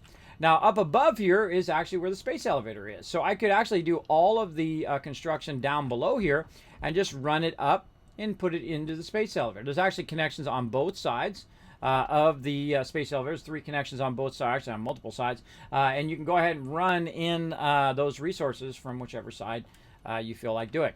But what we're going to do is just try to get to rotors. And we're going to take those rotors and we're going to run them back to our box over here, which is our rotor box, which we already have some rotors in. And so we're going to run it over there first and then run it around. Now, again, we'll come back and revamp it, make it look beautiful, and run all the lines perfectly. I feel like I don't get too concerned with that. I mean, I try to build it nicely as I go along, but it's not really necessary to have to do that too much early on, unless you're kind of already pre-planning out your entire base ahead of time. It's really up to you. It's your game. You do it however you want. Me, I just kind of do it as I'm progressing. I will revamp and redo and revamp as I go. Okay, Iron Ignis. Now, we got 120 coming in, and we take 120 divided by 30. Hey, Siri. Hey, Siri. What's 120 divided by 30? 120 divided by 30 is 4. Is 4. So 1, 2, 3. And I can't do the 4th one because I don't have enough resources. But over here, somewhere, over here is some of my stuff. Oh, it's up. It's up. Up one? No, I thought it was right here. Or maybe I left it on the lower level. Oh, it is on the lower level. I got confused as to where I left all that stuff. Sometimes I get confused, or actually a lot of times I get confused. So we're looking for rods. So we can go look in here. Now, I usually go in and look in boxes that I already have pre-existing items in. And the reason why I do that is so I can burn up those items and let my main area fill up with rods and stuff, because there is rods upstairs in my main thing. I also got to look at how many modular frames I've got backlogged. I got a lot of it. A lot of modular frames, a lot of that, because we had already done it before, right? Now, do I need that many modular frames right now? Probably not. Let's go ahead and just take full stacks, so we don't have to come back and do it. So not too many rods down here. And again, I'm just hitting F so I can see what's in the box. It does make it a lot easier, so you don't have to go in and out of the boxes, even though I still do to this day, even though I can just look like that as out of habit. Sometimes those old habits, they die hard. Now, we go ahead and head up here. Now, meanwhile, while we were doing all that other stuff, up here, it has actually been making me so many rods. Oh, actually, in just a few rods, all of these rods are about to turn off, right? Just a few more, but I'm going to take some out, so it's going to run even longer. But every bit of production that goes along with making those particular rods are going to start to backlog and stop. And all I need is about a box of whatever it is, right? I need about a box of plates and about a box of this and a box of that. And when it's done, it'll start to backlog back down the chain and automatically turn itself off. And the way we can tell, too, is we can tell by our lifters. So we went over here and saw that our lifters had stopped lifting. Then we would know, right? Then we would know either we lost power or we have a backlog of that particular thing. In this case, my plates have finished, right? My plates are not making anymore. And you're like, oh, Kismet, if you put 1 and 2 together there, or 1 and 1 together, that is the rest of this overhead automatically turning itself off. I didn't need to turn it off. It turned itself off when it filled that box. And thus, I don't need to run my entire factory all at the same time. And that's one of the things that I really learned at the game, is that you don't have to run everything at the same time, at least in the early game. In the later game, definitely going to need it for sure. But in the early game, not so much. Not so much. And so you don't need to run every single thing. You can go ahead and just run your resources in there, fill up a box of whatever that resource is, and then move on.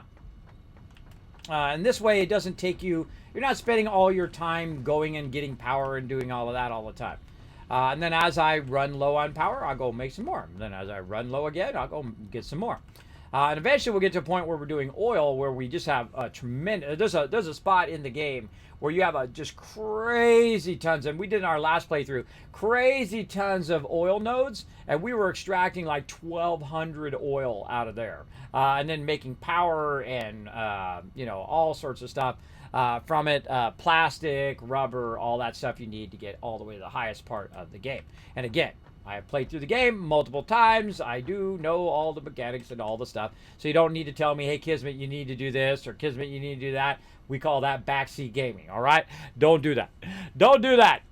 I know where I'm going and what I'm doing. I'm not necessarily asking about it.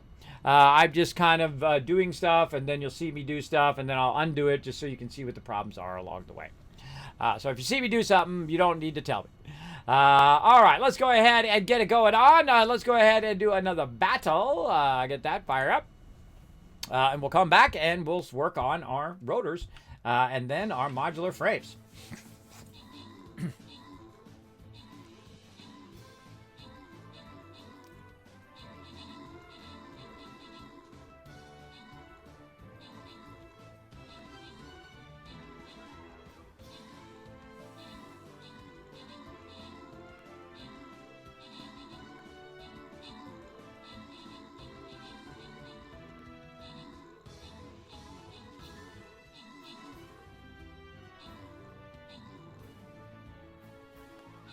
Those rogues are all over the place. I think we got them. It's 77-2 in our favor for once. Crushed them. All right, open the capture chest. Give you guys some love. Let's see. Assassin, Subi, Rotisserie G, and Blue Chronos all getting some love. And Pure Fubar coming in overall MVP with the 16 assists. Back to the map. Let's get in there. Let's get it going. Let's fire it up, everybody. Oh, now this is a 4 skull right here. Let's go ahead and just get the Wasteland Tycoon in there to back you guys up. Back you guys up. Try to get you some loot. There we go. Okay, so I just happen to be standing next to where my rotors are going to end up and where my modular frames are going to end up right there. So we're going to grab those and bring those in. Again, I like to just jump down, though we could be using our zip line thing right now. That'd be kind of fun. But here's the thing. I'm actually going to not have any lines eventually. I'm not going to have any lines to zip line down because I will be having them all vertically. But I guess you could vertically slide across, I guess, or I mean horizontally across the top of the factory as I go along. All right, so we got that in there. Now we got to kind of fix this thing right here over here to make sure that the rest of our factory over here is feeding some stuff in. I don't see any plates on there. See how I don't see plates on there? That's a dead giveaway that there's something up with this. And most likely it has to do with our factory over here. And let's go ahead and see how we got. See, look, that's my little play yard. Let's take that up now. And we got that going. And let's go take a look. Oh, let me turn my sound back on. Let's take a look. You also see me running around a lot in game, even though I do have vehicles and stuff like that. And I can see this is all stopped over here and whatnot. So let's go over here and see why this is stopped. What's the problem? Oh, no iron plates. Why is there no iron plates? Well, let's go back and look. Nothing in there. Let's go look in the other one. Oh, plenty of screws in there. So let's keep backing up. And backing up. And backing up. All right. Well, our concrete's still going back here. So that's good. Like that. All right. Concrete's looking good. Again, eventually I want to run this concrete all the way back over there. But let's go ahead and see what's going on down here. Concrete's going over to there. That's running to there. This line right here probably got disconnected. Way over there. Oh, that's kind of connected there though. And that's green.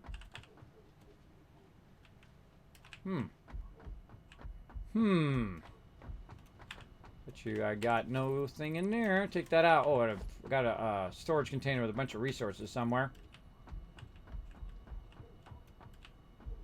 Somewhere over there. All right. So our extractors are not working.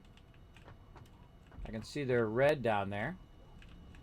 Oh, totally missed it. That's okay. We'll be fine. Okay, our extractors are not working. Why are they not working? Because they are not connected. Huh, that's weird. I don't remember disconnecting my extractors over here. I don't know. I don't know. Maybe they came over here and turned this off. Did you turn off some of these extractors? I'll ask them. So I don't remember disconnecting that, but that doesn't mean I didn't. Again, sometimes I don't remember. Sometimes I don't remember. They might turned it off to keep the power. To keep the power at a certain level. Let's turn this back on. Let's try to backlog a bunch of these as well. He said, nope, they never had power. I thought you did it on purpose. I might have actually did it when I was reworking the power over here. Cool. It was probably me. Again, that's why I always assume it's me, but I ask just in case because they might have done it for a reason that I don't know about. But there we go. All right. Now, we had this running for a while. And what it does is it actually extracts a bunch of iron. And then it turns it into reinforced iron plates. Now, this is one of the few things that we've doubled down on now. I call it the Kismet's rule of 8. So we actually have 2 of them doubled down. And they are actually making double the amount of iron plates. Because I'm going to need the iron plates very soon for the space elevator. Which is why I think so far ahead. I think very, very far ahead in what I'm doing. Now, one of the problems with this, though, is it's going to massively make our power start to go up. As well as you can see the blue line has gone up a little bit because we've added our extractors to our thing. But even if I did start everything up at the same time, it's also going to be running as well. Now, I do have a whole box of iron reinforced iron plates, so it's not that big a deal. So it's okay to just turn it off while we were working on power or whatever. And a lot of times I'll have my whole factory off when I'm working on power, or I'll have everything turned off to a point where I just have my thing. You're not in a hurry, everybody. It's okay. It's like you don't have to prove nothing to nobody. You don't have to prove nothing to nobody. You just got to do your thing. Very easy. We go ahead and start that back up again. Again, I don't remember taking that out because we obviously had it working before and it was running down the line. But I could have, when I was working these other lines over here, it could have turned itself off and whatnot. I don't know when I did that, but I'm sure I did it at some point. But obviously we had it working because we had boxes and boxes and boxes full of it, which we've got over there. So, but we want to get this going because we're going to need a lot more than what we have there. So we want this to get going and start to backlog a bunch of this as well. So we'll let that run now that we know that that's working. And again, this is one of the things you want to do periodically is to run around and make sure that, you know, nothing went wrong with something, right? And if I see stuff, if I see that it's not coming down the line, then there's something wrong back over there. Either it's diverted, or there's not enough power, or there's not enough resources, or there's something that should tell you, hey, look, you got to go back and take care of that as big time. And he said something else. I mentioned about an hour ago also that I'm making more reinforced iron plates. Okay.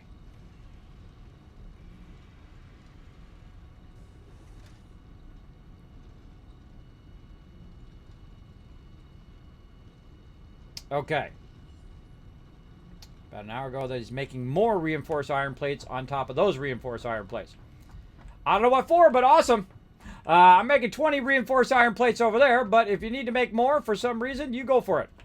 Okay, back over here, everybody. Back over here, what we're doing. Again, we're going to do something, make sure you let people know, and then you say, this is why I'm doing it. I'm doing this so I can feed this eventually into the space elevator. That's why I'm doing this.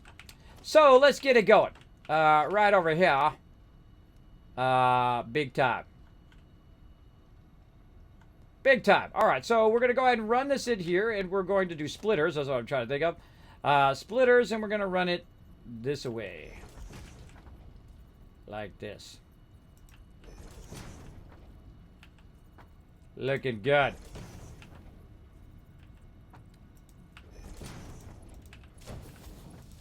And we'll run it like that, and run it like this, and run it in there. Now, if we were backlogging a bunch of iron, then I would go in and I would create a fifth one just to do the overflow. But I've already shown you all this when we were doing the reinforced iron plates. So we're just going to go with it. And I moved it also in a position where it's not going to run into my foundations here or this. Now, another thing you can do when you're working on your factory is you can switch it back so that it comes one way, this way, does a little bit of production, and turn it back. And so that's what I'm going to do right here. Because if you're running your productions toward each other, eventually you might run out of room. And last time what I did was a lot of really fun underfeeding stuff. And so you can have more of your factories all right next to each other, and then you can just run them from underneath. And then you have all your run lines, all the ugly stuff is down below where you don't see it. And then all the stuff is up above. We also opened that game up here in Update 4, and we went and we looked at all the new stuff. But again, we're not in any gigantic hurry. So we're going to go ahead and keep it on here. I feel like we'll go ahead and put it right there. And then these ones we'll go ahead and face in this direction. Like so. And like so. And there we go. All right, awesome. Put that right in there. And this into here. And that into there. And this into there. All right, nice. Nordy, getting that jumping going on. Look at that super looting. Getting that super loot. All right. And we've got our plates coming through. So now this is what you want to see. You want to see your plates hanging off the side there. And then we'll go ahead and run more plates right into there. Now, it's probably already got a ton of plates in that box. Oh, here we go again. Oh, no. Oh, no. I don't have enough steel beams. What am I going to do, everybody? How about just go up there and get some? Now, here's another fun thing you can do with the ladder. And this is another great little thing you can do with it, which is really fun. If I need to run up there and grab some resources, I can literally just run up right next to where the resource is. Right here. You put your ladder up, run it down, jump up there, climb all the way up there. Again, hypertubes are faster. But I can get up here and go right here and just like, all right, I got the resource that I need. Bye-bye. And then right back down again.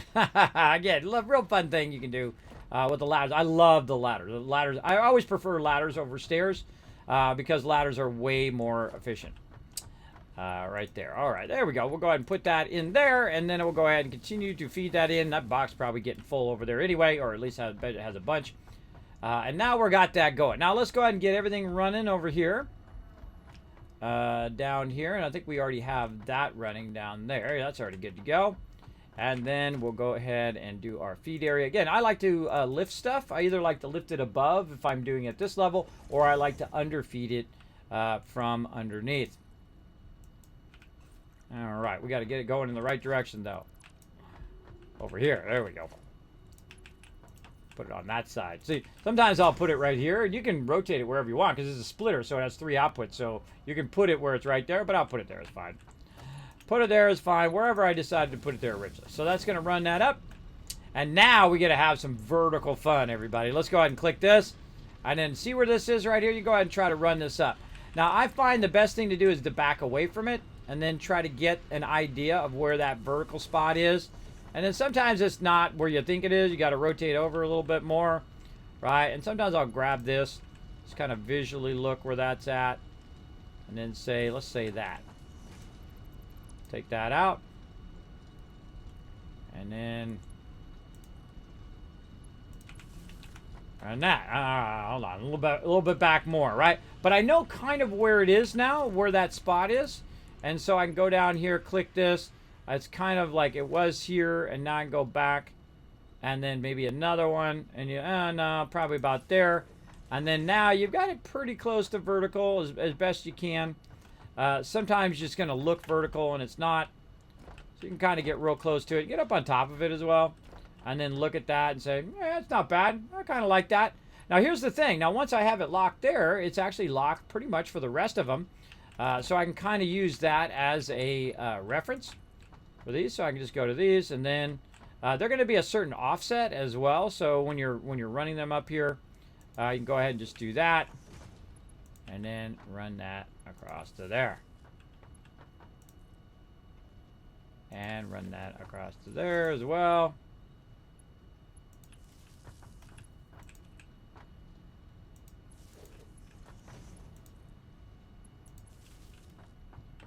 And there we go. So now we have beautiful vertical power. I love the vertical power. Very, very fun. All right, now we want to also get the power from down here to this upper level. Usually a good idea to do that wherever you have like an outside gap, something like this. You can go ahead and bring that outside line up into the top. Let's say there. And then tie that across. I didn't misclick there. And then tie that across over to here. There we go. All those are going to fire up. Going to get it going on. There we go. Let's see what else there. I hope they weren't talking to me.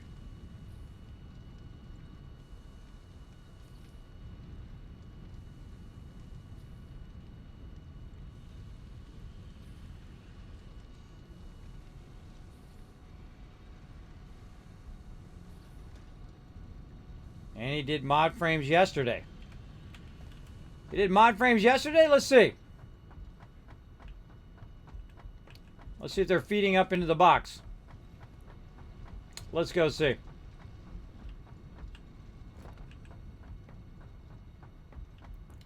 Ah, okay. Doesn't look like they're working to me, bro. Again, I already had it working before. If you did mod frames, where are you doing them at? Because again, we're running everything back to the central base. If you are playing with me, remember we work off a central base and we run everything back to the central base as well. So again, I just mentioned again, you don't need to flex in here, everybody. When you're playing with me, you don't need to come in and, say, Kismet, look, I did the thing, and I'm way better than you, and look, I got this done already, and I did everything, and I did it all, and look how awesome that I am, and all of that stuff. I feel like I'm getting a little flex action there, so I'm going to warn you not to do that. If you do that, I will permaban you. If you get disrespectful in my server and in my channel, I will permaban you forever. So watch that line you're writing right now, which is, hey, Kismet, I already ran the power. Hey, Kismet, I already did the modular frames. Hey, Kismet, I am also doing a separate thing for the reinforced iron plates. Hey, Kismet, I already did this. Kismet, I already did that. When I'm specifically going through the game and showing the game as I'm going along. It's just like writing that line now. If you do it again, I will permaban you forever. I'm not kidding. I'm not kidding around. I'm not joking. Again, because what you do is you're making me feel like what I'm doing has already been done. And I would not do the same thing to you. If you said, hey, Kismet, I'm going to go work on trains, I would not go say, hey, I already did the trains. All right? Now, keep that in mind, because if you do that, it's going to make people feel like they're not an important part of the team. Like you know it all, and you can do it all, and you don't need anybody else, and why not? I don't need anybody. I go do it all. I've already done it all before. That's fine. But the fun part of it is if everybody does their part, then we can do it together. And we can do stuff way beyond we could ever do solo in the same amount of time. So watch out for that because you're riding that line. And I like to be straight with people, right? I still like to be respectful and like to tell them up front. But also watch when you're riding that line between, hey, I'm already doing everything and I already did it all, then to just go, hey, and realize that I'm also streaming. So if you are trying to contact me or whatever, then I'm going to be distracted, obviously, because I'm reading the chat, I'm doing battles, I'm doing other stuff. So if there's something that does require my attention, probably best to put it in the chat because that's what I'm probably looking at the most. I would love it if that thing stayed up, though. I really would think that the chat could stay up. And people in my chat know too that I don't mess around. I will permaban you forever. Because I'm getting that vibe, right? Because if you've been a guild leader as long as me, I'm starting to get that vibe. Hey, Kismet, I already did the power line run. Hey, Kismet, I already did the modular frames. Hey, Kismet, I already did the thing, right? Without communicating any of that you were working on that at all. And again, I'm communicating what I'm working on. And communicating where I'm going and what my plans are and what I'm trying to do with the base. But to come back and say you already did it is giving me that vibe. And when I feel like I get that vibe, then you're going to be gone. I don't mess around. I'm not your papa. I'm not going to teach you how to be a decent human being and how to be respectful of other people and all that stuff. If you don't know how to be respectful at this point in your life, then I am not going to mess around. But if you're just like, oh, sorry, Kismet, my bad, bro. I understand. I see where you're coming from. Then we can be cool. But that's just starting to get that line right there, and I can just. It's starting to do that red flag. Here's a great thing about guilds too. When you're in a guild, and the first thing that somebody asks is, "Where do I get the free loot?" That's a red flag. If someone says, "Hey, can you go help me get my gear on the first day?" I'm like, sure, I go help you get the gear. And I'm like, no, can you go get the gear for me and give it to me? And I'm like, no, I'm not going to do that. You know what I mean? It's like one of those kind of things. Red flags, you should always go with your instinct when you start to see red flags and be real honest and straightforward with people, right? You should always be straightforward with people. Be respectful. They're like, hey, look out. You're starting to step on the toes now. You're in that zone. So look out. Now, again, everything should flow back to the central base. If it's not flowing back to the central base, then I don't know what you're doing, but that's what I'm doing right now, because this is where the space elevator is going to be, and this is where I'm going to run the space elevator stuff into there, and so on. So I'm going to keep working on the rotors, and if you got some modular frames somewhere, run them over here and get it going on. Get it going on. All right, so let's get this back in here again. See, sometimes I have to... you see how many times I do that, right? Same thing like in Valentine, whatever. I have to re-explain the same stuff over and over again. Even though I've written it down, I've put it on the Discord, and I've talked about it many times on stream, and I talk about it, and it just doesn't sometimes, it doesn't click with certain peeps. They don't understand why that's disrespectful, why that's rude to try to be the everything person. And say, look, I already did that. I already did it. It's already done. You don't need to do it. I already did it. And I'm like, well, it's not running to my base, so I don't think it's done. I don't know where it's doing or where it's running or where it's at or any of that stuff. So if you are working on it, the great way to work together is to run it back to the base. So we'll have those modular frames to use. All right, so we got that going. Now what I'm going to do is I can go ahead and lift that up into that next level, but this is typically where I build my production, and so I'm not going to lift it up to that upper level. I'm going to go ahead and run it out on this thing right here. That actually was not an output, by the way, it's an input, but you get the general idea. This is going to come out of here and then circle back into whatever else I'm going to build now. Now, to make those items, I'm going to make a separate production for making those particular items. And again, you got to figure out the equilibrium of what you're starting with. 120 is a great thing to start with, by the way. 120 is one of those equilibrium numbers that really help you a lot, whether you're doing reinforced iron plates or rods or whatever you're doing. It's a great way to start. And so we're going to go ahead and start off with some rods. And these are going to be 15 per. Now, if we look at our progression here, we're going to have rods, and then those rods are going to become screws, right? So we'll put this up here and say that's the next step of our production, is going to be screws. And that's going to be 10 rods per screw. And I'm going to be producing a certain amount of rods here. We're going to be producing 15 rods. So actually, we're going to be producing 5 extra rods. That is faster than what it can actually input, right? And we could overclock it and do all that stuff, but we're just going to leave it as basic. And so we're going to go ahead and put this right in here like that. And we're going to go ahead and say, well, what if we had 2 of these going, right? So that would be 30. And so we could do 2 of these, and that would equal 3 of these up here, which we do on our reinforced iron plates. Not enough room to do 3 that way. Let's do 3 this way. And then that is going to be a perfect balance for our screws, right? So 2 of those versus 3 of these, and that's going to be 10 per in there. So basically that's what we'll do. And then we need to look at how much we're using up, though. How much iron ingots are we using up? We're only using up 30 iron ingots to make a bunch of screws. Now, what's the other thing that we need to make other than screws and rods and stuff? Well, let's go look. Let's get our assembler out, just like that. And then we'll go ahead and look at rotors. And we've got iron rods and we've got screws right over here. As you can see, we've got those iron rods and screws, and we're running them directly into our assembler. And then our assembler is going to make those rotors at basically 4 per minute. So we can figure out all the numbers that make this a great equilibrium. Now, I don't like to spoil too much of it because I think like part of the fun of the game is discovering those equilibriums of, okay, I've got 120 in, and this equals so many of whatever it is way down the line, right? So this equals how many rods, this equals how many screws to rods, how many screws to making rotors, and so on. But we're gonna work on it a little bit here, but not spoil too much, because part of the fun again is playing it through and finding those kind of what I call Kismet rule of 8, those infinity or optimum setups. So we're gonna go ahead and do iron rods and screws. So we need 100 screws per minute in there. And so how much is this gonna output? 40, and then 40 again, 40 again. So 40 times 3. Right? And I'm just going to, instead of without using Surrey, I can just tell you that's 120. That's 120. So it's actually 20 extra than what we need, right?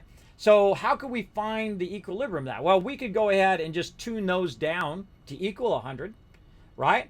Or we could go ahead and tune it up to do 2 of these instead, right? So then we would need 200 screws, right? And that's not very hard to do because we do have a lot of iron over here. So instead of just having 2 of these, we could have 4 of these. Now we're kind of condensed in here, so we don't have much room, but we can go ahead and say extend this all the way to 4. Oh, not quite enough room, at least on that side.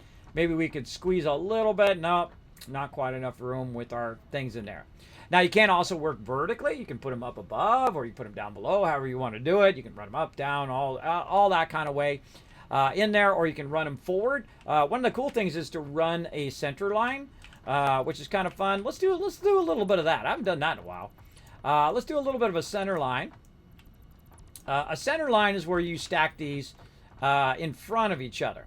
Now, obviously, you don't want to be right in front of it, otherwise it's not going to work. Or you can do opposing ones that are facing toward each other, or ones that the inputs are together in opposing directions, and then match them together.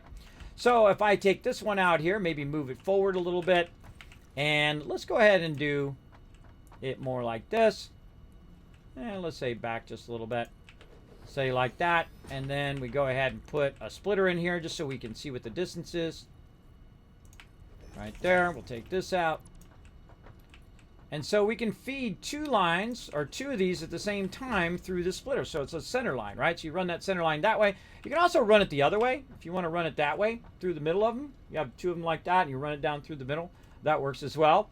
That's very, very fun. Very, very fun as well. So let's go ahead and get that going there. And then let's go ahead and get that going over there. And we'll go ahead and run this into there.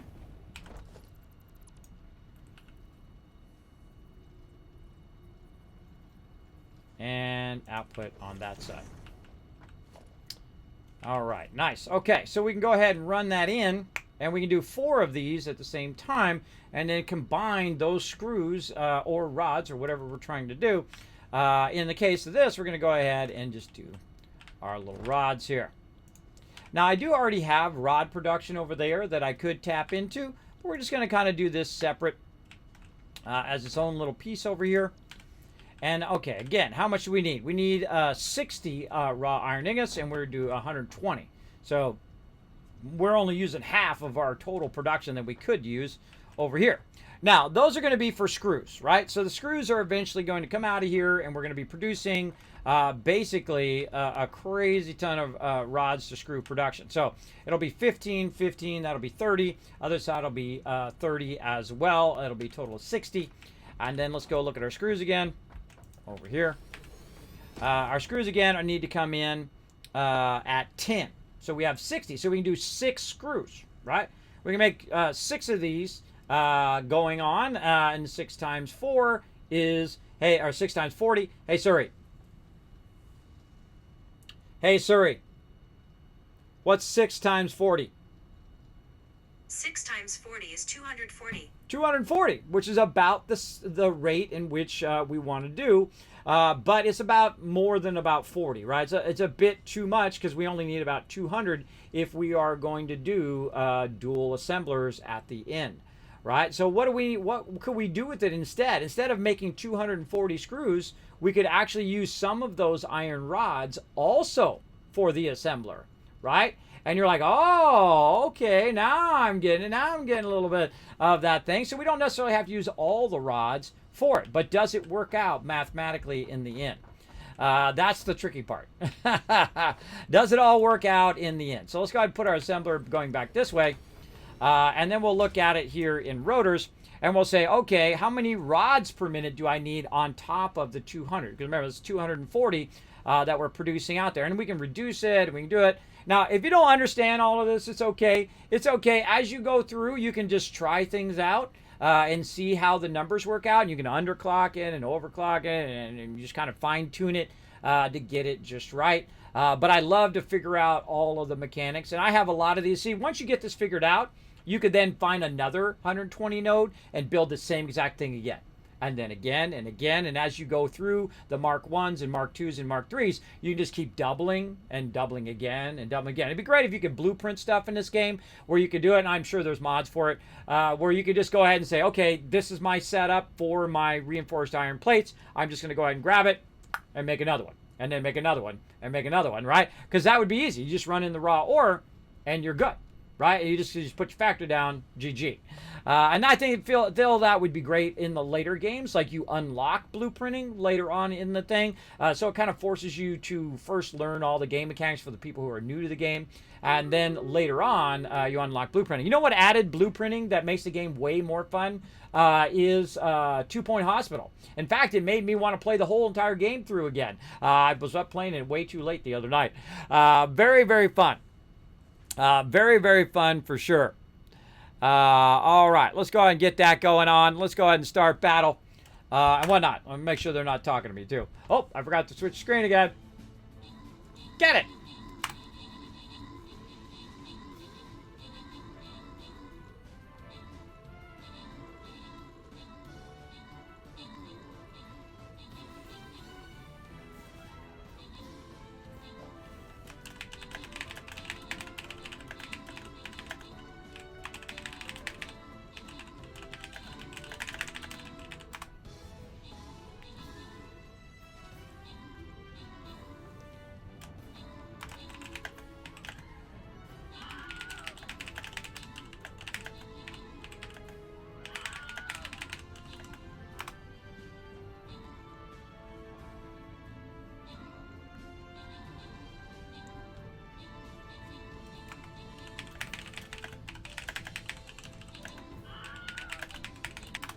Talking to him via chat while we're doing a battle.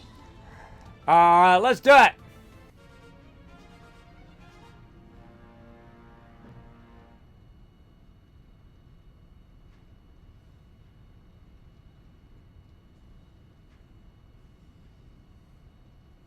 All right, got it. All right, they're doing the stuff. All right, let's see. Grants rewards. I'm sorry, I'm distracted. I'll read the chat in a second. Bo in there getting some love. Last Flash, Blue Kranos, and Pink Ranger all getting some love. And Riverdog MVP. Look at you guys go, Miles and Mods, hanging out in the chat. Also getting some epic loot here. Look at this. Oh, loot for days, everybody. Let's get it. Let's get it up in here. Oh, yeah. Look at that. We unlocked 2 tiers at the same time. Where are we going on this one? We got those loyalty tokens as well. Congrats on that. Sometimes that gives you like a crazy ton of scrolls too. Especially when you get all the way to the end, like on these events. Like sometimes you get like 30 scrolls at a time in the battle. It's awesome. Awesome stuff. You guys get it, not me. I don't get it, but you guys get a ton of scrolls. That's what I'm trying to do, get you guys tons of loot.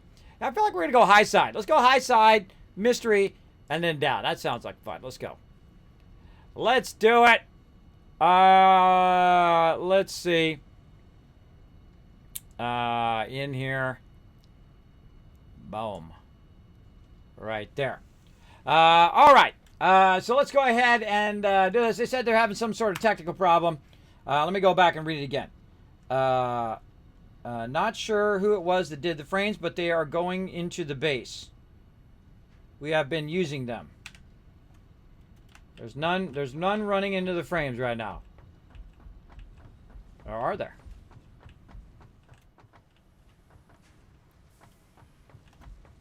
There's the... Maybe he's talking about the plates.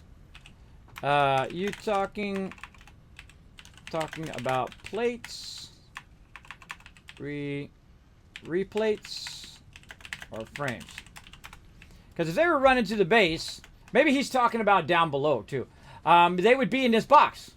There's a box where the plates run to. There's nothing attached to the box down at the bottom that's running in there. I made a bunch earlier, if you're talking about those, earlier on when I made a bunch of frames and a bunch of rotors and stuff. But this is what I'm talking about if you are watching the stream. Right here. This is what I'm talking about. There's nothing running into this box, which means that there's no frames running to this box, which means if there's frames running elsewhere, they need to get to this box. That's what I'm trying to say. Now, I made a bunch of frames. If you're talking about those boxes that are down below, those were from when I made it at the very beginning of the game, and I tore all that down. Maybe you missed that part. And I tore all that down, and I put all that stuff in there. If you're using it from those down there, that doesn't have any more production because I took all that production out. And that's what I'm putting back in right now, is that production that I took out. Unless you guys added it, it wasn't anybody. It was, if it wasn't one of you two guys, then you just you two and me. Unless it was Fred. Fred might have done it. It'd be nice. It'd be nice if you did. So yeah, no frames running into the box, as you can see. There's nothing connected to the back of it. I think you might be talking about reinforced iron plates. If you are talking about frames, I don't know where you're talking about where it's running to and where you're getting it from. I did put a bunch of plates, bunch in there from what I did earlier.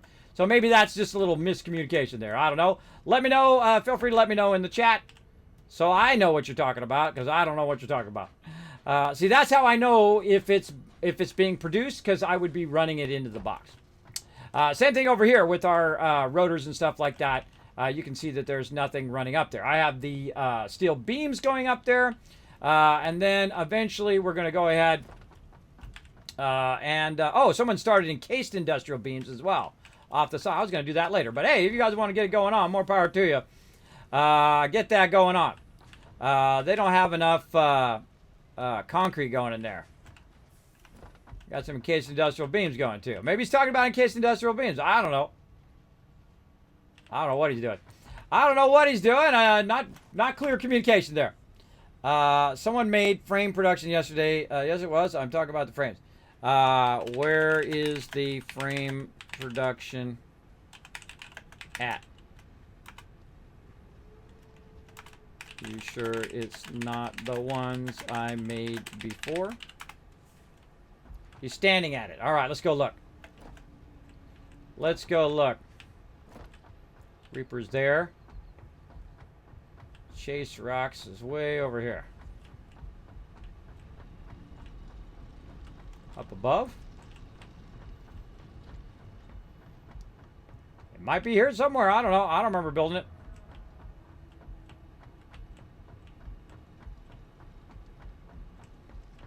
Oh, there's 3 people in here now.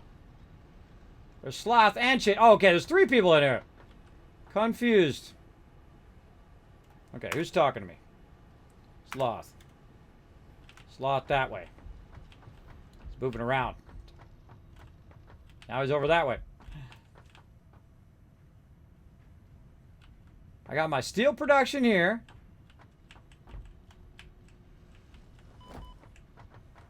Oh, right here. Oh. Where are you bringing it from?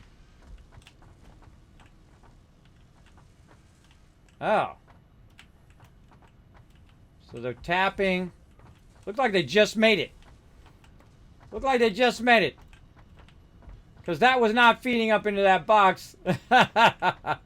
Alright. Oh, okay. Well, whatever.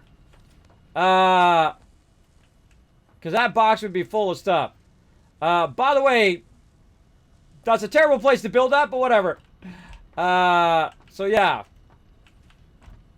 So they put a bunch of frame things in there. All right, I'm going to go back to my rotors. You guys can do that over there. All right. So we're going to go ahead and maximize what we're doing over here, and we'll come back and we'll work on all other stuff later. Let's get into our rotors. And again, we're going to try to do a double line here. So I'm actually going to take this out for a minute. So if they're doing frames over there, I'm going to be taking that out as well. Also, just a heads up.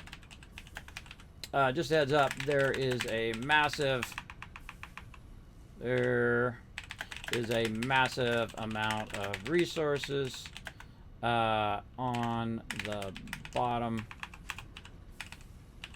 part of the base. Including a box of frames. All right, that I made previously. There we go. Because I tore all that stuff down while I was making all the frames and all the stuff, I tore it down and put all that stuff at the bottom boxes down there. Had they asked me, I could have told them that yesterday as well. Again, communication, everybody. Communication. You can see, look at all those communication errors that are going on there. I don't know what he's talking about. And he says, hey, I'm running it in there. And I go look in the box. There's nothing run in there. There's nothing connected there. There's nothing going on there. That's telling me that it's not running in there. And then also, if it was running in there, after all this time, there would be way more than 35 frames in there. And again, I don't know, maybe it got disconnected or whatever they were doing before. But a little miscommunication there. Again, it's real tough to work with people who are not good at articulating what they're trying to say, or not good at saying, "Hey, Kismet, I made a thing yesterday, or someone made one yesterday, right by where your steel production is." See, that would have been the perfect way to say that. Hey, Kismet, you know your steel production over there? Well, we made a modular frame thing that's right next to that. And I'd be like, oh, really? Oh, okay, cool. There it is. Again, understanding that communication and being a good communicator is a great way to work as a team. Now, let me go ahead and raise this stuff up above over here so that their modular frames can continue to run over there. But I will be expanding our modular frames later on because we're definitely going to need way more than that, that's for sure.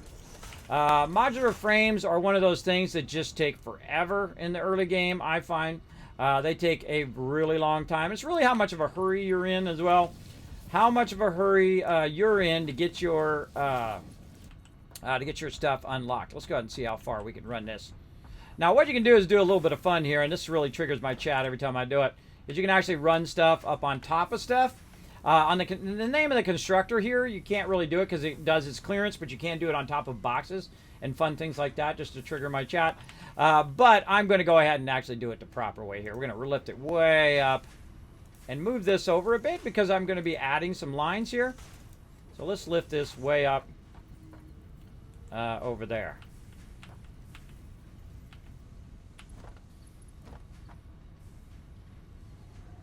Oh, and they still had a problem, too. I got to go deal with their problem, too. I'll get to that here in a second. Oh,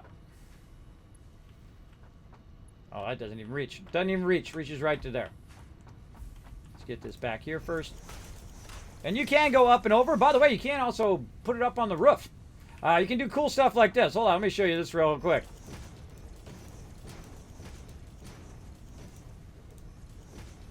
All the way up to the roof. Like that. And then you just say, okay, I attach that to the roof. And then you take all the other ones out from the bottom up. Like this. And then it looks like you have it attached to the roof. You just run your lines that way too.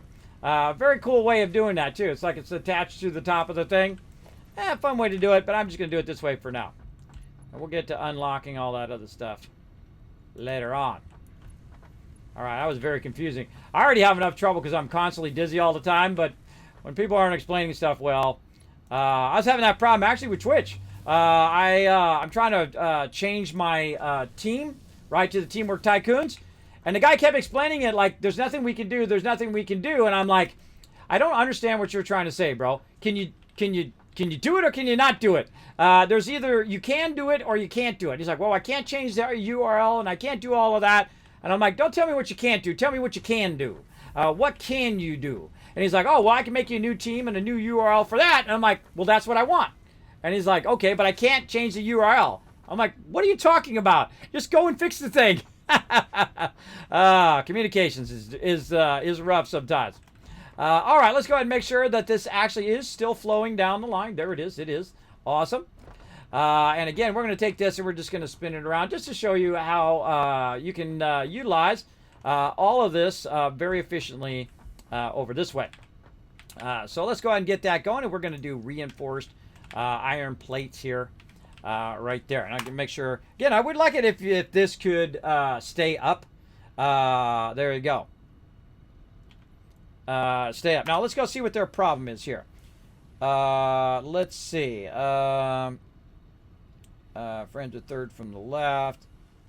They're slow to make. We're going to set a power. Oh, awesome. Awesome, Reaper. Go power. Awesome, Reaper. Go power. Reaper's on it. Let's see. Frames a third from the left. I don't know what he's talking about. Again, you guys see, I record the stream, so I know I could go back and see there was nothing running into that box. I know I can go back and see it. And I know there was nothing running in that box. I was looking at the box, and the number wasn't ticking up as well. And plus, it also would have filled in the first slot and not the current slot. There we go. So you come to me and put a conveyor stack. It won't let me place it. I'm by the base. I'm going to ask you still having the stack issue. There we go. I'll wait for him to respond. Again, it'd be best to have the chat up, especially when you're playing multiplayer, to have it constantly up. Okay, coming to you. All right. All right, let's go find Rox, find out where he's at. Let's see. He is this one. Let's go see what his deal is. He's trying to place something down here. He's down there. Splat. Let's see.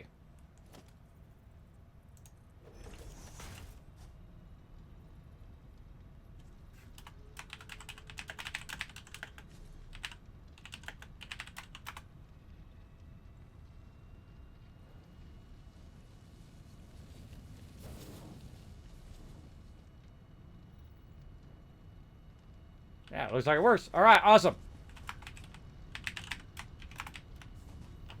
All right, I'm out. He's got it handy. That's early access games for you, everybody. Sometimes stuff gets glitched out now because it's my game and they're logging into my game. Sometimes the main person has to go in and fix stuff. It happens. It happens. We got to go now, though. All right, let's keep it going. Let's keep it going. Over there. And over here. Boom. All right, we'll run those up there. Now, again, as we turn the rods, which we're going to make a ton of rods here, we're going to turn them back this way, and we're going to make some screws. So what we can do is we can actually just have them run down the line here, and then do the screws also in line if you want, on dual sides. It's going to have a problem on the output on this side. Right here, because it is running up against there. But if we leave enough room to maybe use a lifter or a merger, we can just go. Oh, that was lucky. That was lucky right there. That's just enough room. I can pretend like I did that on purpose, but that's just straight up lucky right there. There we go. So now we know, by the way, also, if you have 4 foundations and you have supports, that you can go a splitter, constructor, a splitter or merger, and constructor, and so on. Now we know what that ratio is in between all of our supports. So very cool. So we can also just go ahead and do the screws right next to it. Now again, how many screws do we need to do? That is a good question. Now another thing that's happening is we're getting real close to our other production over here. Right, and I can, because of the height of what I'm doing, I can actually put it up on a vertical level as well. So I could, in theory, put another one of these up here on this other level, and you can just go in and bring stuff down like so. If it wants to let me bring one down, there we go. And bring that down. You get the idea. So I can bring it down, and then I could go ahead and run it and stack that up above and run it back and forth and all of that. I typically don't when I'm playing on stream, because you can make it so complex and so compact that no one knows what you're doing, because you're the one who did it. But anybody else that came along would be like, okay, where's the input coming in and output, and why is it running in 4 different directions and whatnot, right? It's sometimes can be very difficult to figure all that out. But the one thing I can tell you right now is that I'm running out of space, right? I'm running out of space to be able to do all of that in the same thing. So what do? Well, normally I would just go over here and I would just build out as far as I needed. But we're not in a normal playthrough, are we? We can only go so far without adding a support. So we need to reevaluate where we're going with all of this. But you have basically an infinite space, everybody. You have lots and lots of room. So I can go ahead and do that and say, you know what? I'm going to take these out, and I'm going to go ahead and bring it back and then use this space over on this side for that. So let's go ahead and first get all of this going. I already had that in. And let's get our splitters in there. And then more there.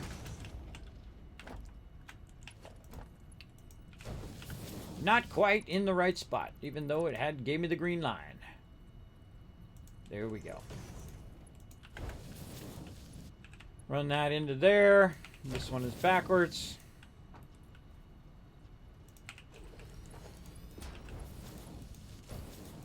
Alright, I'm going to speed up a little bit here because we're going to run out of time, everybody. So we got to get all this underway.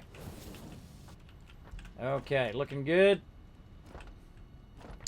And we're going to run this over to here. That's going to come out of there. These will come out of here and run this away. One of the nice things about this game is it does keep your orientation once you do set it up the way you want it to go. That's a good thing, but sometimes it'll just like flip it randomly. At least it feels random to me in the direction I don't want it to go. And so let's go ahead and merge all those together. That's going to come out of there and go into there. Now this line over here, actually, I'd be better if I were merging it in the other direction. Let's go ahead and take this back out and merge it the other way.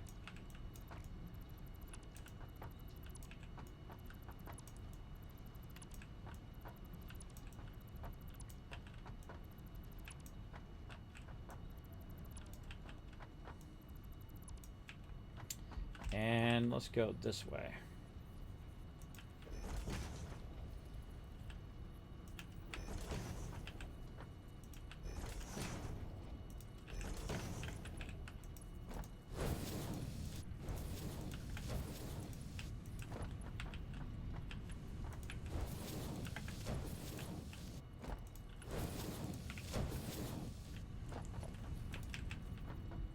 And then we can run it right over to there.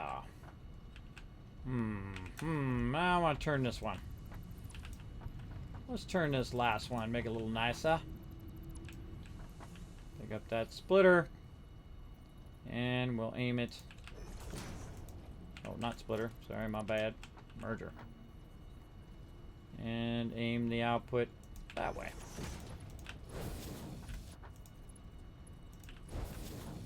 And run that across. And then give it a nice little 90. Watch out. Look out below. Then boom, boom. Nice little 90 right into there. All right, there we go. Look at our stuff's coming right down the line there. Now let's go have some fun with some vertical power. Let's do it. And I can go in here and get this going on. I love doing this vertical power. Now I go through and I can try to, make it all perfect stuff. I'm not going to worry about that. I'm just going to run it across for now. Try to get this done because I'm going to run out of time, do all the things I want to try to get done today. Let's get it going. Get it going.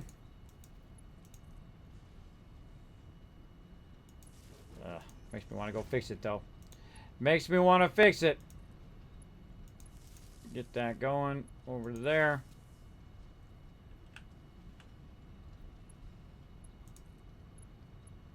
Get that over there. Alright, that's looking good there. And you know what? A little cross connect there. Alright. And a little fun cross connect from here to over there. Now these are all going to fire up, but I need to tell them what to do. These are all going to be rods. Those are already on rods. This one's going to be rods. Rods.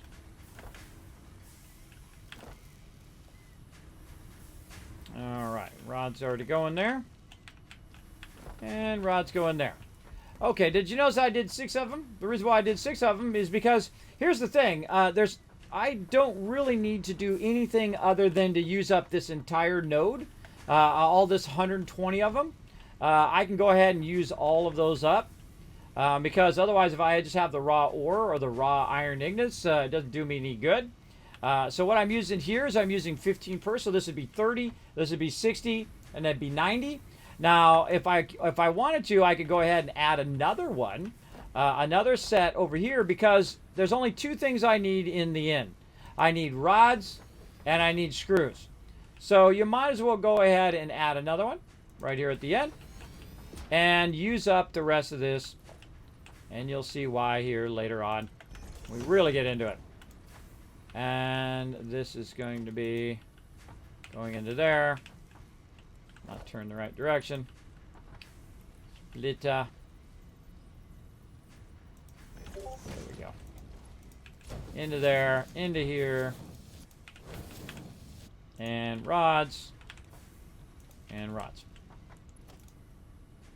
And we'll just connect it up there.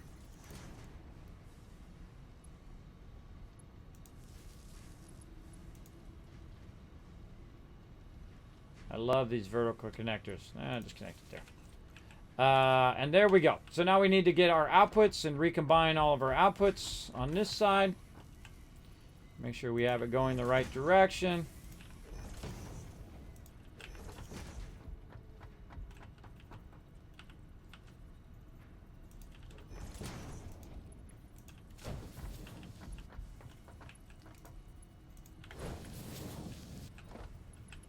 Looking good. I'll catch up here in the chat in a minute. How are we doing on the battle? 7 minutes. Trying to stay focused. Let's get all these rods fired up. Now, normally what I do is I will put all my production in the same line, including all the rods, and then if I have any extra rods or whatnot, I'll run to my base. But in this case, we're going to create some separate power lines and whatnot. And there we go. We're just producing crazy tons of rods now. Nothing but rods. All right. Now we need to make at least 200 screws. So let's go back over here. Let's go ahead and line it up. All right, like so. And then we're going to do this a real fun way here in a second. So let's go ahead and say there. Just for fun, we'll put that one over there. And then let's see. Screws, 40, right? How many do we need to do 200? Hey, Suri. What's 200 divided by 40? 200 divided by 40 is 5. Is 5. So we've got 1. We've got 2. But then again, we need to get the resources through there. So maybe a little bit further forward. Yeah, let's really kind of ride the line here. Let's say something there. We can always move that line run. 3. Oh, a little too close. A little too close on the left. On the right. Let's do a 2 and 2 again. Let's do it like this. Take this one out. And we'll put in a merger.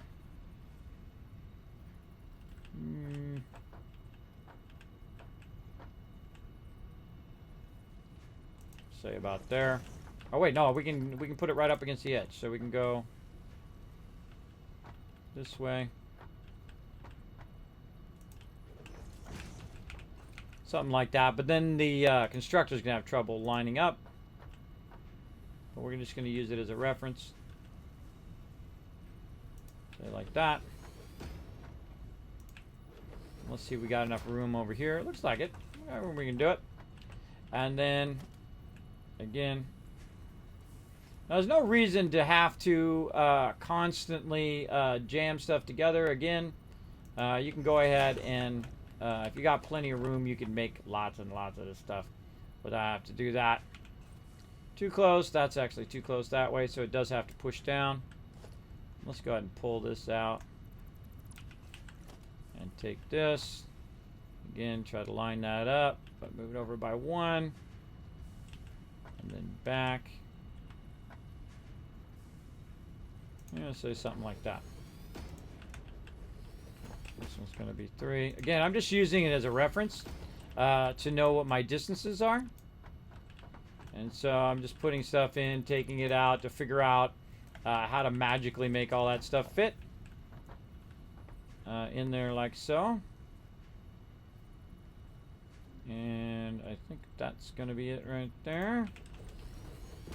And then we'll take this out. That looks pretty good. And this is going to be a splitter.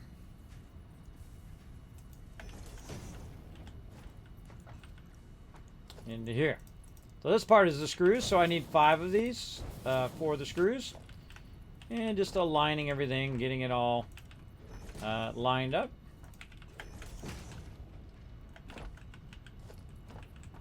Like so.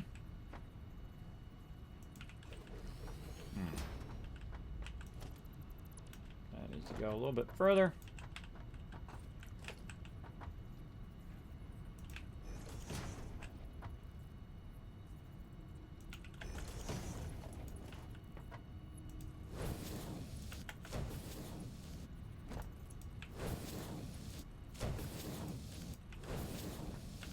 Okay. So that's going to feed all those screws in there, all the rods in there. And it's going to siphon off all the rods that it needs for those screws.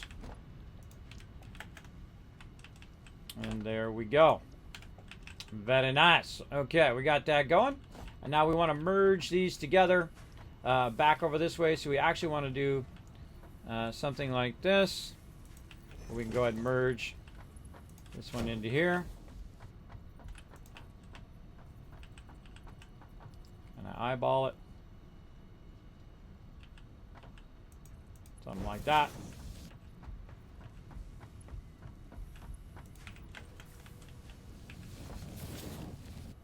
There we go. All right, now our rods are coming in. They're going to go across into here. And they're going to run it into these. And again, vertical power. Right up there, and I'm just going to do a real hokey job of it for right now. We're going to run this power nice and vertical. Up above.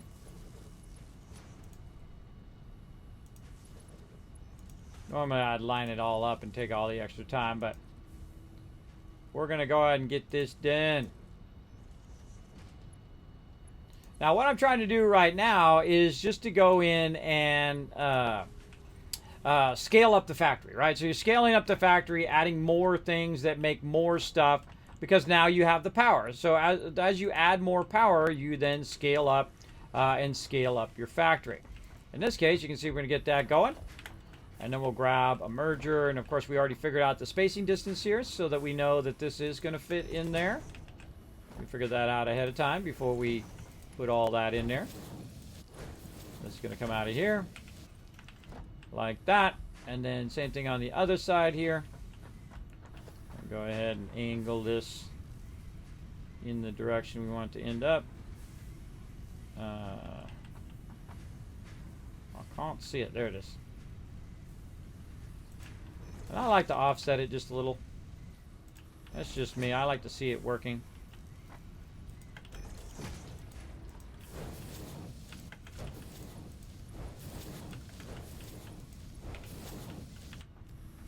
Okay, now all of our screws are running. Now I don't need it running running excess screws, just enough to make it work, right? Now, if I had more room, I would have ran it the other way because the other way is actually in the direction I want these to end up. But we're going to go ahead and do this. Now I'm about to do something really cool, so we're going to come back and we're going to do that in a moment. I'm actually using the feed line, which feeds the rest of my screws here. I'm also using that feed line to run it into my actual thing over here. So I'm going to go ahead and put a splitter just right after this, right here, and put the input on this side, right there.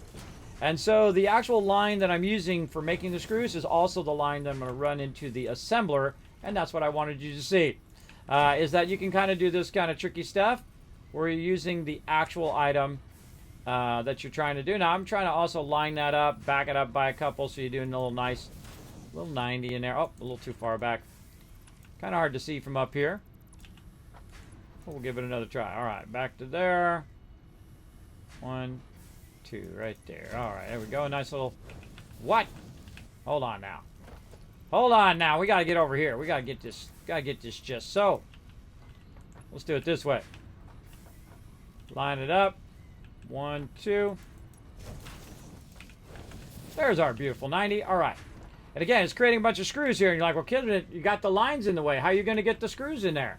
Well, I'm going to lift them up. I'm going to lift them up over the top and feed the screws into there. Now you can do an inline run, or you can do a center line run. I am going to go ahead and run this into this one.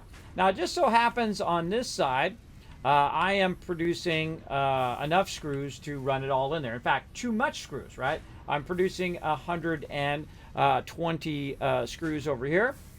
So 40, 40, 80, it's 120 screws on this side. Now on the other side, I'm actually producing not enough screws. I'm producing 40 and 40, which would be 80, and I need 100. So I need the 20 screws from over there to get over here, right? Or I need to merge those together and then run them all together, or whatever I need to do. And so definitely want to get that going as well, and get that all unlocked and rocking and rolling. For sure. So we want to go ahead and merge all of this together, or we can just run it into one side or whatnot. It's really up to you. Now you can just take the last one and just cut the last one in half, because the last one's producing 40, so I can run 20 here and 20 there.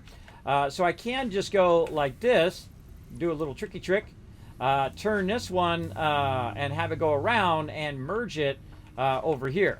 And this is what you do in the beginning of the game. You don't do this in the later game, and the reason why when you start playing a lot later is it just requires a lot more logistics if you want to fine-tune and make it perfect. Because when you're running this out over here, let's say to there, and then we'll turn it this way, and then this is coming out of here, you can go ahead and run that into here. Oh, that's a splitter, not a merger. We gotta do a splitter in a second. We got a merger over here. A merger, there we go. And then make this in here. So now we got 80, and then this is 40. So if we cut that in half, guess what? That's going to be 20, right? But we didn't really cut it in half because we're not cutting it in half. We're just running it out. So we'd have to cut that in half. So that needs to become the splitter, right? Whatever's coming after this needs to be the splitter. And see, this just gets really convoluted very, very quickly. I typically don't do this anymore, but I'm going to show you that technique just in case you want to do it in a future playthrough. And there we go. Now we got that perfect. Now we can go ahead and lift this up here, turn it over there. It's exactly 80. Bring our other lifter up like this. And then there you go. You got 80 going there.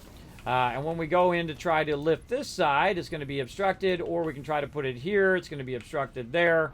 So we're going to have to reset this, take this out, readjust. Again, you're going to see it's going to get real convoluted very, very quickly in trying to do all of this.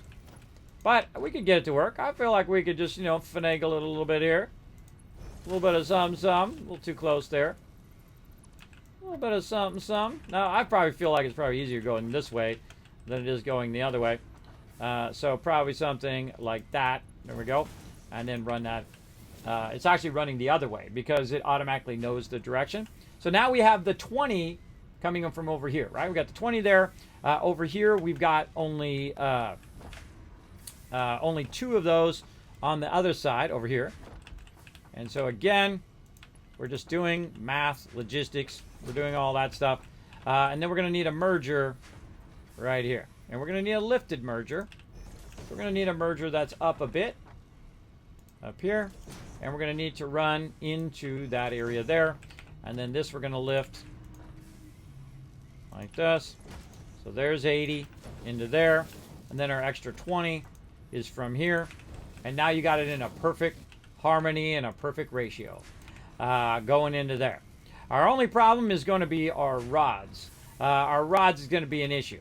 But we'll see how it works out, right? So we're going to go ahead and tell it to be rotors. There we go. And rotors over here. Let's go ahead and run it up to here. Like so. And connect that together.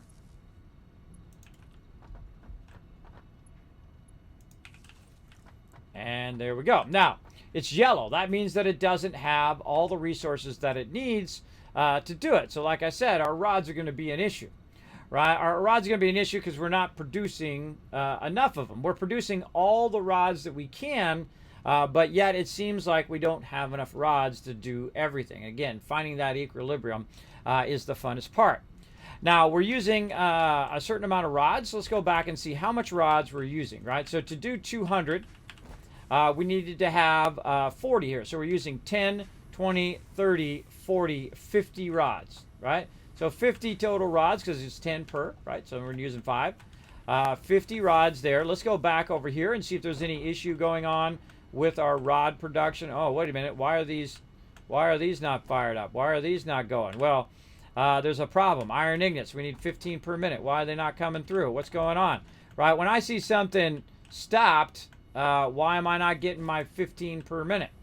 And so let's go back over here and look at what's going on this. What do we got? Oh, no. Oh, I forgot to turn that on, right? Because I know the ratios work. And if I see that something's not going on at the end, then that means that something at the beginning is not working. You're like, Kismet, did you do that on purpose? Yep. Again, the doing of it is not as exciting to me. And put a 1 in the chat if you agree. It's not as exciting as the why am I doing it? Why am I doing it this way? Why am I doing it like that?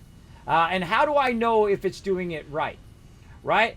You know, and you're looking for those visual clues always when you're playing the game to know whether you're doing it right. And you can do it all by the math, and you can get out a spreadsheet and do all the math, but I always love the whys. And that's what you get in my stream. You get the why, not just the how. Anybody can do the how. The how is easy. You just, you got the iron ore, you put it in there, you do the thing, but why am I doing it the way that I'm doing it? And so on. And this is just fun trying to fit it in here with all of our supports. That's especially fun. Normally I would do it just with walls and whatnot, and just do it all in a big long row and whatnot.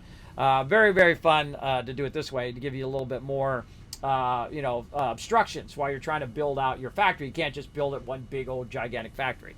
Very fun. Yeah, 1's in the chat. There we go. Do you recommend this game? Al, this game is an 11 out of 10. This is an instant buy. This game is one of the greatest building games you'll ever play if you're into building. If you're into building, you like building factories, you like collecting resources, you like battling random mobs as you're running around like spiders and gigantic pig-like things that try to kill you, you will do that. It's kind of a survival meets factory game. It is like a Factorio meets like a space game. And so on. But you have one world, and you are in that one world, and it has a crazy tons of resources. More resources than you will need as a solo player. Maybe not as a multiplayer. As a multiplayer, you're probably going to need a lot of resources. Because people are going to be building different things at different times, so you're going to need a lot of resources and a lot of power to keep that going. Now look, we got a lot more going now, right? Because we got to keep that production going at full speed. And you always want to come back and walk the line, everybody. Walk the line. Make sure that your line is running. Everything is pumping out of there like nobody's business. Now let's go back and do a little bit more math. Here we go. 15 there, right? 15, 30. We're going to say this is 4, so that's going to be 60. The other side, 120. That's right, we're producing 120 rods. How much do we need over here for our screws? This is it right here. This is the moment you've been waiting for. You watched me do all of that. This is what it wraps it all together. So we brought it in to 120. We're using 120 over there to produce 120. If you know. Oh, thank you very much for the follow, Al. Basically, it's coming in at 15, it's going out at 15, so we're producing 120. Makes the math really easy, right? So if you produce 120 rods from 120 iron ingots, which comes from 120 copper ore, or iron ore in this case, super easy to know all the numbers. And so now you know the number before it goes into the screws, right? So you know that that number is 120 coming down the line. You know now that you're using 60 of it, right? Because we did 5 of them, and you go in, so you have a 5 input of 10. That's pretty easy, right? 10 times 5 is 50 in this case. So I'm just going to round it up to 60. And so I know I have about 60 or 70 left over of the iron rods. How many iron rods do I need? I need about 20 iron rods per, which means I only need 40 iron rods. So that means I have more than enough of everything that I need to do 2 of these all at the same time and still have some iron rods left over. And that's usually how I do my iron rods. Now we got to make sure that the screws are making their way in there. If I see the screws are for whatever reason not running down the line, or like right here, look at this, we got a little bit of a problem here. We got that going in there, but somehow our other screws are not making it in there, right? Where these screws are coming in and stopping there, and these screws seem to be running and whatnot, but the old culprit has struck again, right? It's the old thing that always screws up your production, everybody, and that is those lifters. Take that lifter out, put that lifter back in again, and GG. All right, that's looking good. What do we got over here? What do we got over here? Look at this. Not enough rods going in there. All right, come on. Come on, get up to full speed. Get those rods in there. Get it fired up. Now, what's going to do is it's going to take a little bit before it reaches that equilibrium where it is making more rods that it needs to produce enough to keep both of those running at full speed. At first, it's going to put all of those rods into your screws, and then those screws are going to start backlogging because you're going to it's going to start backlogging in the screw production because it's going to have more rods than it needs. And then eventually those other rods will run through into here. So it does take time for it to kind of build up to its maximum production. But we are going to end up perfectly lined up there. And again, the extra rods I would normally just run into my box, but I already have a node for that, so I just let it build up and backlog all of that. Now, again, walk through your production. Make sure all of these are running, right? Look through here, and we'll do that battle here in a second, everybody. I'm going to look at this one. Why is that one not doing anything? What's it doing? What's it doing in here? Not getting its iron ignits. Why is it not getting its iron ignits? Is it starving? It's starving at the end here. It's starving to get that at the end. Because the ones, when you do inline, I call it starving, where it's starving at the end here while it's trying to backlog the ones over here. Because it's got to fill these ones up first before it will start to massively. See, this one's got 100 and the one at the end has none. That's because these back out log, and then these start to backlog, and then the next one start to backlog, and then it finally gets up to full production where all of these over here will then have enough to get going. Now I have some on me, so I can just, if the ones that are starving, you can go in and just like grab the, because you always end up with extra stuff on you when you're building and taking stuff out and whatnot. You can just go ahead and take those and feed those directly in there and help that catch up a little bit more. I would do the last two if you're gonna manually feed. I would do the last two because that'll give it some time to catch up and feed those through until it's maximum running. So there we go. So now we've got our iron rods. We've got that. We got double rotors going, and I showed you a whole bunch of techniques on how to use your splitters and mergers, and you can face them away or face them toward each other. You can do it vertically or horizontally. You can run things, and you can do the numbers perfectly, or you can just merge all the screws together and then run them in one line and just feed them that way. There's a lot of different ways of doing it. Now, I'm more of an inline person now. I like to put it all inline because it's just cleaner. You don't have all of this going on where you're doing your splitting and merging and splitting. And sometimes, you'll do like a row of splitters and a row of mergers and a row of splitters and a row of mergers just to get the numbers perfect. And then you realize in the long run that was a waste of time. You just merge everything together onto a line and just run it in the back of everything. That's way easier and less logistics. The less time it takes for you, because your time's your most valuable thing, then I find that's the best return. Even if it does take a time for it to kind of spin up. Like what I said, look, the screws are backlogged, right? I told you those screws are going to backlog. These screws are going to backlog over here. That's because they're waiting for the rods, right? And as those rods start to ramp up, and all of these start to fill up with rods, we'll see these going at a full capacity and even end up having extra rods in them like that. See, that actually had more rods than it needs now, right? So we're going to see by the time it's done making the item, does it have enough rods to go and make the next thing? Now, I could have just split the rods separate instead of running them down the line, and I could have cut them in half and run one over and one under. That works as well. But it's going to slow down my screw production right now because I want to get my screw production all the way up, and then rods will start going. See, now as that's going across, that should now be 6 and 7 and 8 and 9, and right about there should be number 10, right? And eventually it will. If you sit, now look, it had 2 instead of 1 that time. And then next time it'll have 3 instead of 2. and then I'll have 4 instead of 3, and so on, until it starts doing it exactly and has enough, and then eventually we'll have an overflow because I'm producing so many rods. Okay, now we got to get the output going back where we want it to go. Now, conveniently, I just happen to have a line right over here that I'm going to tap into and use. So let's go ahead and do a nice little fun center line merge. This is old school center line merge here. And again, we'll do that battle here in just a moment. Let's just go ahead and finish this out. And then we're going to go ahead and do this. And then we're going to go ahead and lift. Again, I'm going to speed up a little bit just so you guys got the gist of this now. And again, finding that Kismet rule of 8, finding that equilibrium is going to be your jam. Now, one of the problems is I put all this stuff in here, and now I don't have access to that spot right there, but I do have access to this spot over here, so I could go ahead and add a little bit of a diversion here. And I can divert that line, or I can just say, you know what, I'm just going to leave it like that and just bring my line up here of the rotors. Now again, I'm not just trying to make one thing of rotors or one thing of modular frames or whatever it is that I'm doing. I'm trying to really scale up the factory. And the reason why you want to scale it up is because as you go through the game, you're going to continuously need to scale, right? Scale it up, and scale it up again, right? Just keep on scaling it up. And right there. And then over here. And again, since I already have it there, it makes it more convenient. Now, which one is my rotas? I believe it is that one.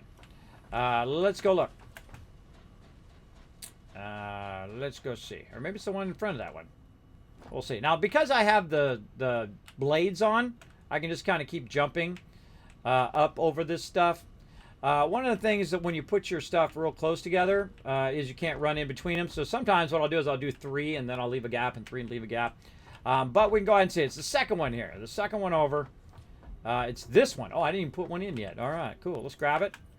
Ah! Now, also what happens, by the way, if you have your skates on, skate. If you have your skates on, you can fall from a further distance, so you're fine. Again, I know I'm going to redo all of this. I'm going to redo all of it when I get my walls and all of that stuff going. So, no worries. Get that going there. Bring our rotors down from up here. Oh, yeah. Look at that. Don't you clip. Don't you do it. Don't you do it. No, all right, good. If it clips, I take it back out and redo it. And then there we go. Rotors in the box. All right, rotors in the box. Looking sexy. All right, nice.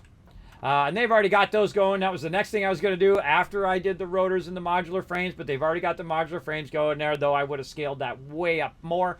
And then also they kind of fit in this here too.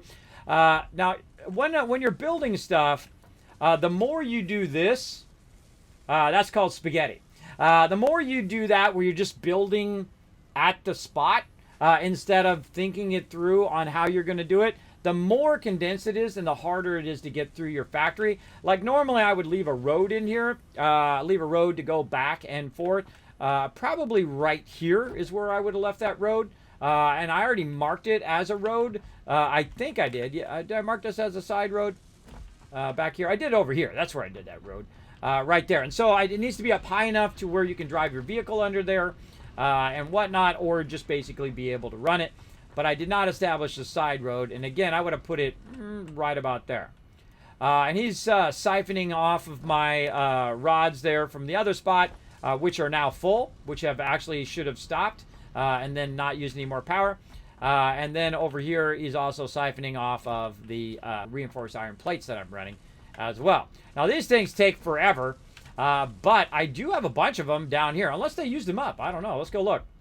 Let's go look, because I left a bunch of resources here at the bottom, which I talked about before. Look at this.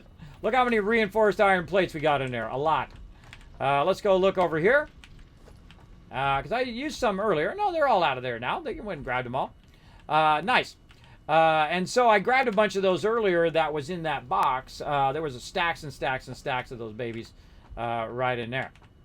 So we got that going. And again, we have extra resources down here that at some point I will either grab and move up there so it'll be up there, or I'll just leave it down here because I'm going to have more than enough of everything, right?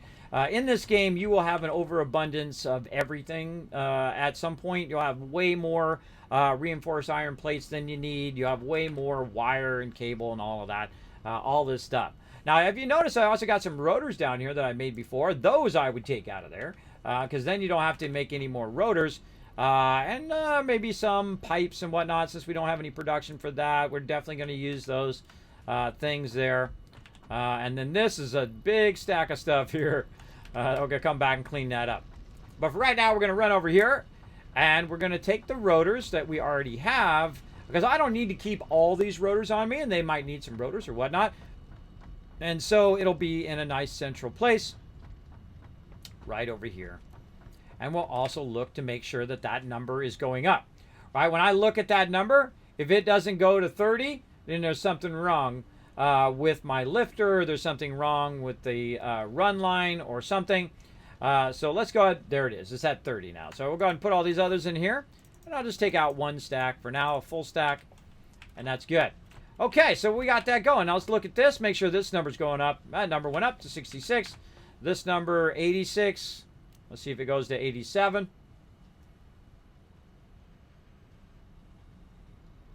87. Now, these rotors take forever, and that's why I usually double up on a rotor. Again, looking for that 120 in. 120 is a really good number to start with when it comes to your ore. There it is, 87. It's good. Now, same thing over here. Let's look at this. Yeah, so there's a lot more in there now than there was before. Let's see. Does it go to 47? 47. I hope they haven't been talking to me this whole time too, because I've been knee deep in doing stuff. And I'm gonna catch up on the chat. We're gonna do that battle here in a second. God, those take so long. The modular frames. There we go. 47. Steel pipes. I don't think we have any problem there. We got a whole box full of that. That's nice. And again, I always design my stuff so that eventually it fills the box on purpose and then turns the production off automatically. And the same thing over here. Like, let's look at our copper sheets. Our copper sheets are full, so most likely it's turned the copper sheets off all the way down the row. And same thing with wire and so on and so forth. All right, you get the idea of that. Oh, look, they filled out the back of it. That's typically what I'll do later on, is I'll fill out the back of it. That's what I did in my previous playthrough, is I filled it all out. But normally I leave a gap so you can run an in-between line in there, but I just ran them straight this time. Again, you can vary up what you're doing each and every time. You don't have to do it exactly the same each time. I feel like that makes it a little bit dull if you're doing it the same time, same thing every single time. Nah, I'm good. Okay, let's do this battle here. You guys have been waiting very patiently. Don't worry, we're going to be doing tons of battles all day long. Let's go. Let's get it going. Let me catch up on chat. Kismet, do you recommend this game? Yes, this is an instant buy. 100% buy. 11 out of 10. Absolutely. Sorry, I was in focus mode there. Yeah. The world is huge and beautiful. Graphics are great. Thanks. About to buy it later. I'm dropping a follow. Thank you, Al. Appreciate the follow. Here's a host, and thank you for the host. I have to look. I've just looked at Satisfactory on Steam. Buying it. There you go. Soon. So one question, who are the fix-it people, I think you're trying to say, and why does the space elevator and the upgrade shuttle take our stuff and go into space? Well, you are an employee of Fix-It. That's your job. Your job is to come down on this planet and discover what resources it has and send those resources up to the home office. You are an employee. Employee of the giant mega space corporation Fix-It. Your job is to do that, and the more they trust you, the more they give you new recipes to unlock. Right? Now, more than that, they have not revealed. But some of that is the storyline. And I find it really fun. I think that's a great premise for the game, that you were sent down here to find the resources, and then they give you more stuff as you unlock stuff and discover stuff through the game. It is pretty awesome. Subi, Twister, Cyberchick, The Last Splash, and Ghost all getting some love. Cookie Maka getting some love there with 7 assists, MVP. All right, let's keep these battles fired up. Let's keep going. Now remember, we're going to do battles all day long, so don't worry. We'll get plenty in. You guys are going to get crazy tons of loot. Let's fire up another one there, get you going, placing those units as well. And again, thank you for the host. Thank you for the follow. Appreciate all the love. Hope you have a phenomenal time in Satisfactory. Even more fun with friends. More fun with friends, as most games are. There we go. I love Satisfactory. It's a huge time sink. If you like open world base building automation games, then this is one of the very best. Yeah, if you're a fan of Factorio, or you play some Dyson Sphere program, or even games that are survival games like 7 Days to Die, or Rust, or Ark, or things like that. It's kind of like a mixture of survival and, of course, factory building. I love all the logistics and stuff, and I love to build, so I'm a big builder. I probably spend 90% of my time building and 10% of my time doing the survival stuff, because that's the way I like to play. But you could do the opposite. You could do 90% exploring and 10% building. It's up to you. You're going to progress a lot slower through the game, but you can do that if you want. Now, again, let's go over here and look at what we need to get this fired up over here. Now, again, what I'm doing is I'm working a little bit toward my space elevator way over here. So we need to send some stuff up to our buddies up in space. Look, Chase is over here. Look, take a look too. Let's go ahead and take a look at what we're going to do. Now, the last one we did was our smart plating. You see there's some smart plating still in there, 7 of it. And that's pretty easy because that's going to be using our plates and our rotors. And that's why I'm setting up the rotors again so I can use those. And I'm going to let everybody know that I'm going to go ahead and start making some smart plating.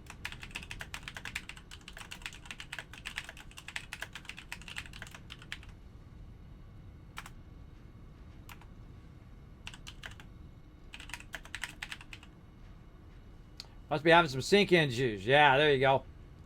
And then I told him he's already got some stuff, which I already saw, that he has some in case beam's going. So awesome. Make some smart plating.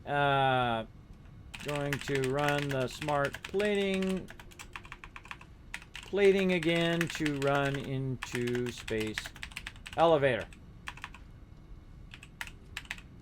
All right.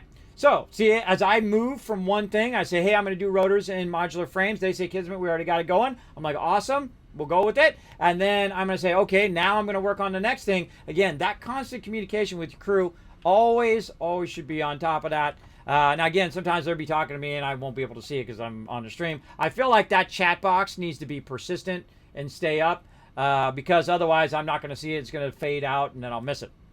Now, what we're going to do is go ahead and feed some stuff into here.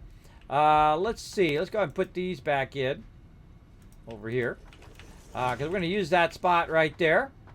And we're going to go ahead and feed this right into there nicely.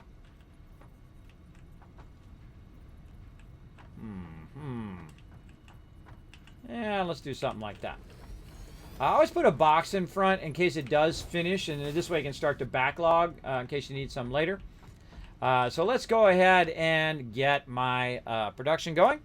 And so we're going to need an assembler right here. And then we're going to do our smart plating again. Now, we did it before, and we had it running. Now, do I really need this to go at... Do I need 15 of these running at the same time? Not really. Because you can set this stuff up and just kind of let it go. And this is what I've been working toward here today. If we get this done, I feel like GG, we've got it going on. So we're just going to run that in there. Now, we can probably align that a little bit better to that. Let's go and move that over just a bit. Get that assembler lined up a little better there. And let's say that. All right, that's better. Now, over here, I actually have the resources feeding up into here, and we can go and look. Aha! There it is right there. So we can go ahead and lift this up and run it off in the distance. So I'm going to go ahead and do that. And you're like, oh, Kismet, is that why you put both of those together in the same spot? Yep. That's why I put those next to each other, because I knew I was going to run them down and make some smart plating from them. Now, you probably shouldn't run it like that, because then it's going to be like in the way of running all that down. Probably a better idea, especially if people are going to use their vehicles and so on, is to, of course, use your lifters. And so we'll put a lifter there. And since it's already got the right orientation, I'll go ahead and put one up there as well. And then we'll just make it, you know, a little bit nicer just to kind of put it up a little bit. up out of the way, and then we'll put another stacker on the other side, and you could probably guess what I'm about to do. And that's make my life nice and easy by running that right in there. Now we're going to need some power as well. We got some right here. Let's go ahead and see if it turns on. We got to tell it what to do. Rotor, and it will start to feed that stuff in there once it comes down the line. Now I can see that that has turned yellow, which means it does have power. It just doesn't have enough resources. And so that's going to be a good thing. I'm going to go trigger my chat by going ahead and clicking this and then putting it right on the edge of the box here. It triggers me too, everybody. It triggers me too. You're like, Kismet, what are you doing with that spaghetti stuff? That's a symptom of Spaghetti City right there when you're running it across your boxes and not using your lifters or walls or any of that stuff. Makes me laugh every time. All right, let's get up here. And let's see. All right, rotors, plates, looking sexy. Let's go ahead and look in here. What's the deal? Oh, wait a minute. I told it to do the wrong thing. Let's go ahead and click on the correct thing. There we go. And now this is going to do it. Now this is going to do 2 smart plates every minute. And you're like, wow, Kismet, that's a lot. It's really not. It's really not. Now I can put more there. But here's the thing. You're going to be busy doing other stuff. And so this is going to take 250 minutes. But you could, in theory, start that going and AFK and then come back in a couple hours. And guess what? Bada bing, bada boom, that thing is done. You can just let it run and run and run. Now I'm also going to put another assembler right over here next to it. Like this. And we're going to say, okay, what else do we need? We need some versatile framework, right? So we need modular frames and steel beams, which is the reason why I was going to do modular frames. We're doing 2.5 right now, or that we need 2.5. I don't know how many we're doing right now. We can actually find out by just going to modular frames and seeing what the output is, which is about 2. So it's not quite full production. I would have actually made 2 modular frames things, so we were making excess as well, so it would backlog in there for building and then backlog in here. But I'm just going to go with what they got for now. And so we're going to go ahead and do versatile framework because we've already got the steel beams already going. We already got all that going. Again, we're not in a tremendous hurry for it. So we're going to go ahead and put one in for that as well. And we get it lined up. And a little forward. There we go. Get that line. Now, I like to have the things where I can see the stuff running. This way you know if you're going to get it done or not. And this one, you know what, I'm going to put up a little bit higher. There we go, and then bring that down. Bring that into there. All right, versatile framework. And here we go again. And again. Now this one, I'm going to go ahead and do a double stack. And so our modular frame's going up. And then look at that. How convenient. Right next to it. Man, Kismet, you're up Johnny on the spot today. I know, right? I am Johnny on the spot. Got all the things already paired together. Look at me go. All right. And we got... what? Did we not get our lifter there? I did not get my lifter. Get up there, you. I did not get it. All right, come on. Let's trigger the chat some more. Let's go. Trigger that chat. Boom. Boom. And then right here. There we go. Oh, look out. And then we're going to go ahead and bring those modular frames to the low side. And then we probably should have put that up a little bit. Yeah, let's go put that up just a little bit so it doesn't clip. Ah, God. Ah, God. Look at this. Ah. By the way, sometimes you can crouch underneath there if it's up high enough. We got to go this side. We got to go this side because we got that running all over. And let's go ahead and bring this up. Oh, this one. Bring this up just a little bit so we're not clipping through there. And so we can click at the end, and then we can bring it up, and then we can turn it. Give it a little extra something, something.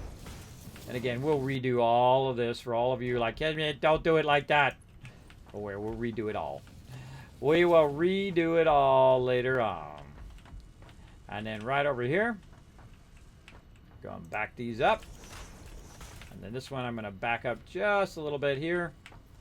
Try to line that up, I guess. If I'm doing it, I might as well line it up, huh?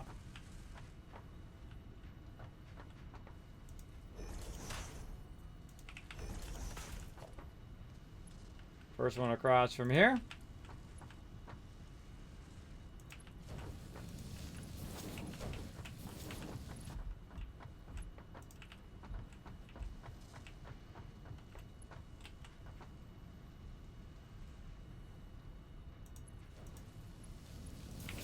The games are much easier if you already know the answer. Right? It's easy if you already know that's what it does and where you're going and what you're doing with it. There we go. I find that is a fun thing. But I also like when you first play through and you don't know anything. That's probably my favorite part of the game, of any game, is when you don't know. And that's why I ask people not to tell me, because I don't want to know. I want to discover it as I play through. Now, we have a big backlog of steel beams and a little bit of a backlog of modular frames. So it's going to go ahead and run those. Now, how many versatile frameworks do we need? Very rarely, by the way, do I do both things at the same time. Usually I'm doing one while I'm off building, modular frames or whatever. That's what I was going to do. I was going to get that one started with rotors and then go do modular frames and then run the modular frames for the second one. But in this case, we already had it done, so we're good. Now, what do we need for the last one? Well, we actually need motors. Now, motors a little bit tougher. Plenty of wire. We got that all day, every day. But we're going to need definitely another one here. And so we'll put this over here. And we'll take a look at the tougher one, which is stators, which is steel pipes and wire. Right? So we need stators for steel pipes and wire. But the thing that we want to make is actually automated wire. Right? We don't want to make the rotors right now. We want to make the automated wiring is the last thing that should be going here in this particular upgrade. And so we're going to run that one down there. Run that one up above. We'll go ahead and do a little... Can we get it in there? Nope, a little too close. A little too close. Pull that back out of there. Say something like that. Again, just trying to get this done before I run out of time. I want to get these started, and then what I'll do is I'll just let it run. I'll just let it run, and it'll run in there, and then we'll get our upgrades and whatnot. And I feel like this is a good time right about here. Oh, are we getting too far from our supports? No, there's a support right there. All right. Again, we can only go so far, and we have to fill out those supports. There's me misclicking right there. All right, we'll say right to there. And so again, we're going to need those other resources. We're going to need rotors. Back that up to say there. And there. We're going to need rotors and stators. So we're going to go ahead and go make some stators. Again, stators are going to be steel piped and wire. Now we have currently no steel pipe production, which is going to be an issue, but we do have wire production over here.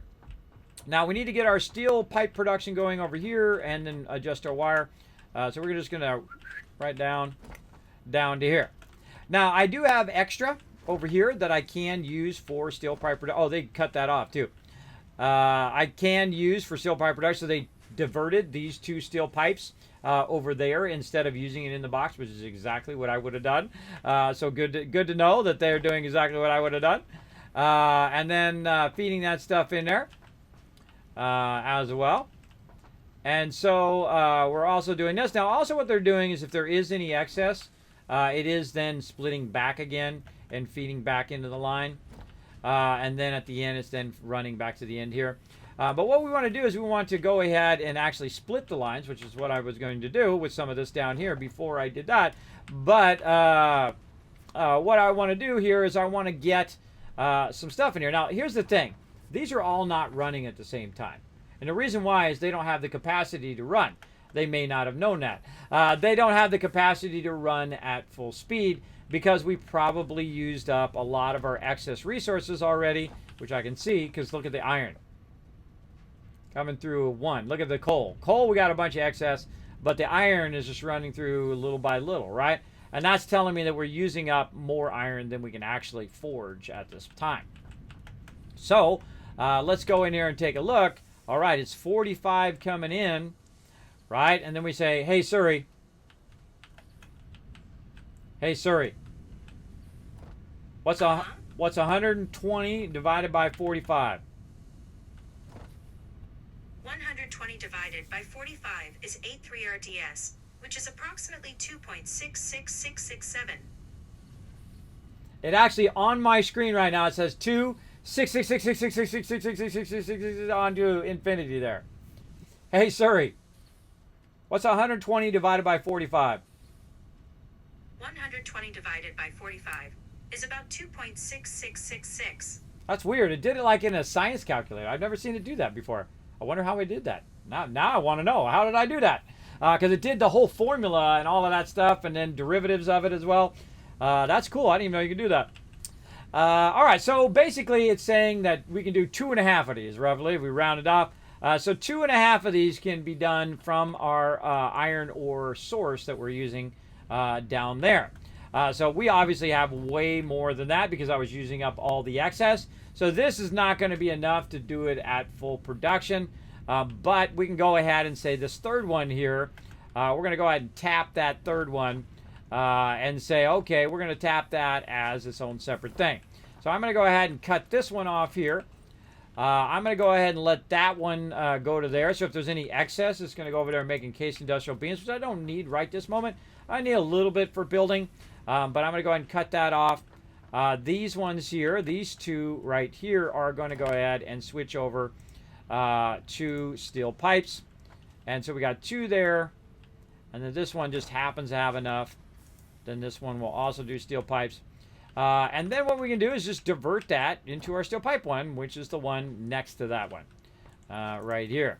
And again, the more messy we make this, the more tough it is to figure out what's going on later. And there we go. Steel pipes off and running. And again, I didn't even bother to look at the numbers or the ratios or any of that stuff. It's going to do as many steel pipes as it can do. And then it's going to run that in and then run that into our final destination. Now, we have a lot of steel pipes laying around. At least I did. We'll go see. We'll go up here and get this going. Now, this ladder would have been good if I had left a gap because it would have been easier to go through there. So let's readjust our ladder here for a second. Again, I don't mind if I take damage. It happens all the time. I'll heal back up again. Better to put our ladder in a spot where we can just get up over the side. We've got stuff there over here on this side. We've got stuff a blocking. But let's say over here.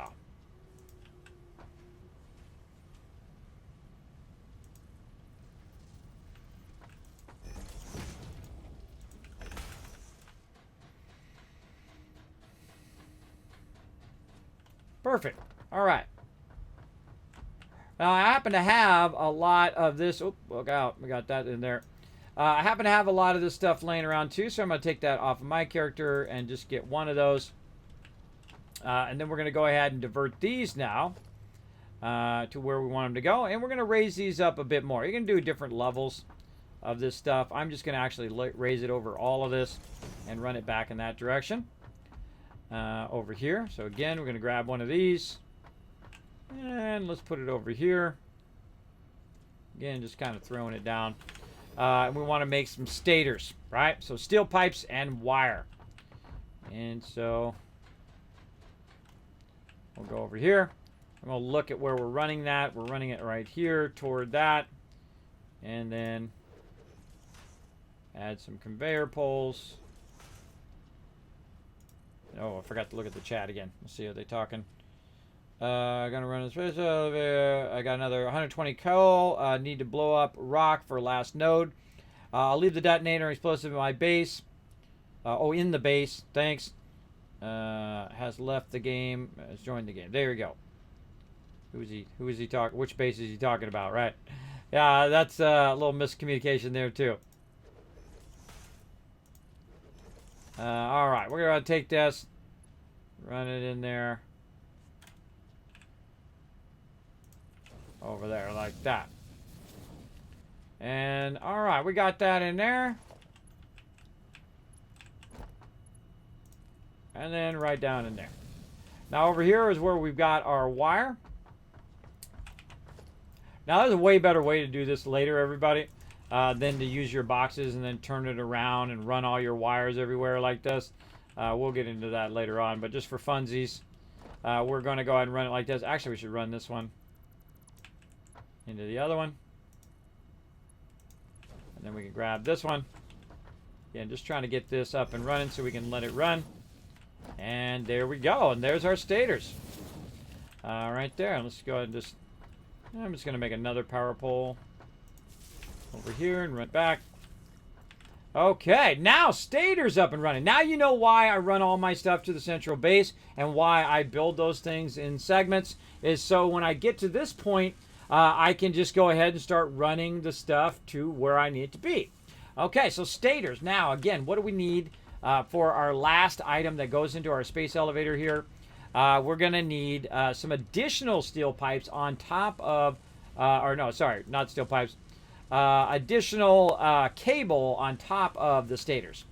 So we'll go ahead and run these stators straight across. And we're making a big old spaghetti mess now. Spaghetti mess. Yeah, let's do a little closer. A little closer.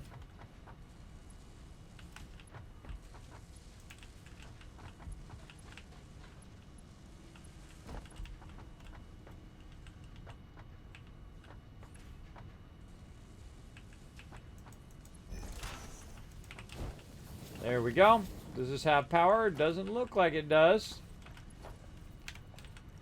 Nope. Okay, we need more power.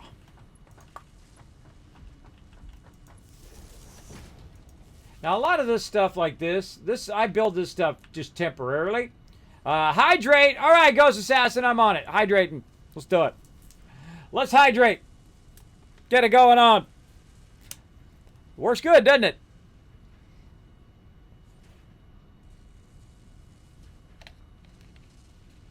Yeah, the reason why you run stuff, again, up to fix it is it unlocks more stuff later on. All right, our stators are starting to come in. I got some stators on me. I'm going to just feed those in there. And now we just need some cable. Again, look, see this? This is what starts to happen. I do this on purpose every single playthrough, by the way. As I start to do this, is so you can see the world of difference that happens later on when you stop doing this. And then you start running it like with your walls, and you start running it in a way that makes it way easier than just running it in the moment. All right, this is like an in the moment run. Oh, well, I need to get this thing from here to there to there to there. And thus, I'm just going to run it wherever I can conveniently run it in the moment, instead of actually thinking it through as to where it should end up.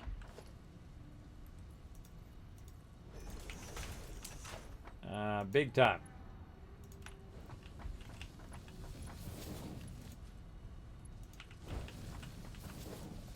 And there we go. So again, that's our big goal right here, was to get that fired up. And guess what? GG. Now, I would make sure that you go over here and watch that at least one. Oh, look at that. We already did 62 of 500 of our versatile frameworks. We're already 41 into our smart platings. And then, see, this is, again, in this game, when you get to this point where you're feeding stuff in your space elevator and you haven't taken a break in a while, I would definitely take a break. I'd let that go. Now, I want to see this first thing go in here. If I see it go in there, the automated wiring, then I know it's good. Oh, there it was. And again, I can just say I need 100 of them, right? So say it takes a minute each one. That's to be 100 minutes, so about an hour and a half or so. So you can just let the game run for an hour and a half or 2 hours or however long you want to let it run. I'm going to let it run so it fills that whole entire thing up.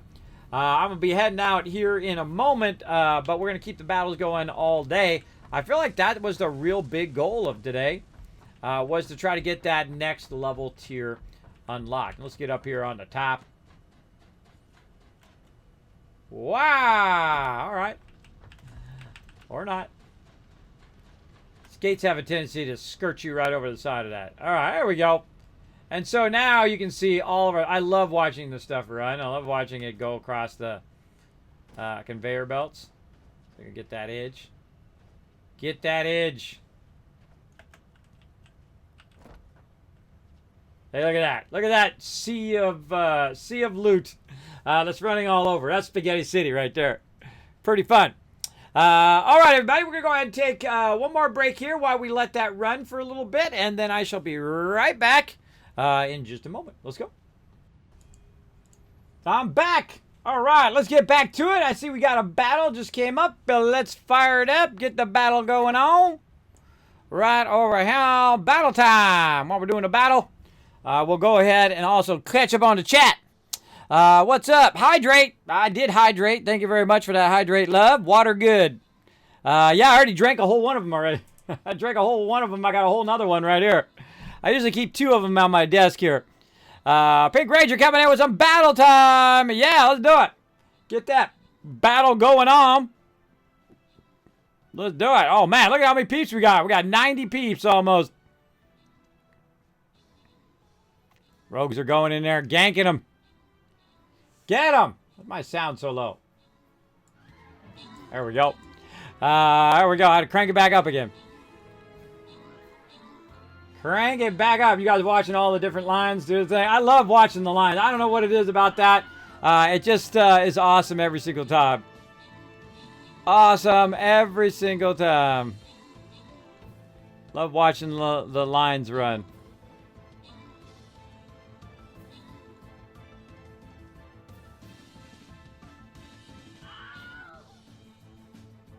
Hey, Fuzzy, what's up?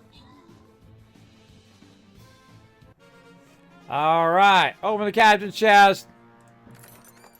Grants and rewards. Let's say Rotisserie G, Craft Sloth, Hair Luna, and Reaper all getting some love. And Gnome Orbits overall MVP with the 12 assists. All right. Let's see. We're going mystery. Let's get that going. And let's fire it up. Will I need my tank? I don't think so. I don't think we're going to need it. Let's go look at our quests real quick here. Before I put a unit down. You can start putting your units down. Yeah, we need my tank.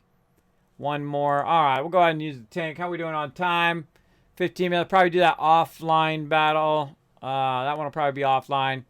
We got about another 15 minutes left. So yeah, let's go ahead and put the tank in there so I get that quest done. Let's say right there. We'll push for these generators. Try to get those generators out of there. For sure. Boom. All right. Again, look at it all feeding in there. Now, see a lot of it's backlogged. And stopped, and that's because it can't necessarily feed it in fast enough to keep all of that going, because I do have a bunch of it backlogged in the boxes, so it's running pretty efficiently right now in here, because you can see that's maxed out. We go over here, this one is pretty much maxed out in there. The only one that's going to have trouble is going to be this one over here, I think. Let's see, where our stators are 2.5 per minute. And let's go back here and look at our stators. How many we're producing per minute? 5 per minute. So actually our stators are pretty good. We could probably double up on our stator production. Meaning our automated wiring production. We could probably double that up because we have plenty of cable and stators. So let's do that.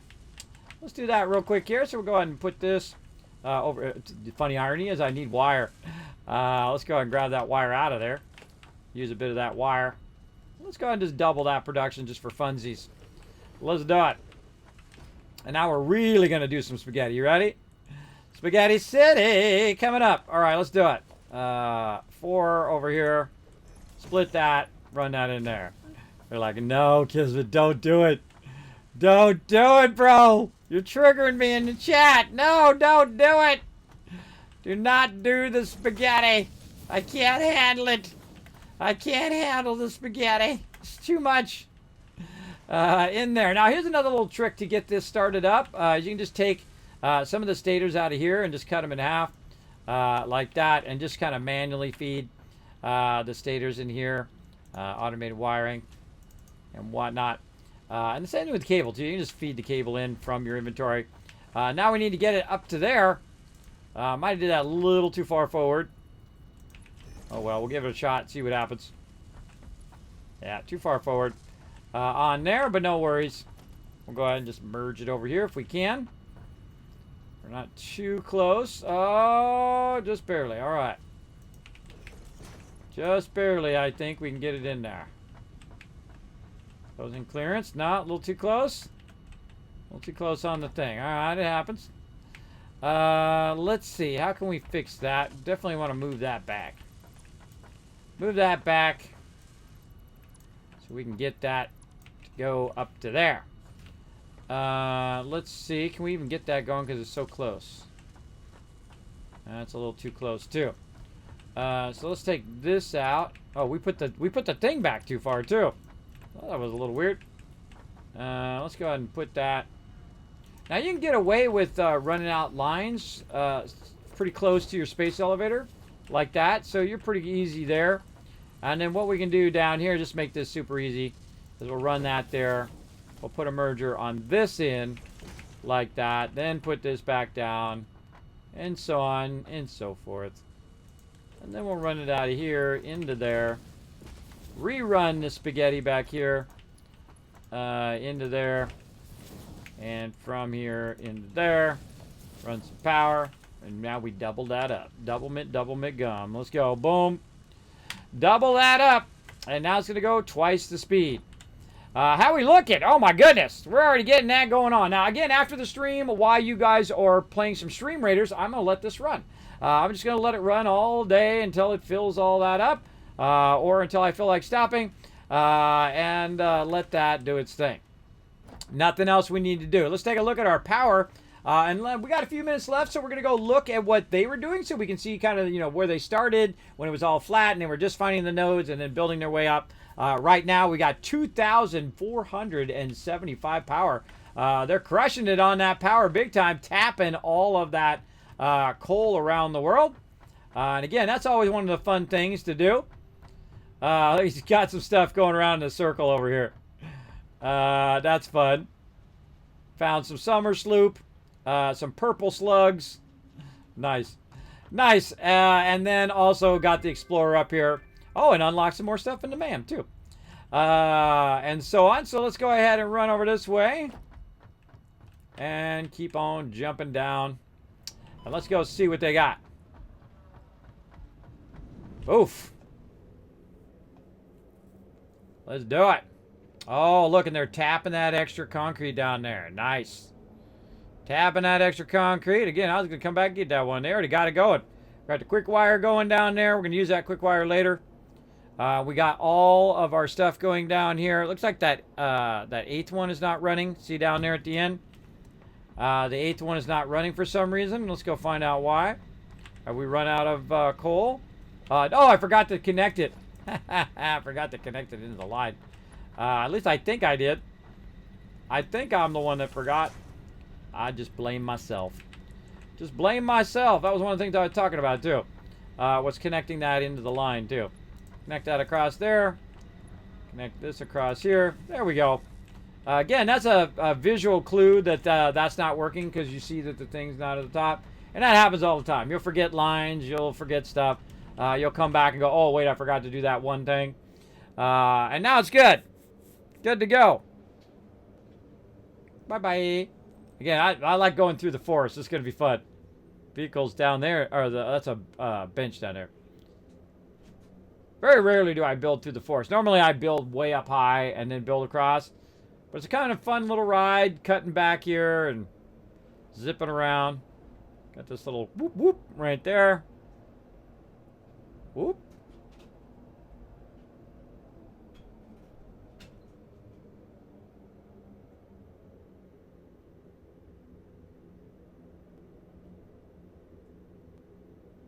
And going down. Oh, look at this. Beautiful. Beautiful, beautiful. All right. Now, coal power is where you really want to go to town. Right here. Look at this. Nice. This is a beautiful coal plant over here. They did a phenomenal job. Look at this all in a row, right? Very nice. So we got 2, 4, 6... I think we've got 16 there, right? 1, 2,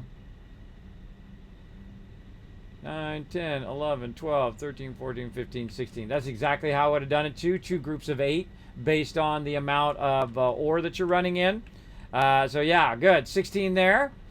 Very nice. And then over here we've got a group of 9, it looks like there. We got 8. No, it's more than 9. 8, 9, 10. There's 10 there. 2, 4, 6 on that side. Very nice. All right, man. They got a bunch of nodes over here that they've tapped into. Let's take a look. There's a good little coal spot over here. Very, very nice. Very nice. Now, I had to do some demo to unlock it. Very rarely do I do demo early game. But let's go see what kind of nodes we got over here. We got a 120 coming out of there. That is a Mark II, which tells you that that is just a normal node over there. So normal node there. Normal node probably there as well. I'm getting texted as well. And then over here, we've got some more normal nodes being tapped into. I can see it from over there. 120 there and 120 there. And we can just double check by looking at what kind of mark they are. They're Mark II. So if it was a pure node, it would be 240 coming out of there. So that's a total of, all of those are normal nodes, right? If you got 4 normal nodes, you got 120, it's times 4, so it'd be 480. So you got 480 coming out of there, just producing a obscene amount of epic power in the thing. I love this build. Love your power build. Looks awesome. Love your power build. Looks great. And I love the way that it's spaced. I dig that. Again, it's not all jammed up on top of each other. It doesn't have to be. And he's got his stuff all lifted here. Oh, it looks like he's actually not done here. These are not online yet. But you can see he's got it lifted. He's got a overflow here, which he's bringing it up from down there. He's got his pumps doing the job here. Pumps on each line, running that up. He's got all these running back here. That's cool. I like that thing right up like that. And so on. So, yeah, it looks like he hasn't even tapped all the power. Yeah, he's still down there running those lines. There he is. I see you down there, Reaper. What's up, bro? So he's running those lines, and he was lining that up. I can tell. I always tell when someone's lining stuff up. They're aligning things how they want them to get them going. Up the thing here, and you can see that's going to come up there most likely and feed all of that. So looking good. See, I'm a big fan of doing that where you get the coal up on top and the water on the bottom. And the reason why I put the water on the bottom is it's just less head lift that you have to do when you put it at the water at the bottom level, and thus less pumps and less power that you're burning producing the power. Always reminds me of roller coaster rides. Yeah, me too, Hairloon. It's very fun, and that's why I kind of ran it through the center there. Put it into the front of the storage, other side of the storage. No, I got it. You can't. It has 2 outputs on one side and 2 inputs on the other side. So I can't run it around and put it in the front and then have it come out the other side. It only goes 2 inputs and 2 outputs. So if that's what you're talking about, I can't run around and put it in the front of the one and then have it come out the bottom. It doesn't work that way. But it's very cool. We got it going. Very cool. All right, so I feel like that's kind of GG. I'm going to go and let everybody know, wrapping it up for today. Just a heads up, you got, say, 5 minutes. All right. And that turned out awesome. Turned out amazing. And we'll come back and we'll work on it some more. And let's see. Let's go ahead and see where they ran their power line. They said they ran some power lines over here. Got another couple minutes here. Give him some time to finish what he's working on there, at least 5 minutes or so. And let's go see. Got some concrete production over here. That's a good idea because then you don't have to run back all the time. We've got these lines tied in up here at the top. And those lines are being tied down that way. Nice. And then this is just being, this looks like it's being run right through the forest over here. Oh, let's go for a swim. Sploosh! All right, now be at the ready. Always, everybody, be at the ready. Okay. Oh, look at this. There's a pure iron node right there. Look at they're extracting it. Oh, and a normal copper node. Ooh, pure iron node right there. We're gonna tap that at some point for sure. All right, they're bringing it down from up above. So how do we get up there? I don't know. Let's go look. Let's go exploring. Let's go exploring. I don't think you can actually get up there from down here. I mean, I could build my way up there if I want. Maybe they put a ladder back here. Let's see. They put a ladder? Nope. All right, cool. I'm going to build a ladder then. I'm going to build a ladder. Let's start it right there. Let's go see. Let's go see if I just randomly make a ladder, if I can make it all the way to the top. Nope. And then let's make another part of the ladder here and just run it up some more. Ah, God. Well, you can't run on the ladder while you're making the ladder, apparently. I never tried it until just now. That's a given. And let's just keep running that ladder up a little bit further. All right. Now we made it. Whoa, jump for it. Oh, no. Oh, no. Oh, no. Oh, Kismet trying to kill himself. Kismet trying to kill himself. All right, that should be a little closer to the mountain there. I thought I had that, but a little closer. Again, now I don't mind if I die. It's okay. I'll just run back over here. It's not like there's any really that big obstructions between where I'm at. I love doing these ladders, though. I think the ladders were just a genius. I just know people have been asking for these ladders forever, too. Because that's just awesome, man. You just run a ladder up a cliffside, and you're good, usually. Let's see if I can make it. I'll just try to jump down here and then make another ladder. Or try to jump up. Nope, slipping. Oh, I'm slipping off the side. That's what I'm doing. I'm slipping off the side of that. Oh, okay. Okay, I see now. Okay, I got it. So what I'm doing is I'm slipping and then slipping down and then slipping down again. Now, if you do have something on you, like some barrels here, we can just go in and add ourselves some barrels and eat that up so we don't just like insta-die from there. Another thing that I can do is I can go up here and I can just put in some foundations, which will cause me not to fall, like this. And you can put them really anywhere that you want. And we can probably get that, and maybe over here. Building it into the side of the mountain. About down here. To try to keep myself from falling all the way back down again. I feel like this ladder's got to go way higher. Way higher. All right, let's get more ladder action. All right, let's say that. We're going to get this, everybody. We're going to get it. Little by little. We're going to build our way over there. All right, awkward. Awkward. Yeah, so here's what we'll do. We'll go ahead and bring this in. Let's say about there. And then back down again. And then... well, that wasn't very straight, but whatever. A little bit more ladder action. And booyah! We're up! Just like that. Then we just build our way across. Just for funsies. There we go. We're climbing our way up, everybody. So we made a ladder, which isn't very safe. And the ladder is not square to the thing, so you have a high chance of falling. Coming up there. It's kind of a cool way of going. And then again, sometimes I just go on, uh-oh, look out. Scrolling down. Jump in a corner. Yay, we made it. And then we made it up here. And we're just going to keep following this line back. Just for funsies. Right on the high side. I feel like the high side would be harder than the low side, but I guess if you're running it this way, it's not so hard. If you're going that way, it's not so easy. But that's good, though, because it also puts it over here on this side. So if we want to tap all the resources over here, we're able to do that. Running it right through the mountain edge there. It gives us something to do here while we're waiting for him to put in those little bit of touches. Coming across here. Man, this is all over the place. But hey, it's good. We got our power over here. And we can tap all the resources like sulfur and all that stuff as we need it. Oh, look out. Whoa. All right. He's having some fun. Having some fun bringing that up.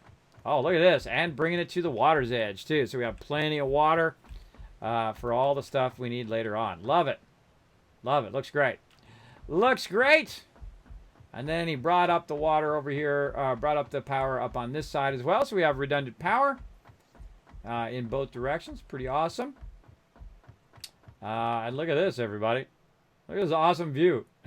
Pretty cool. Of course, this will all be built out as well. No worries, Pink Ranger. We're about to head out right now anyway.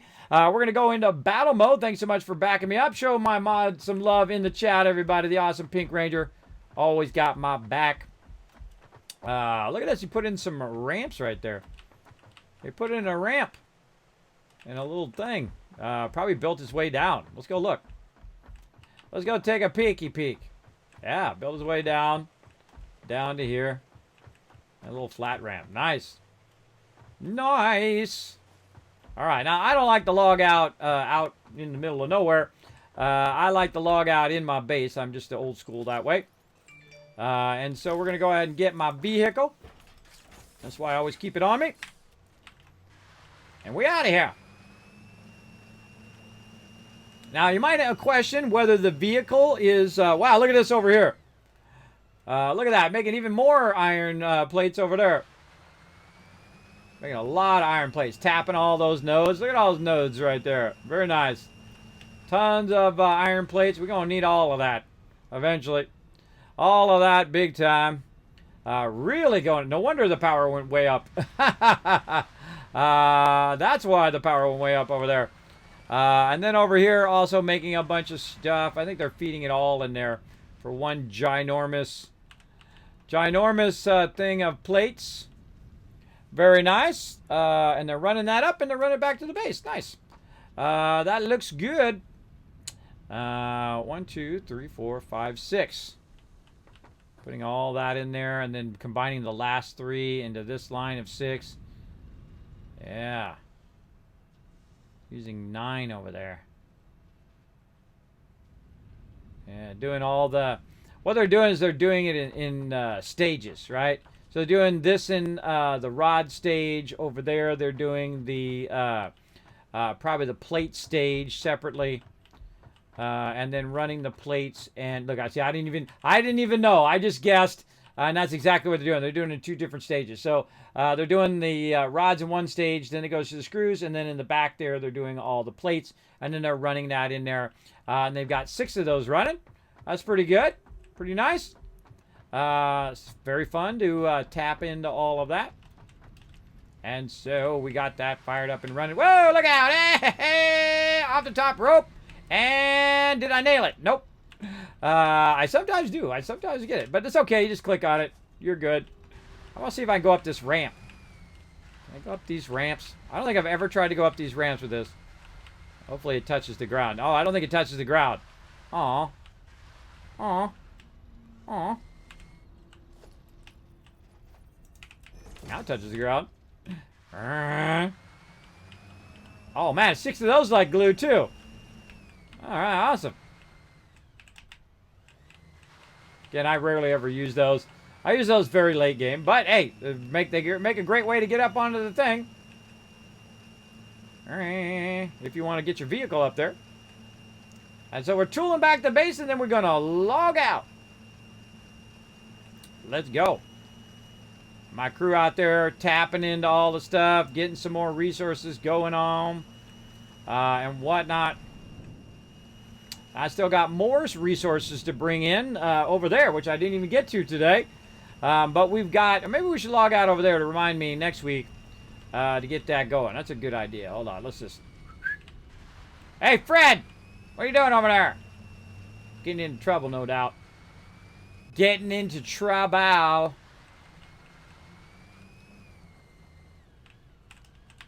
Awesome. Get in there. Get in there. Out of the way. Red alert, Fred. Out the way, Kismet coming through. All right, tooling way over here again. Now, there's a bunch of copper right there that we need to get going again. And then over here, we have a bunch. Whoop. Oh, and landed at that time. All right. You know, try to test my skills. This thing needs a headlight. Needs a headlight. All right, and it comes up, and we're tapping in over here to our into all this. Now look at us. All this over here could be running back over there. So we'll do that next time, and we've already got this running. So we'll take all of this. We'll run it over that way. Did I double that up? I think I did already. Does look like it's doubled up because it has 3 extractors there instead of just 1 or 2. 120 coming out of there. Yeah, I did double that up. All right, awesome. 120 getting in there right now. It's going to be 90 plus 45, so it's actually more than that, but we got it going for now. And then we'll run that back to our primary base. So this is where we'll... Oh, it does have a light. I just had the light off. I was like, I thought it had a light. It does have a light. If you turn, it's your light that's on while you're in the car. I was like, man, I could have sworn there was a light before, but it's your headlight, your light that's on your helmet. All right, let's go with it there. Let's go ahead and save right over here.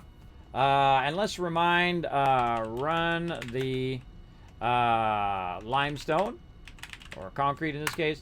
Either way, I'm just going to say limestone. To remind myself next time. All right, I'm going to go back out to the main menu. Right like that. And then we're going to go ahead and go to my overseer's office. We're going to give you guys some love. How are we doing on retweets? Did we get to 10? Oh, we didn't even get close to 10. We got close there yesterday, though. Getting it fired up. All right, going to my overseer's office.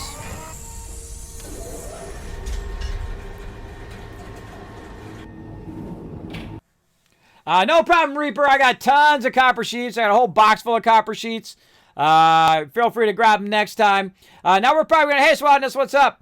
We're going to go ahead and probably play that next week. I'm not sure if we're going to do it on Tuesday, probably on Wednesday. And what I'll probably do is I'll probably play like Dice Sphere program in the morning and then play the Satisfactory in the afternoon. This way, anybody who wants to join me for multiplayer is typically more prone to playing in the afternoon because, you know, they haven't got up yet. So we'll go ahead and kind of cut that one in half.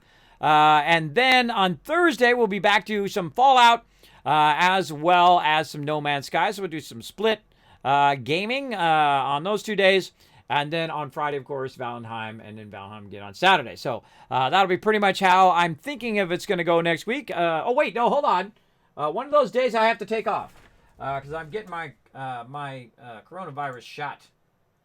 Wait a minute, what day was it? Oh, it's Thursday. Okay, well, count out that Thursday then. No Fallout and no No Man's Sky, though they just had another. Can you believe that No Man's Sky came out with another update? Those guys are making everybody else look like amateurs. All the other game companies are looking like they're falling behind because they're just crushing it, man. They're just bringing out an update after update after update of just awesome, awesome stuff. I can't even keep up with it. I haven't even done a lot of that stuff in a lot of those updates yet. Which is good. That's what you want in your games. You want to have plenty of content to do, plenty of gameplay still to do in the game. So again, thanks to everybody for coming in and hanging out. I appreciate everybody chilling out here in the stream. Let me go ahead and put my info in the thing there. You can go ahead and find all that social media in there. You can go onto my Twitter and onto the YouTube and hit that follow and subscribe. Does help out the stream tremendously. You can also check out the Discord. A bunch of cool stuff up there, including a whole bunch of stuff that feeds all of the different games that I play into there, including patch notes and all that other stuff into one central spot. Makes it super easy. Now, I stream from Tuesday through Friday from 9 a.m. to about this time, 3 o'clock p.m. Eastern Standard Time. And then Saturday, 9 p.m. Until we feel like stopping, which is usually either midnight or 3 in the morning or 6 in the morning sometimes. But I try not to get too crazy about it because it makes it tough for me to get anything else done the next day or the next day after that. So yeah, we're going to be getting that going on. Now, what I'm going to do from here on is I'm going to do what's known as battle mode. That's where I go ahead and continue to do a bunch of Stream Raider battles. And our battle's got about another 2 minutes there. And so we're going to keep those battles going all day long until I feel like stopping. And I will try to run as many as I can. While I'm off doing other things. I'm going to be doing videos and working on sponsor stuff and all sorts of stuff behind the scenes. You got to do all this, other stuff to keep these streams running. So while I'm off doing that, I'm going to be doing a bonus stream. It does not replace any other content I would normally not be streaming anyway. But I thought, whenever we're doing events, I go above and beyond, do a little bonus stream for all my Stream Raiders peeps. So we're going to go ahead and do that. Again, you won't see or hear me, but you'll be able to do plenty of battles all day long. And I'll be back in the morning. Let's see, what time is it now? It is, what day is it now? It's Thursday. It's Friday.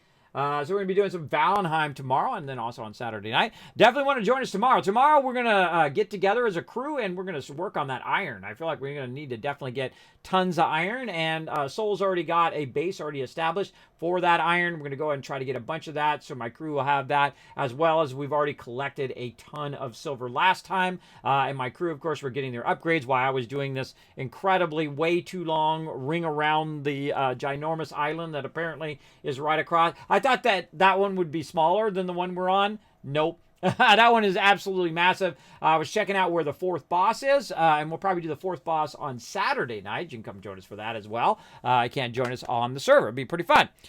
So that is it for me, everybody. I'm going to go into battle mode here, and then I will see you guys in the morning. Let me get it ready here. There we go. See you guys in the morning at 9 a.m. Eastern Standard Time. Thanks for being here, everybody. Thanks for all the love today. Hope to see you next time. Bye, everybody. Hey everybody, Kismet here. Thank you so much for watching this video. Make sure to hit that subscribe button right in the center of the screen. Also check me out live on twitch.tv/Kismet. I'll see you all next time.